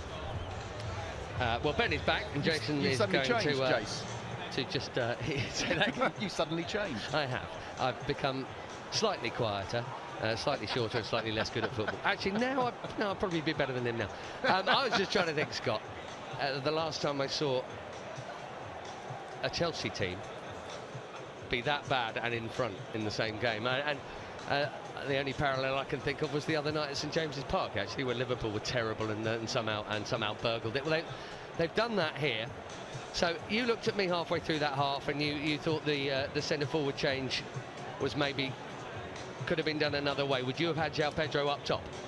Yes. And shifted people around a bit. Yeah, and you actually you gave me a great answer, is that I think that Enzo Maresca probably wants to keep as much of the 11 as he possibly can, i.e. the 10, as to how they've trained with it. But for me, I just think it's a big job for Tyreek to come in. I think he's done really well when he's played first-team football, but he's still getting used to first-team football, and that's Premier League football. That's Premier League football for Chelsea.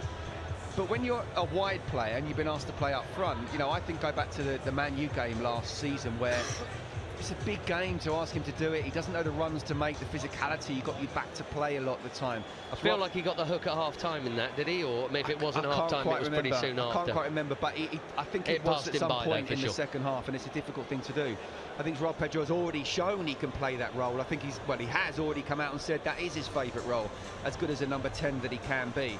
But yeah, maybe it would have meant, you know, moving people across, but it's such a pivotal role, Ben, it really is, to not just hold the ball up, but know when to try and stretch the game.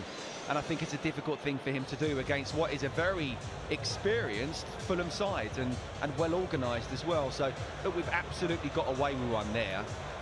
I do worry if we don't keep the ball better and our midfield isn't better as well, that Fulham will come into it, because they've already shown this season they will come back. Yeah, both games, right? Absolutely. They've been behind, both games they've come back to draw.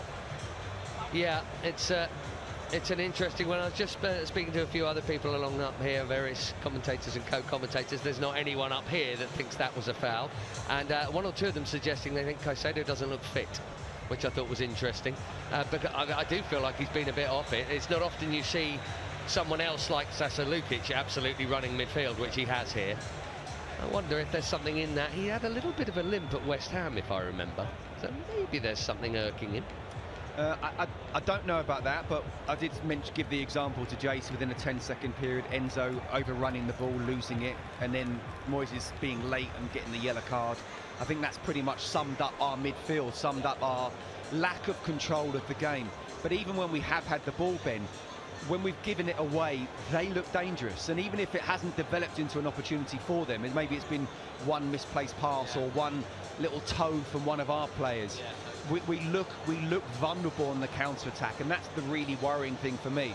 Look, I hope that one will be enough. I said at the start of the game on Chelsea TV that with Fulham, because they do come back, they stay in the game, we might well need 2 goals.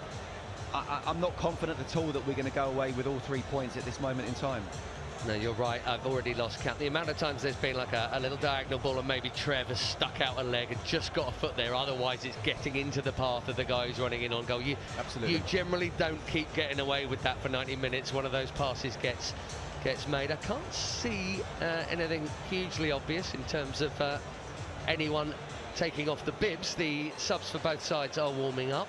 We've seen Garnacho in the crowd today. He's obviously not on the bench yet. It's not even official yet, I don't think, unless that's happened during the course of the game. Just before you go, Scott, a thought on him and that potential if Alejandro Garnacho does indeed come, as it seems is going to be happening. Yeah, look, that's a left side thing, probably, and then Neto is Gittins. Yes, well, I personally think, although we've got a lot of numbers, I think if quality of strength in depth, I think he will definitely add to it, to the point where not only do I think he can be a really good squad player, but I also think he can be a really good first-team player.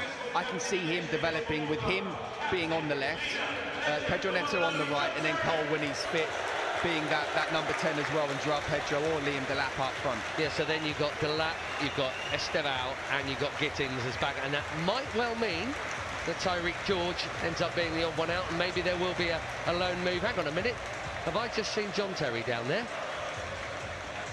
He is. John Terry is on the big screens. He played a few times here.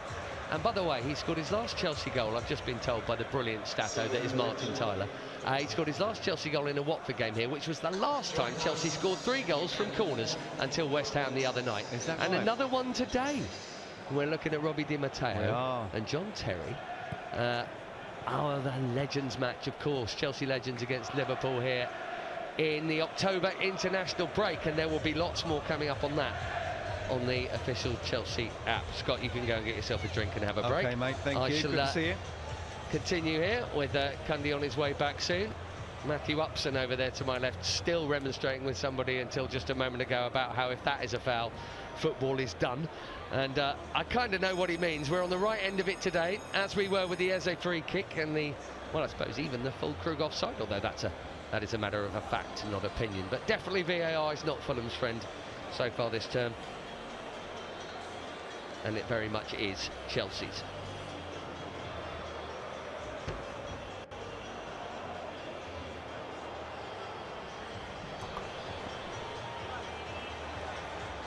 So the Chelsea bench has Isugo, Gittins, Santos, Young Hatto, Reece James, Fofana, Josh Acheampong and Tyreek George. So from an attacking perspective, we've already had Tyreek George on. So I suppose the only other attacking player, if he did want to change it personnel-wise, and I'm not suggesting he should, it's more actually about the approach than the people doing it, would be Gittins, but blue is the colour is playing. João Pedro, the match winner in waiting, is in the mouth of the tunnel.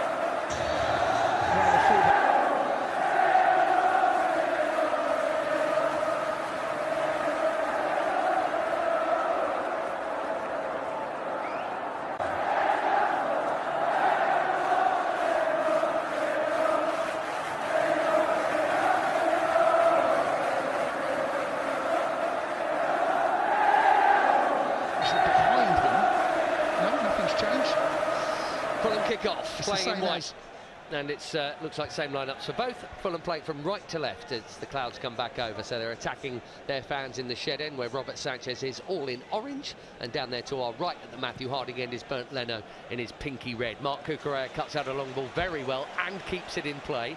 Neto still on that far left side. Enzo Fernandez comes in. Enzo Fernandez has just been doing a bit of the old Peter Kay, John Smith today, hasn't he? Just sort of have it. He's just been absolutely larraping it. I don't really want to mention individual names because it's unfair. Because as I said, individually, collectively, we've been second best. But you know, his game today has been close. As they all, Caicedo apparently has only trained once this week. Right, well, that's clearly it. Martin Tyler was just saying to me he doesn't think Caicedo's fit. And that was a concern pre-match. So obviously more well-informed than I. But I tell you what, I did find from all the other people around the gantry, there's not a person up here who thought that should have been a foul. No. And everyone's saying, why doesn't he have the you-know-whats to stick with it?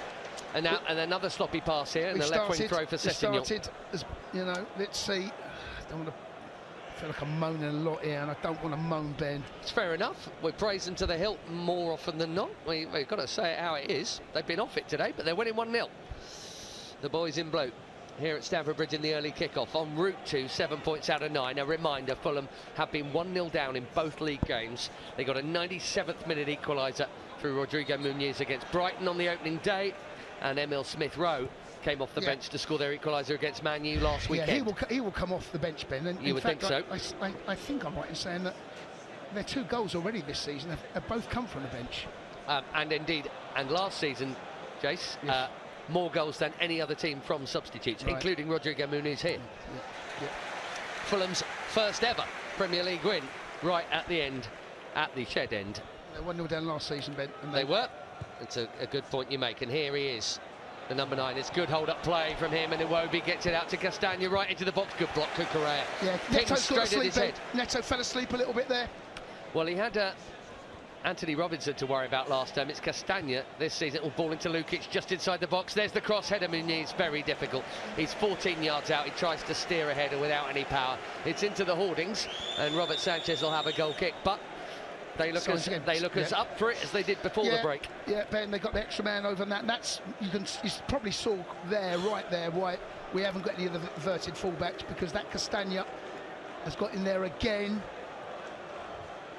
Pedro Neto just momentarily not doing defensively his job. And I don't quite know what's happened here, but Tosin, he's had to play it into Sanchez, and he's gone long. I don't know what Tyreek George is meant to do with that round his ears. Yeah, I mean, he is not a big physical Liam Delap number 9 type of forward. If he does play up front, he likes to dance in off the left and smash it. And he's a dangerous young player.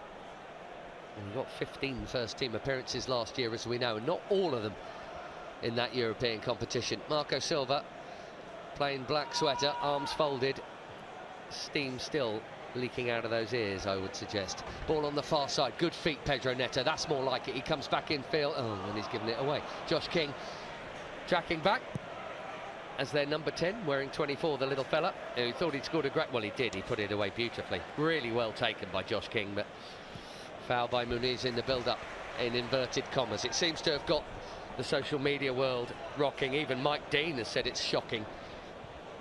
Normally referees stick up for one another. Can't defend the indefensible, Ben. Malo Gusto right underneath us on this near side. The Chelsea right gives it to Estevao.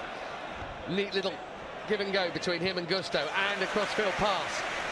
Neto, left-footed cross. It's well over Tyreek George. It's cleared by Sessegnon up towards halfway. Tell you what, I've been very impressed with Rodrigo Muniz today. He's got there in front of Trev that time, and Caicedo's just got there in front of him this time. Yeah, brilliant piece of defensive midfield play there from Caicedo. That's more him, and he hasn't really been doing that today, actually. It's nice.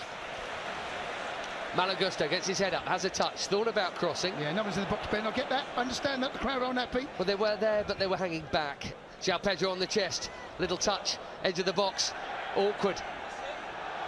Caicedo picks it up. Iwobi tries to tackle him and fails. Chalobah clips one in. It hits Sessegnon. Big shouts for handball here. Caicedo drills one. Wide of the far post. I don't know, they're going to look at it, Ben. No, there's no question about that. They're saying... How's he jumped with an... I tell you, if they get on the wrong end of this, Fulham, I think that'll be... well, he has jumped high. What's the Chalobah cross hit? It's hit the back of his arm. Oh, Ben, this could be I think this is going to be a penalty. Has it come off his knee, though, first? That is key. Did it hit the knee? No, it hasn't. I don't think it is. This could be handball. This could be handball. Oh, my goodness. This could be handball. I think this is going to be a penalty. Yeah. Chalobah's cross, he's jumped as he's turned, and he's raised his left arm round as he's jumped. They're going to call that an unnatural position. It is an unnatural position. I feel for him, but it's going to be a penalty, Ben. Remember, they send him over. You have to detach your limbs, remember, when jumping. So, and he didn't do that. No, this is going to be a chance for 2-0. This is Fulham. You thought 1-0 was a robbery, Jason. I don't know what they're looking at now. They're going to send him over, Ben. He's walking towards it. He's going over, and he is. And the Chelsea fans roar. Robert Jones is going to the screen again.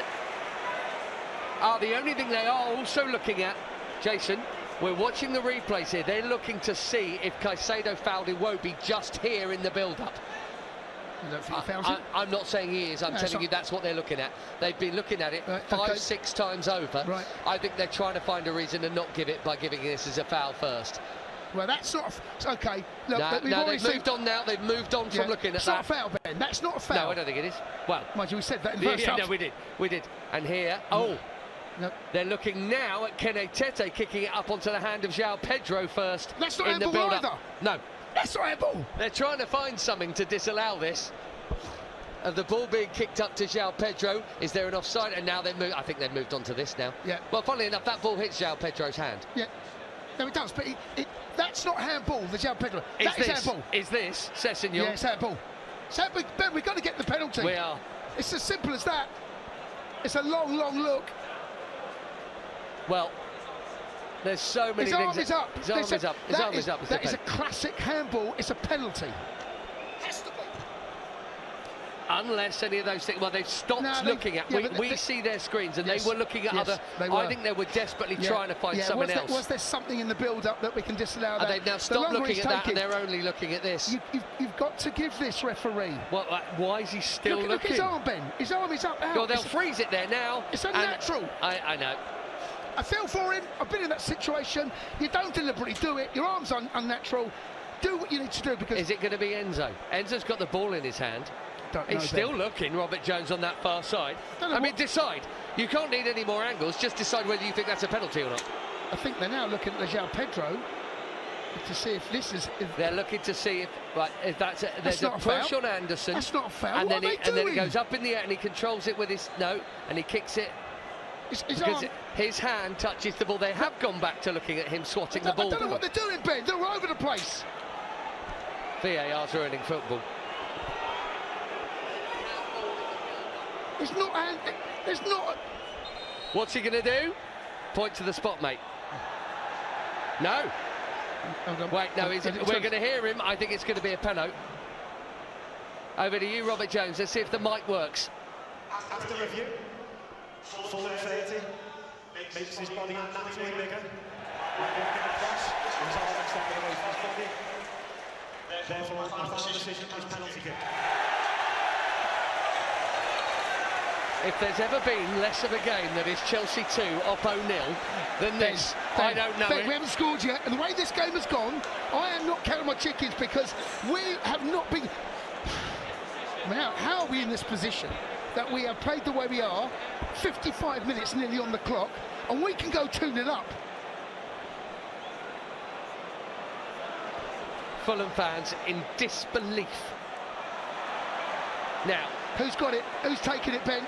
Well, Esteval is on the spot, but so is Enzo Fernandez, and he's got the ball in his hands. So, no Cole Palmer, obviously. I'd have thought your centre forward has it. I'd rather João Pedro over it. But anyway, who takes it? Well, no, as long as we score. The ball goes in. We'll probably have a 15-minute VAR check to see if Bernd Leno's foot came off its line. Ryan Sessegnon backs up to the edge of the camera box. Zoom in on João Pedro, but Enzo has got it. He's the captain.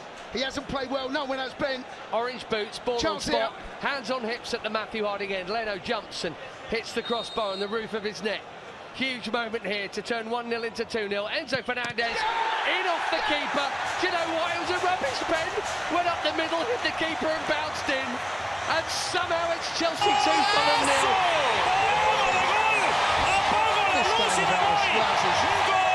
It is a penalty. And I feel hard done by it, but it is a penalty.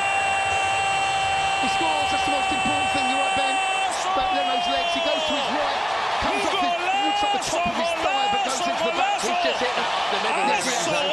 Quite hard. I think he's trying to place there. Hit the target, please, just make sure you hit the target. Well, they're showing us the replay again. I see why that pen is given. I see why that handball is given. Oh, Ben, you can't argue with that.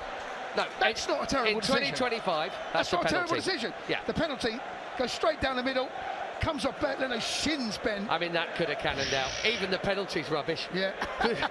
We're 2-0 up. Oh, just seeing it again. He's a lucky boy, Enzo. But take it, 2-0 up. Come on in, boys. Is this going to break Fulham's spirit? Because they've been good today, really good. Well, I mean, how much will that... What's the clock, sir? 56, but that must have been 5 minutes. Yes, it was a long I mean, check. They looked at 3 different things for about 5 minutes there. Anderson clips it up. The Chelsea fans sing. Chelsea wins a good header. Esteban Willian through the middle, trying to poke it through it. No. So, Tyreek George could have been on that. It's a shame about the pass from the young Brazilian. Here is King, who thought he'd put his side 1-0 up earlier. 3-goal swing from that to now. Back with Calvin Bassey. Chelsea well on course now for 7 points out of 9, but there's still 40 minutes plus of this game to go. Yes, there's still a long way in this game to go. And I've seen enough football. It's a terrible touch. Well, it's your favourite dangerous scoreline, isn't it, Jason? You know, everyone thinks the game is safe at 2-0, and the truth is it's simply not. No. I mean, they could score 30 seconds from now, and then suddenly it's completely different. João Pedro has Pedro Neto out to his right. Enzo Fernandez. I'd like to keep the ball now, Ben. Yeah, why not? Actually, we haven't done enough in for their that. half. Yeah. I mean, this has not happened at all in this game.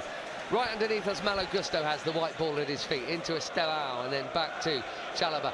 Raul Jimenez is going to come on, and Harry Wilson for them. Well, I mean, they haven't done a lot wrong, to be fair, any of the Fulham players out there, but I find it that coaches always feel they must make changes when they aren't winning. But actually, what if your team's been good? You just happen to have conceded 2 goals. They have been. By the way, Ben, we're picking up a lot of those little second balls now. Do you know that? We're just a little bit sharper, it feels. I'm looking for crumbs of comfort here. João Pedro has it in the middle of the Fulham half. He's got Estevao to his right, and that's where the pass goes. He's in the box. Can he work room for the shot? He can. And he tries to wrong foot Bernd Leno down at his near post, and Leno gets down there sharply. As soon as he cuts inside, he has a beautiful first touch with the sole of his foot, and he rolls it into his path. Bassey can't get too tight. He has a little nibble, does enough just to maybe put him off so he can't get a clean strike. Goes down to Bernd Leno's left-hand side. Bernd Leno in the end wasn't enough pace on the shot to cause any problems. But he's shown real flashes again, Ben, hasn't he? Estevao. what the boy has got under the bonnet. The Wobie out to Castagna, and now it's them miscontrolling passes. Yeah, I said earlier, I used the phrase break their spirit. They must be so disheartened, they're playing so well. They'll probably feel cheated and robbed, and to find themselves on the end of a 2-0 defeat at the moment. Well, how gung-ho? Well, he's taken off Rodrigo Muniz. I have to say, I think he has been superb. And straight swap up top for them in that regard. Raul Jimenez, wearing number 7, scored in midweek in the Carabao Cup. And they're showing us the replay again of the clearance that went up onto João Pedro's hand. Marco Silva just laughing in disbelief. And Harry Wilson has come on for Timothy Castagna. Well, he's been good as well, Castagna, yeah. Ben.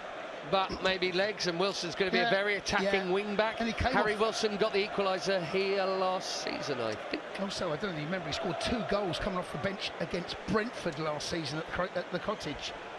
So, and he's surprised, Ben, that we've not seen Emil Smith Rowe, if I'm honest, because he... Well, I guess he'd be playing in the Josh King role, right? Josh King's played really well in there. He's played really well, Ben. He's come back, he's had good touches, he's nicked in and stolen balls as well. It's not just been attacking, in a defensive way he's played well. I guess that's Smith Rowe's position, right?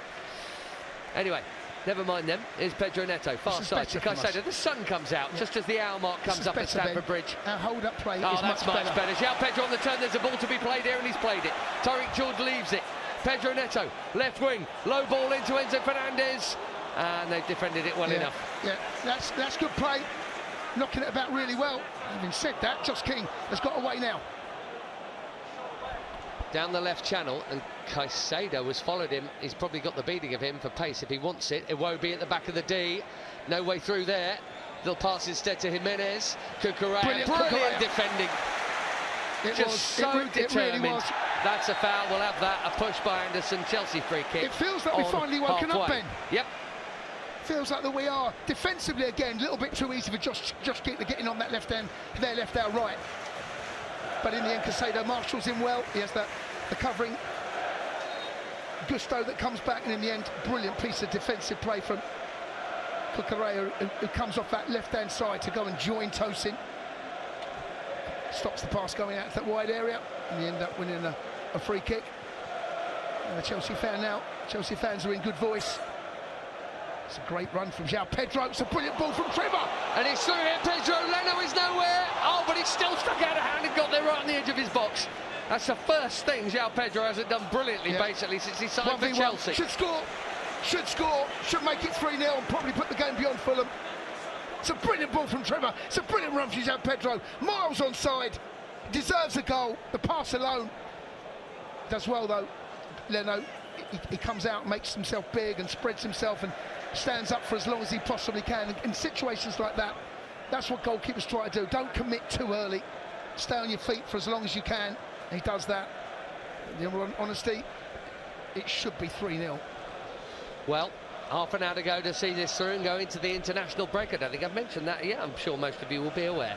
We're back with a London derby. Yeah, haven't left London, Ben, yet. Brentford away 2 Saturdays from now. And of course, then the small matter of the champions. Yes, she's back. What a beauty. Can we just talk about that Barcelona game, Ben, as well? Wow. That is... yummy, yummy. Isn't it just? It's a brilliant ball. That's a foul, referee. Not given, as Calvin Bassey gives it back to Leno. Caicedo was the Chelsea player down, but the foul not given.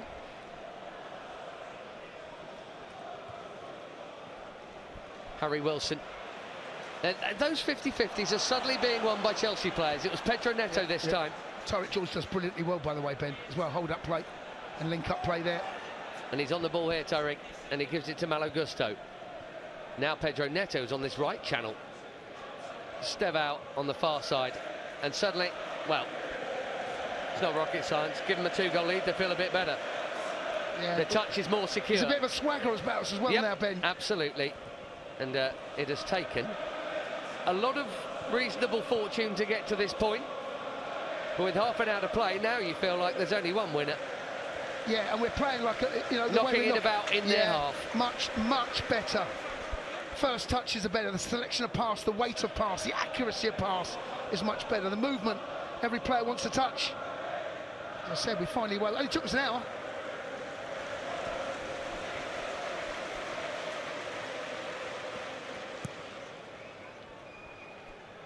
Look at João Pedro, Ben, his movement, he's causing all sorts of problems.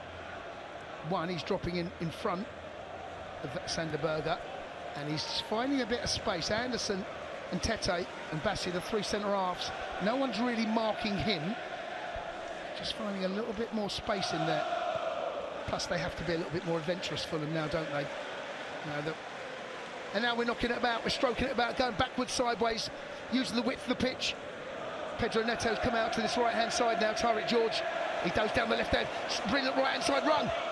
Little cut back for Gusto. Estevao, João Pedro back at the back of the box. Ricochet shot bobbles through to Bernardo. Chances are coming now. We're looking far more dangerous in open play than we have for the whole of this game so far. Just looking to see where Pedro Neto has gone back to that left-hand side. Estevao has come back out to the right, and it's as we were. Tyrick George down the middle, in behind. Sorry, in front of João Pedro. Haven't even mentioned the Champions League till an hour in. How about that? There's been so much going on here, not all of it good. I don't know if anyone spotted this, but the final home game of the league phase, which is January, is at home to Paphos, the debutants, the Cypriot champions. And do you know who they've signed? He's great fun, he's got curly hair, and he played centre-half here twice. No, I don't know who's this. Ryan Sessegnon going for a dribble, easily dealt with by Chalobah, and now Caicedo in the middle of the Chelsea half. That's and nice. Here is Estevao. Nice. Running down the right, although actually this one he's taking very gently, like he's trying to take the step. Oh, now he's going to go it back. Oh, go on the outside, you had him absolutely on toast. Well, he's come in field and he's lost the ball, but then it's come back to Enzo Fernandez. Cucurella, I'm amazed he didn't take him on then. That tells me he might be a little bit tired, because that was there was a ton of space. Neto's cross, João Pedro slides in, having run from deep, doesn't quite make contact. He's sat on his bum in the sunshine in the 6-yard box. It's behind for a goal kick. He's had a good second half, João Pedro, Ben. And Anthony Robinson, who we saw a lot of here last year, is coming on for Fulham. And just inches away from that. Yeah, he was close, stuck everything out that he could legally, and I think, yes, Enzo Maresca has, yes, he's just called over Jamie Gittins, and he's going through a bit of a chat, so that one's happening. Maybe we'll see Estevao come off, Ben. You made the point there, perhaps a little laboured in taking Bassi on. I'm amazed he didn't. Put Neto on the right, Gittins out on the left. Not just Robinson for them, Jace, but you mentioned him a minute ago. Emil Smith-Rowe is coming on for Josh King, so that's straight swap in that number 10 position. But unlike against Man U, the former Gooner is coming on 2-0 down, not 1-0 down. So he's made 4 changes now, Marco Silva. Robinson on the left for Sessegnon, and Emil Smith-Rowe in the number 10 for King. And then the applause for Estevao William, for Jamie Gittins. Yeah, the crowd like what they see. There's been flashes of what little talent genius has got. He will develop into a fine player, no question about that. The bums off seats merchant, probably the best we've seen. In fact, there's no doubt about it since Hazard left. Gittins, as I suggested, goes out to the left-hand side. Pedro Neto out to the right. Tyrick George will stay in his central role. João Pedro just tucked in behind. Well done, young man. Making a lot of friends around here at the moment. Yeah, he's become pretty popular pretty quickly. You never know. That doesn't always translate. Just to, you know, be devil's advocate here. I remember when we signed Saul, and you said a month in, and you weren't the only one, this could be the best bit of business that's ever been done, because we paid something like a £3 million loan fee, and he looked great. And then he disappeared off the face of the earth. Yes. And he's not the only one for this club or indeed any other. But I don't think somehow Estevao William's going to be that kid. But anyway, ball up to Malo Gusto. We couldn't quite control it in the centre circle. Tough skill, that tough touch, that one. It's a ball that's been whipped into him. And sprinting on the stretch. Sprinting onto the stretch. Well described, Ben. And his touch, it couldn't quite bring it under his spell. However, now Fulham are giving the ball away in a sloppily. I think Chelsea that penalty has absolutely broken their hearts, that penalty, hasn't it? I mean, they're human beings as well as professionals, and they're thinking, well, this is look at the swagger. This is not our day. Look at this from us. Knocking it about. The Olays will come out in a minute. Everyone wants to touch. Everyone wants to touch the ball. And no one could control it in the first half. If you didn't If you weren't with us, folks, on the official Chelsea app in the first half, brilliant. Well done you. Whatever you were doing, it was better than watching Chelsea. And in the 10th minute of first half stoppage time, which probably shouldn't have happened at all, João Pedro nodded in a corner. The 4th goal from a corner in a few days. And then an early second half penalty for a handball. Brilliant turret, George. Now, Marc Cucurella thought about shooting then. 1 or 2 fans did actually ask him to do so. I'm glad he didn't, if I'm honest. And all of that after a seriously dodgy goal chalked off for Fulham. Bit of space for Gittins out on the left-hand side. I want to see some of him, because I don't feel like I have. No, we haven't, Ben. I haven't really seen, as in, I feel like I've had, in similar minutes, a good glimpse of what Esteval's got under the bonnet. Yeah, I feel like I haven't, in the same amount of minutes. I don't know that about Gittins yet. They've got to sleep, Ben. So have I. Malo Gusto. Oh, what a clever pass. That was back for Cucurella. I think would have been offside. It didn't quite get through.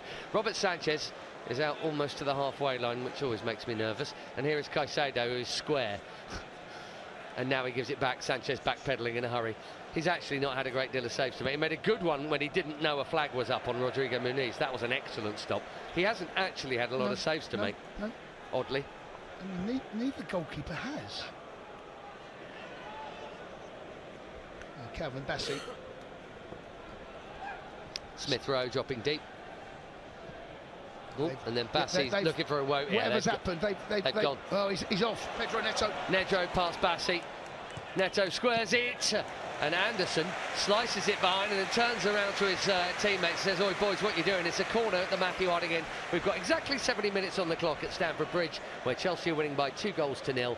A corner away to our right is coming, and the left boot of Pedro Neto is going to take it. So it'll be an in-swinger from the near side as we look. Well, he's come short again, Cucurella, and that's, of course, where the goal was scored. Is he going to stay, or is he going to go to that near post? He's gone to that near post. Does he turn and just flick it? He's in front again.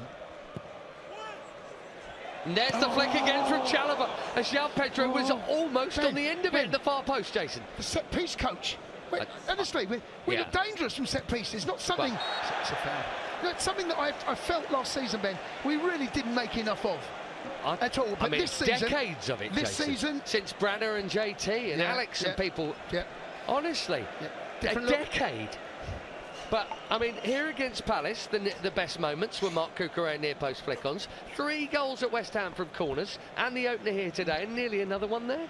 Yep, better. You would think Oppo scouts are seeing this. Well, yes, that near post.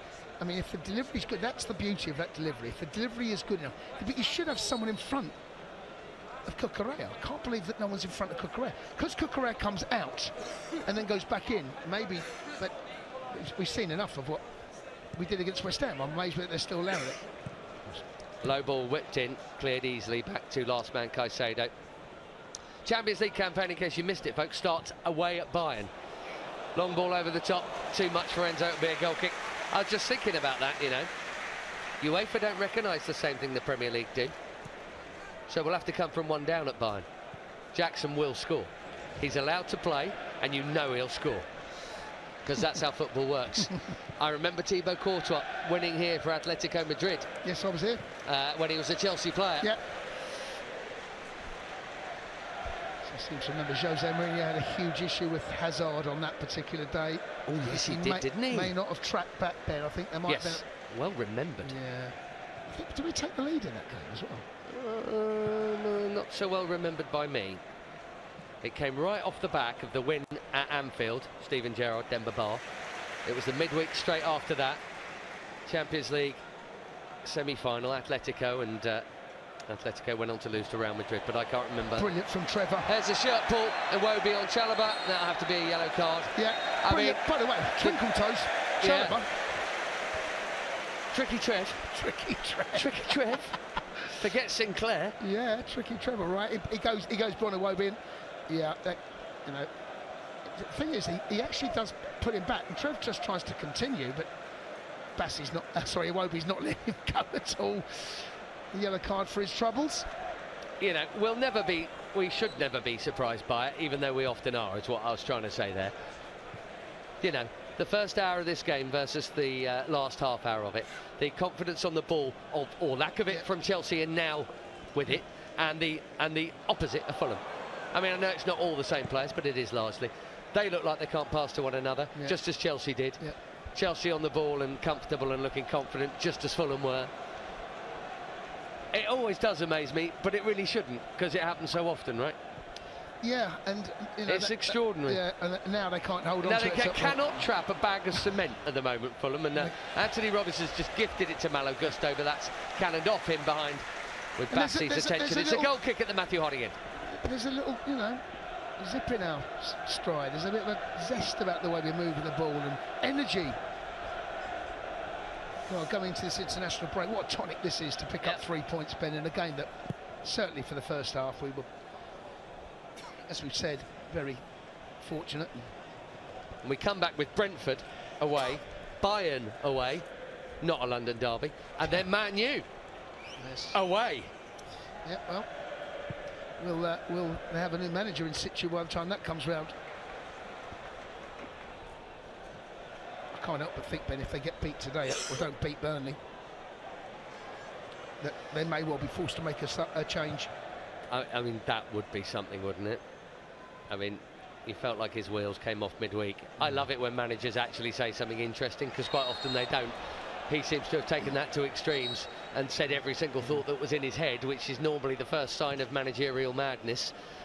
But anyway, that's them. And let's hope he is still there for the 20th of September, the late Saturday evening kickoff that will be. But before that, Bayern on match day 1 away, Harry Kane, Nicolas Jackson, and Brentford away before that with Andrews in charge now of Fulham, of course. Robinson getting forward down the left, tackled by Malo Gusto. The Fulham fans raise themselves to applaud a corner. I don't know how much they feel they're still in it, but I tell you what, they knocked this one in on 75. Ben, it's game on, and we'll see the game go like that again, won't we? Yes, we will. And this is a game that Fulham have been hugely competitive, really played well. Goals change games. They change the attitude of fans, the attitude of players, the feeling as a player. Goal now, with 15 to go, would certainly swing the game completely around. Got to make sure we don't give any cheap goals away, set pieces, every Chelsea player back in the box. It's Lukic with the corner. Defended, headed all the way back to Anthony Robinson, last man back. Iwobi across the field to Smith Rowe, right channel, on the diagonal, about 50 yards from goal, maybe 30 odd now. Back with Smith Rowe, he doesn't want to put it in. Centrally again, Robinson. Yeah, a lot of players still up in the box from the original corner. They are all still in there now. The cross comes in. Decent ball, actually. They're asking for handball, but not much from Jimenez there. And Pedro Neto now, his former Wolves colleague, on the break. Oh, Iwobi's tackled him. His touch was out of his feet too much as well. And now Fulham come again. They're out of position, though. They had their wrong men in the wrong places there. Jimenez did not want it down the left flank, so they've gone the other way. Chance for a breakaway, Ben. Yeah, there was. Lukic in the middle of the Chelsea half. And every Chelsea player knows. Someone's being frantically waved back. I think, Reece James and maybe even Andre Santos, actually. Yeah, I wonder whether Casado may well have... We got a little break, didn't he, at West Ham, and he didn't, as you say, didn't train much this week. He's giving the ball away there. He's on the stretch, and Cucurella's out of position, and there's a chance down the right-hand side. Cucurella's done enough. Getting back like a good one. Well done him, and he's given away the free kick. I guess he'll take that. It's actually come from an earlier. Benny gave with 2 free kicks. Yeah. Pick which one you want. Pick your foul. Yeah. Rob Jones there has made sure that he's brought the play back. I don't know why he's not given the free kick where the last foul was, actually, funnily enough. He's chosen the first one. Yes, even though he's pointed to where... handball here, Ben. What was Raul Jimenez? His arm's by his side. It hits his arm, no question, but it's down by his side in a natural position. Malo Gusto. I think it comes from his head, actually. I'm actually not even sure if it has hit his arm. I don't think it does hit his arm. Anyway, we know VAR is Chelsea's friend today, so it doesn't matter. Just looking down, I mean, well, Caicedo hasn't quite looked like himself. He has been carded, and he hasn't trained much this week. With a 2-0 lead, why not put the extra legs of Andre Santos, who has been more than capable in there for the last 15, and well, the booking, 20. Of course. You may well have mentioned that, but that's another factor. You're right. Sasa Lukic here is the right-footed option. Every Chelsea player on the edge of the box. Sanchez on the edge of his 6-yard. Lukic curls it in. Tosin heads it out. Even if they are to lose, Fulham will feel they deserve a goal here today. Be hard-pressed to argue that they didn't for their first 50-odd minutes. But Kenny Tete on the far side is... Marc Cucurella, such a combative, he's such a warrior spirit, he really is. Absolute pain in the bum to play against, I'd imagine, and a player you would want in your team every day of the week. Going into battle, who do you want in your team? In the current Premier League, I'd be picking him. He's become a bit of a leader out there, and that's something he really has. This squad, you know, it's being so young, they're few and far between, actually. Deep cross from Harry Wilson, all the way over to Robinson on this near side, who knocks it down into the box, and Jimenez couldn't quite control it. Maybe Pedro Neto on the break, although he's surrounded by White. Berger, has he won it?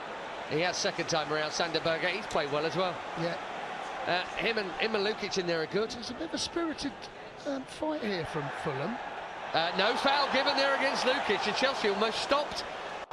And a ball forward for Tyreek George. He's got no hope of getting onto. No, he hasn't. Then that's good starting position from Bert Leno, actually, Ben. Yeah. You know, the pass itself wasn't a bad pass, but because Bert Leno's on the edge of his box, or certainly outside it, he swept up. There's 10 to go, and it's just a little. Yeah, there's a little bit of a fight here, isn't there? Yeah. We just make sure we now need to do the basics well, Ben. Yeah, Harry Wilson making a run in behind, and he couldn't quite control a very difficult pass. I was just thinking, watching Berger and Lukic there, as Reece James and indeed Andre Santos are going to come on, so we're talking about midfielders here. I remember doing a Fulham game with you a couple of years ago, and you said to me, Harrison Reed, Andreas Pereira and João Paulinho are a brilliant midfield trio. None of them here, obviously some have left. They've got two others in there now. And proof what we were saying earlier about Enzo Maresca with Marco Silva. He's a good coach. Yeah. Right, OK, you change the personnel, they'll still be good. Yeah, it's true. It's true. Well, Paulinho, of course, was proved to be a brilliant midfielder and went to Bayern. I don't know why it didn't really work out. Goretzka, of course, still there. There are one or two other players that could get it. Yeah, you know. Joshua Kimmich and all that. Yeah, but that's right. But he's gone back to Spurs, and from what I've seen so far. Anyway, those subs have been made, Benjamin. And it's not Caicedo who comes off. It's Malo Gusto who comes off, and Pedro Neto. So Reece James is going to right back, and Andre Santos is actually, I think, playing as the 10. Well, is Gusto playing right-hand side? Oh, hang wide? On. Did I just say Gusto had come off? Pedro Neto's come off. Pedro Neto. Gusto playing wide right, attack, and Andre Santos is playing ahead of Enzo and Caicedo. Ball out play on the far side. Fulham right back position. Throw in. 81 played at Stamford Bridge. So Reece has slotted in at right back. The other back three are the same. Gusto is now taking the place where Pedro Neto was. Tyreek George is out on that left-hand side. You've now got Santos in behind João Pedro. Good ball. Enzo Fernandez couldn't quite take it with him. Anderson boots it towards the halfway line. Caicedo nudges it to Reece James, who's on again as a sub here. I'd like to find out what that was about, actually. Gusto starting the last two and Reece coming off fit enough to play some part in both, having started the opening game of the season. That's interesting. Managing minutes, Ben, is something I think we've done really well with him. You know, there's... You look at Bukayo Saka at Arsenal. You know, they were 3-0 up the other day, and he ends up pulling a hamstring. Good looking ball into the box, well covered. Caicedo, he's still got it. No, you're right. And that famously, Arteta has done that with him a lot. Yeah. I remember Arsenal fans ringing up your shows and others moaning, saying, you know, there's been something like 7 games this season where we've been at least 2 goals ahead and he's played the 90 minutes. He played 90 and you minutes do wonder why. Cup game once last season. Unfathomable. So I think maybe there needs to be that, especially considered. with Reece. Indeed. Goodness me, given his record. I mean, he started 11 Premier League games last season. It's only just more than a quarter. If we can start 2/3, and even when fit, not start the others, he got the squad to cope with it. Final Fulham change here. Iwobi is going to come off. And, well, a player who burst onto the scene in England. I first saw him for Barcelona's youth team against Chelsea's youth team. Adama Traore has not fulfilled... I mean, he will fulfil any jacket you put on him, but he has not fulfilled the promise. I guess it's a double width Mudryk situation. Pace maketh not a footballer. Yes. You need more than just to be able to run faster than anyone else. Andre Santos three, he's got to be offside. Yeah, he is. João Pedro. Just going back to Torrio, I saw him first in a Villa shirt when he came to England. I remember speaking to Tommy Langley saying, do you know what, I wouldn't mind seeing him here. Went to Middlesbrough, I think, after that. Or was it the other way round? Either way round, it was Middlesbrough, Villa. No, it was that way, on loan, and then Wolves bought him, and he did have. He had a couple of years with Pedro Neto. The right manager, you know. Just wonder whether he's had a few. He has had a few, but I just wonder in the right team, the right manager, whether Nuno seemed to get the best out of him. Yes, he did. He's very much a sub for Fulham. He's very much not a starter. Chalobah scrapping away. He linked up with number 7, who's just come on. Raul Jimenez, yes. Absolutely, he had Neto. Oh, no! Cheap giveaway in Adama Traore's favour, and his touch is so bad. Oh, dear. Got away with another one there. Sanchez there, just chipping the ball into space, and we got a little bit sloppy all of a sudden. Anthony closing the ball down. And Jimenez giving the foul away there. Chalobah's the one who's so pleased for Trev, you know. You know, he's that goal he scored. We were all here, weren't we, for Crystal Palace in his opening, the first goal he scored with Chelsea, what it meant to him. And Premier League debut. What a mature young man he's turned into. He was the second youngest debutant goal scorer. This is the rubbish that fills my head. I'll come back to that in a minute. Andre Santos. Oh, that's cannon through. He can't be offside. João Pedro, I mean, with a shot that he bangs hard, but straight at Leno, pushes it out. The flag up, but he can't be offside there, Ben, because the ball has come off a Fulham player. Yeah. Unless I'll have to see it again, right? But that's the second time. I saw another one of those the other midweek, where the ball has ricocheted. What about when the initial pass is played? Well, that's what I need to look at, Ben. Yes. That's. We're not going to see it. We're not going to see it. It's going to turn out not. Yes. Quick quiz question. Second youngest Premier League debutant goal scorer, Trevor Chalobah for Chelsea in the Premier League years. If you can name me the youngest, I'll buy you a pint. Emil Smith Rowe down the left for Fulham here, just in front of Marco Silva and Enzo Maresca. It's back with Bassi on halfway.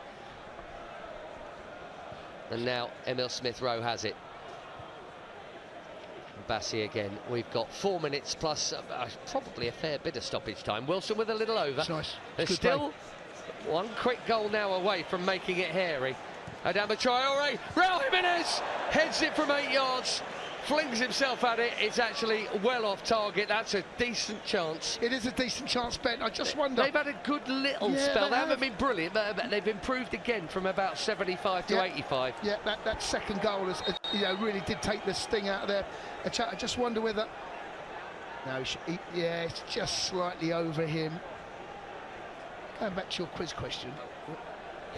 Yeah, you're never going to get it unless you know it. No, you're not going to go, oh, I know. It's not Italian, was it? No. Paul Hughes. Paul Hughes, right. Remember Paul Hughes? Yeah, well, I remember the name, yeah, of course. Yeah. Played a bit under Rudy. And he is Chelsea's youngest ever Premier League debutant goal scorer. I now forget the game. But Trev, second to him, having smashed that one in at Matthew Harding. And what a reversal of fortune for him at the club. You thought you'd never see him play again, and we were sad for that. And now he's absolutely one of the first names on the team sheet. And Reece James misses him out now and passes it to Tosin. I'm happy with these two as the back two right now. I don't know about you. Obviously, long-term absentee, totally Levi Colwill. Is that ball over the top? Badia Shield still out at the moment.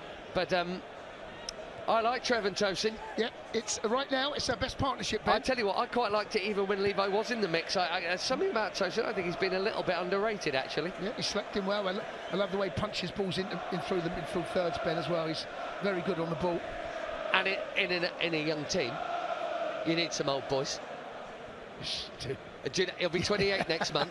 Do you know he's the oldest player here? Yes, he's the oldest player here. Well, he'll be 28 next month. Yeah, that's nuts. He was the oldest player last season, so no, we don't sign old players. That was Marcus Bettinelli, and he's left.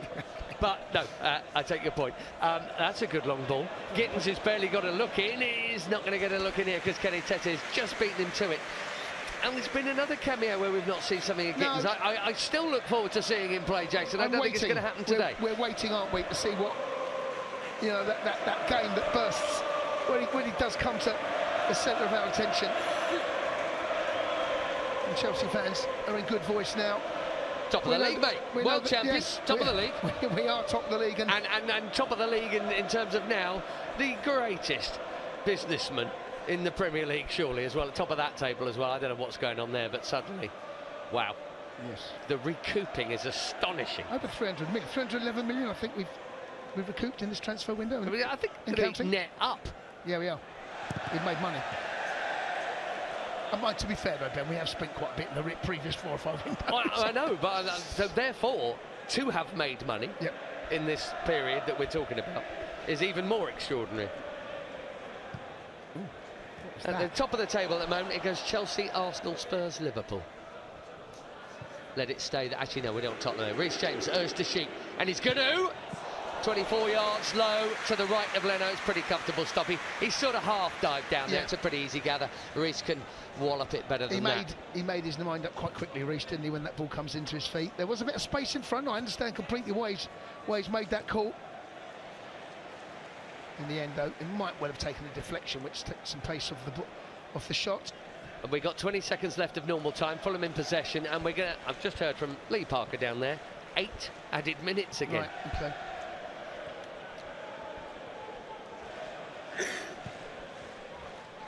It's commonplace now.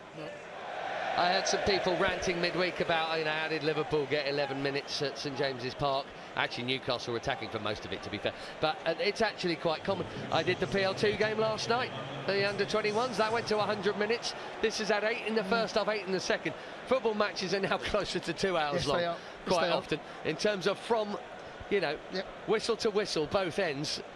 You're knocking on for 50-something minutes every half now, pretty much on average. It is commonplace. And people say, oh, we're 98 minutes. We had 8 on the first half as well, so it's 106. Just the fuck off. In fact, and that went to 108.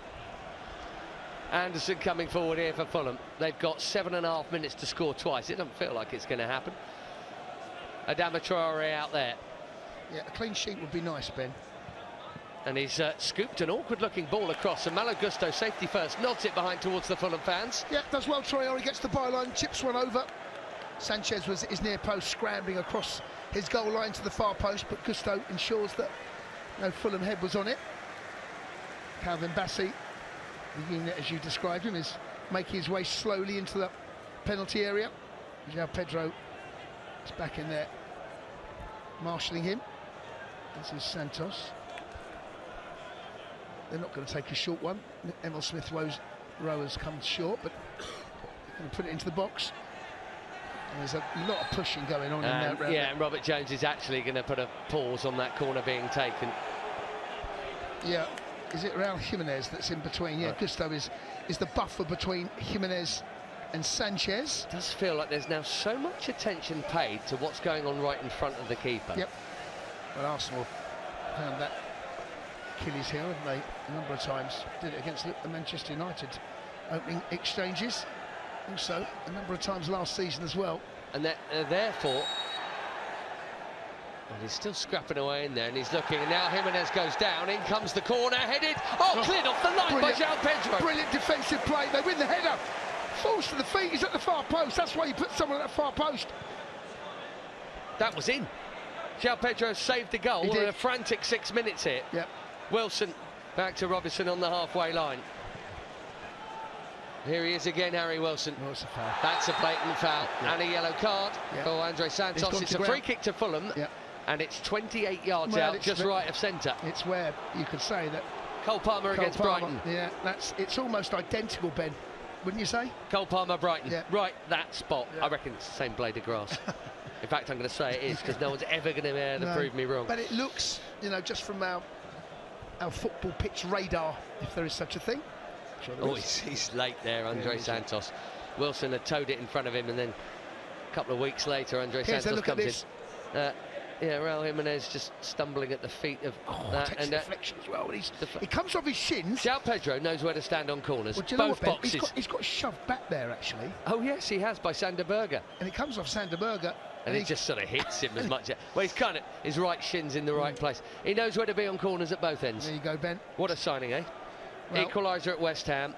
Opener here. Scored in both the matches here in pre-season. 3 in 3 in the States. And actually, he's not. Those would be good numbers for someone who was just a sniffer, you know, a Michael Owen. He's a footballer. Yeah. He can link it. What good signing already, and I don't believe he'll prove to be anything other than a really good one. He's not one of those. He's not a Sal Niguez who's going to fade. Right, Harry Wilson or Raul Jimenez here. I think Wilson takes this, Ben. You would think so. It favours the left footage up to the point we just made. Think so. Wilson is over it. Now, they're not supposed to be within a metre of the wall, and he's just marked that. They have got 2 Fulham players there just in front of the Chelsea wall, but a metre in front, apparently. But they won't be able to back into it. No, it's Raul Jimenez, and it's rubbish, and it's into the Fulham fans. Yeah, that was rubbish. We've got probably still 4 minutes to play at Stamford Bridge, and Chelsea with a goal kick away to our left, looking good for a clean sheet that beggars belief, and a win that, well, for a while was biggering belief, if anyone can say that, but job done.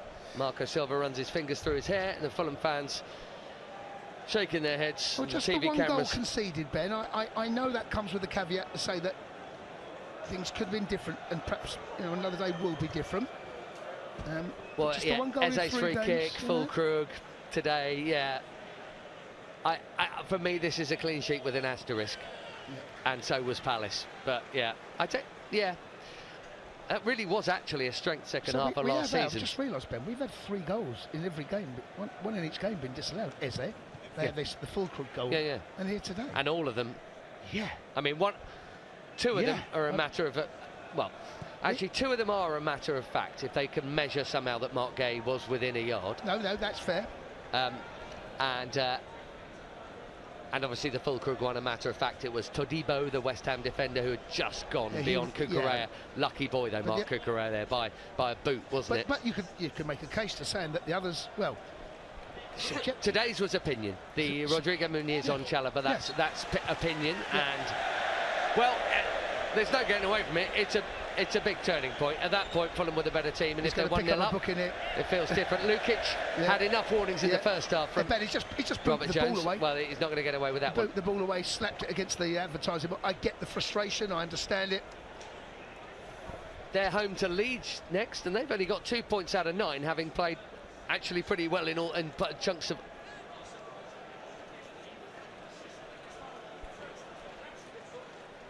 Leeds. Next. Yes, Leeds. Sorry, I meant Fulham. I've got 2 points out of 9, despite having played quite well in. Ben, I saw the game against Brighton. They deserved something out of that. Yeah, they did. I saw them against Man United. Man United played well for about 20 minutes in the first half. They might even nick it. Yeah, they might. Yeah. And today here, Fulham will be all right. They'll be okay. Oh, for sure. I think they're top half. I think they're a good side. They'll be okay. But the league table after 3 games going to the national break, it'll make pretty disappointing reading, but the truth is, have you seen all the games?